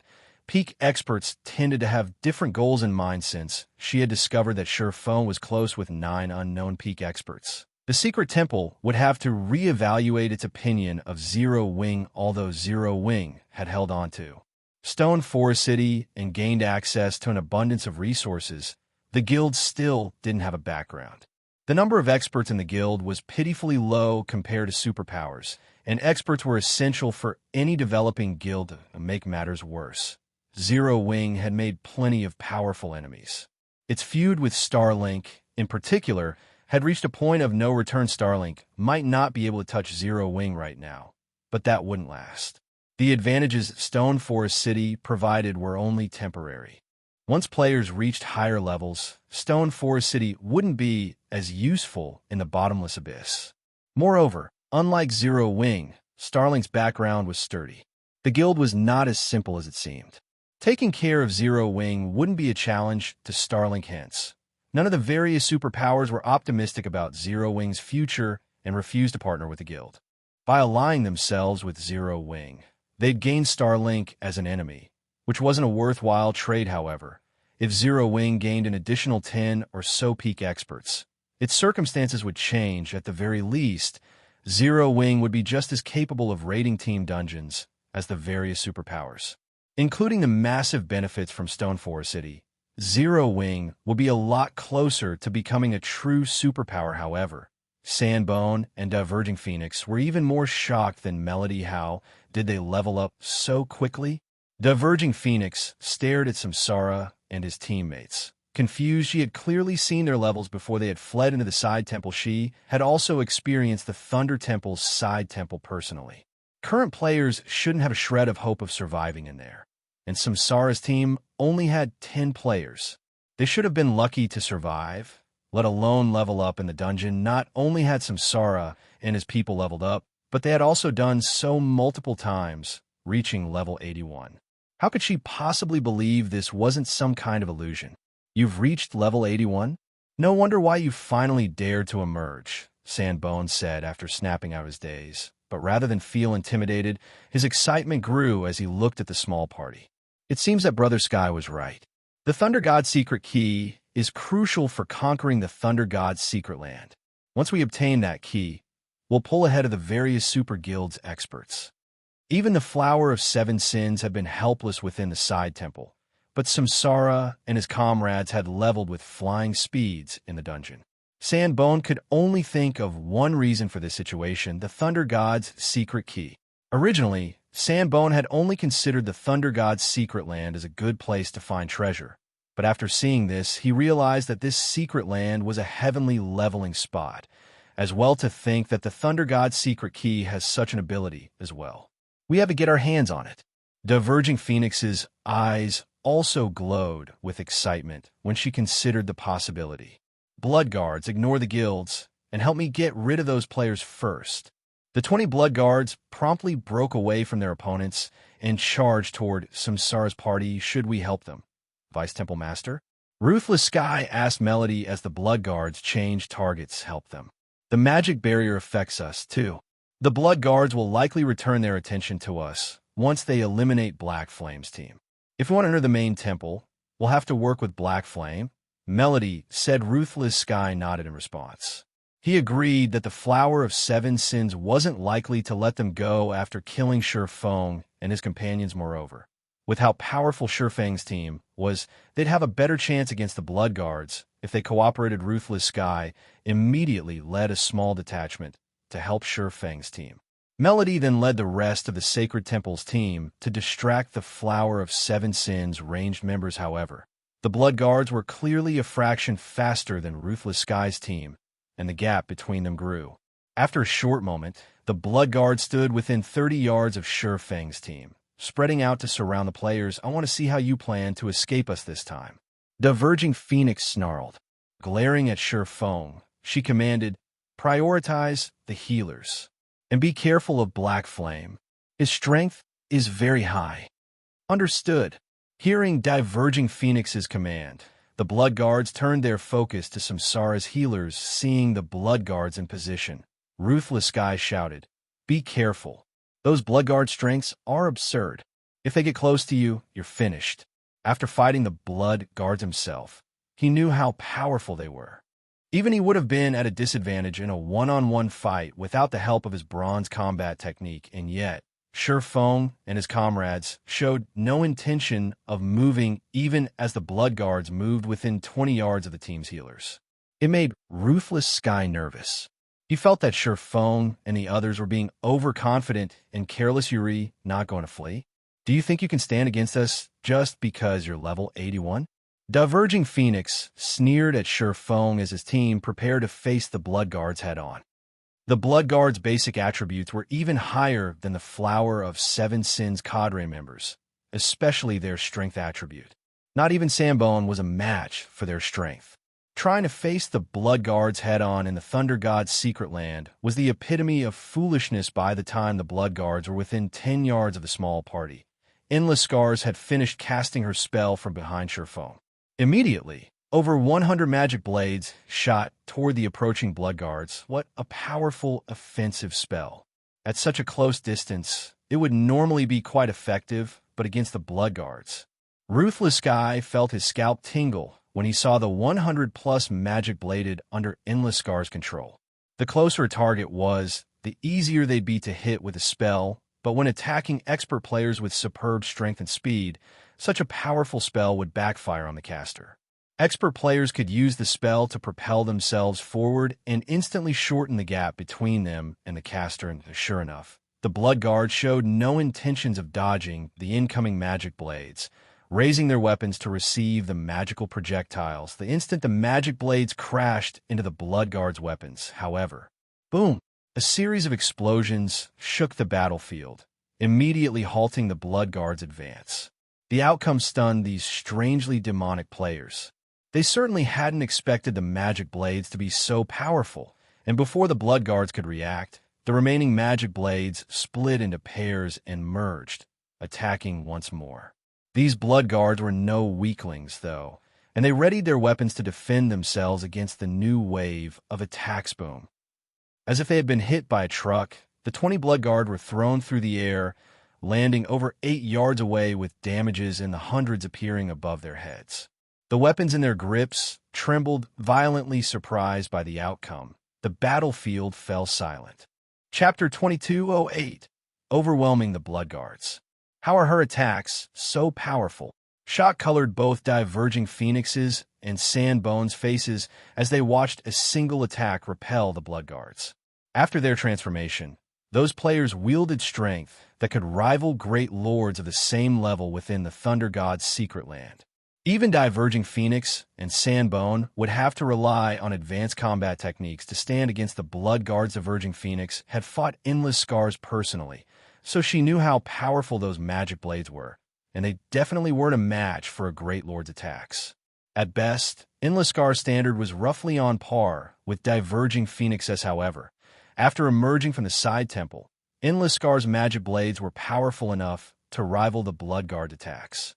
Moreover, she could now merge 40 of her black blades to send the 20 Blood Guards flying. Endless Scar's current basic attributes and combat standards were on an entirely different level than before she had entered the side temple. Even the various superpowers experts gaped in shock after seeing the incredible attack. Who is she?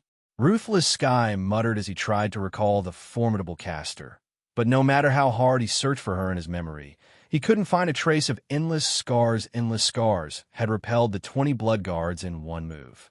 The Blood Guards had even suppressed the Superpower's peak experts. Yet Endless Scars had single-handedly thrown the players.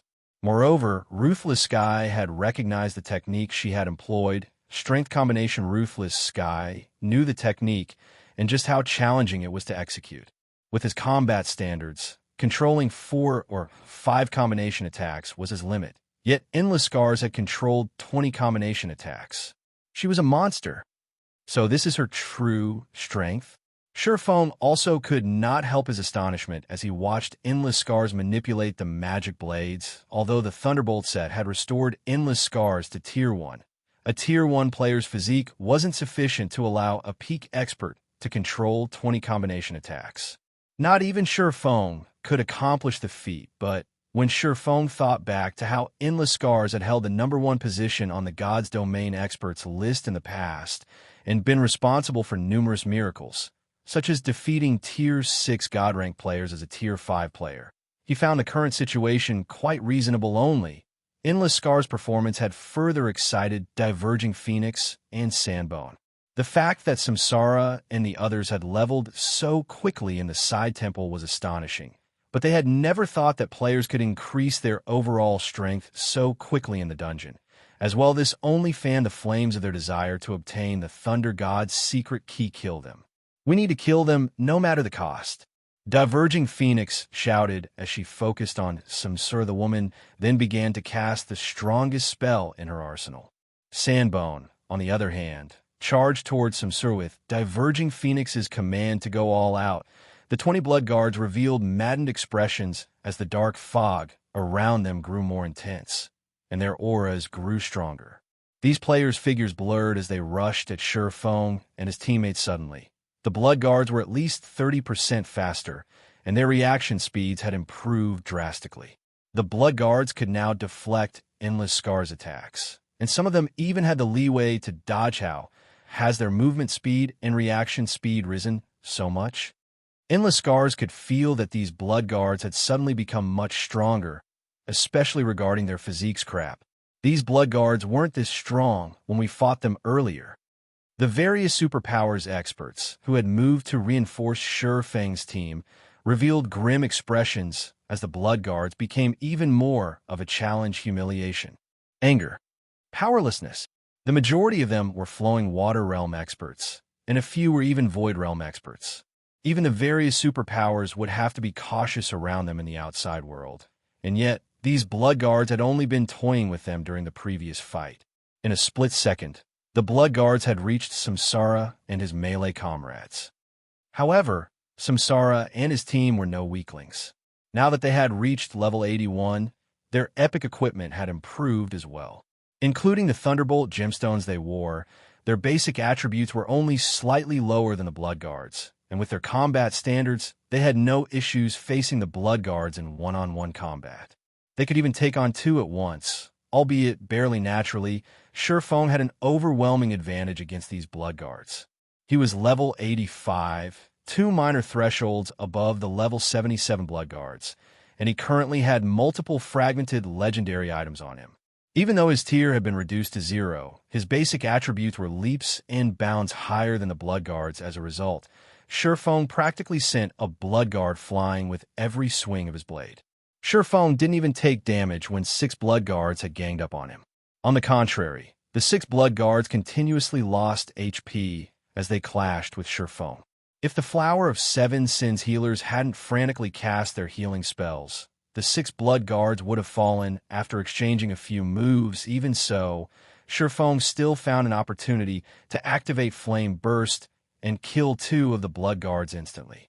His display was even fiercer than Endless Scars, and the remaining blood guards felt an immense pressure weigh on them after witnessing his performance. His black flame even stronger than the rumors made him out. It looks like they can kill these blood guards even without our help. The various superpowers experts were at a loss for words as they watched Feng and his team overwhelm the blood guards. They finally realized why Zero Wing openly dared to provoke multiple superpowers. With such a powerful team, Zero Wing certainly qualified to do so. Meanwhile, when Ruthless Sky and the various superpowers other experts eventually joined the fray, the blood guards steadily lost their advantage. Phoenix, at this rate, it'll be our lives on the line. The blood guard stamina won't last much longer. Sandbone, who pinned down Burning Sea, shouted to Diverging Phoenix the blood guard's transformation was already a heavy burden on their stamina.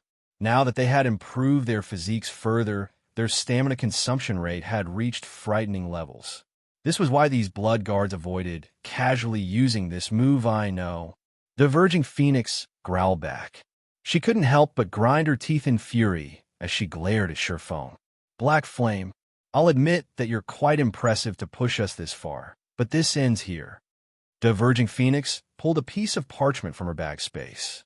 It looked like a relic, but the moment she revealed this parchment, its energy pulled everyone's attention to it. The parchment radiated horrific divine might that made everyone's bodies feel heavier. Moreover, The parchment transformed its surrounding space into its own territory, and the Thunder God's secret lands rules no longer applied within the affected area. Verging Phoenix began to chant an incantation, and skeletal warriors in exquisite armor, wielding all sorts of weapons, began to emerge from the void. The skeletal warriors' equipment had been engraved with magic runes, and every piece shared a similar pattern. Based on the equipment's glow, it was obvious that these undead creatures wore epic set equipment, far better than many of the peak experts present. After 3 short seconds, a total of 12 skeletal warriors had surrounded Diverging Phoenix Heroic Warrior, Undead, Tier 3 Berserker King. Level 88. HP 28, 000, 000, /28, 000, 000. How is this possible? Everyone gasped when they saw the heroic warriors. The Thunder God's secret land did not permit players to use tools, yet Diverging Phoenix had done just that. Moreover, she hadn't just summoned ordinary monsters. These creatures rivaled NPCs and Tier 3 NPCs at that. Black Flame, I really hadn't expected you to force me to use this trump card, but no matter how much stronger you've grown in the side temple, it means nothing before the flower of 7 sins. Diverging Phoenix hissed as she glared daggers at Feng. The tool she had just used wasn't an easy one. Once she activated the parchment, she would be cursed, and her soul would enter a weakened state for a long time, preventing her from improving herself. After her comment, Diverging Phoenix ordered her heroic warriors to slay Feng and his comrades. Is that so? Glancing at the 12 heroic warriors, Feng retrieved the Thunder Eagle's summoning flute and blew in it. Chapter 2209, Powerful Flying Mount. The moment Feng blew into the flute, a gigantic silver magic array manifested above him. After a few seconds, a 10-meter-tall eagle with light blue feathers emerged. Surrounded by dancing arcs of electricity, the eagle announced its arrival with a deafening screech that echoed throughout the area around the Thunder Temple. And intense pressure bore down on every player in the area, even forcing the heroic warriors that charged at Feng's group to pause for a moment. Even the heroic warriors charging at Feng's group could not help but stop momentarily. What? Black Flame can summon a monster too? I thought tools couldn't be used in the Thunder God's secret land. Level 100. Crap. Black Flame summoned a level 100 Great Lord. What's the point of summoning a level 100 Great Lord? The Flower of 7 Sins has 12 level 88, Tier 3 Undead. Although Feng's ability to summon such a high-leveled monster surprised the various Superpowers experts, they inwardly shook their heads. Level 100 was a very high level. But the Thunder Eagle was only a Great Lord. Even if it was individually stronger than the heroic warriors, there was a limit to its strength. At most, it could take on 2 or 3 heroic warriors simultaneously. Meanwhile, the remaining heroic warriors would work alongside the Flower of 7 Sins members to slay the rest of them. When Samsara and his teammates saw the Thunder Eagle, however, shock and envy filled their hearts. They had never thought that the Flying Mount would start out as a Great Lord. It was far stronger than what Land Mount started, as not only could Feng use his Thunder Eagle as aerial transportation, but it could also serve as a true combat companion. Even after reaching Tier 3, the Thunder Eagle would be useful. In comparison, current Land Mounts could only assist ordinary experts and weaker players. They were simply excess baggage to experts of their caliber. So, this is a Flying Mount? I'll need to get one for myself later. Endless Scars inwardly swore as she gazed up at the Thunder Eagle. The rest of the team shared her silent sentiment. The Thunder Eagle's Tier 3 combat power could help them accomplish many things that had been impossible before Black Flame. It seems you're at your wit's end. Do you really think one Great Lord can save you? Diverging Phoenix laughed when she saw the Thunder Eagle. Since you think that's the case, you can bear witness to the power of my heroic warriors. Diverging Phoenix controlled 6 of her heroic warriors to attack the Thunder Eagle, while she sent the remaining creatures after Feng and the others. Diverging Phoenix is being quite cautious, sending 6 heroic warriors after that eagle. The creature is doomed. Now, Melody, who saw this from afar, could not help but despair the sacred temple had uncovered some information regarding heroic warriors. Heroic warriors weren't like ordinary monsters. They were more akin to NPCs. They had their own skills and spells, and when enough of them worked together, the heroic warriors could exhibit even greater combat power. 6 cooperating heroic warriors could even take down a Grand Lord of the same level. Although the Thunder Eagle was 12 levels higher than the heroic warriors, its basic attributes should, at best, be on par with a level 88 Grand Lord. It wouldn't be of any help to Feng, just one Great Lord. Feng chuckled at Diverging Phoenix's comment. You sure are taking a level 100 monster lightly. In that case, I'll show you how immense the difference is. Feng immediately instructed his Thunder Eagle to attack the approaching heroic warriors with a flap of its massive wings. The Thunder Eagle sent hundreds of lightning bolts arching toward the 6 heroic warriors. Reacting quickly, the heroic warriors tried to activate skills to defend themselves. Boom, boom, boom. In the next moment, all 6 heroic warriors were thrown over 20 yards away, their bodies scorched black. They lost over 2 million HP. In the process, the Thunder Eagle screeched again as it transformed into a blue lightning bolt and shot toward its targets.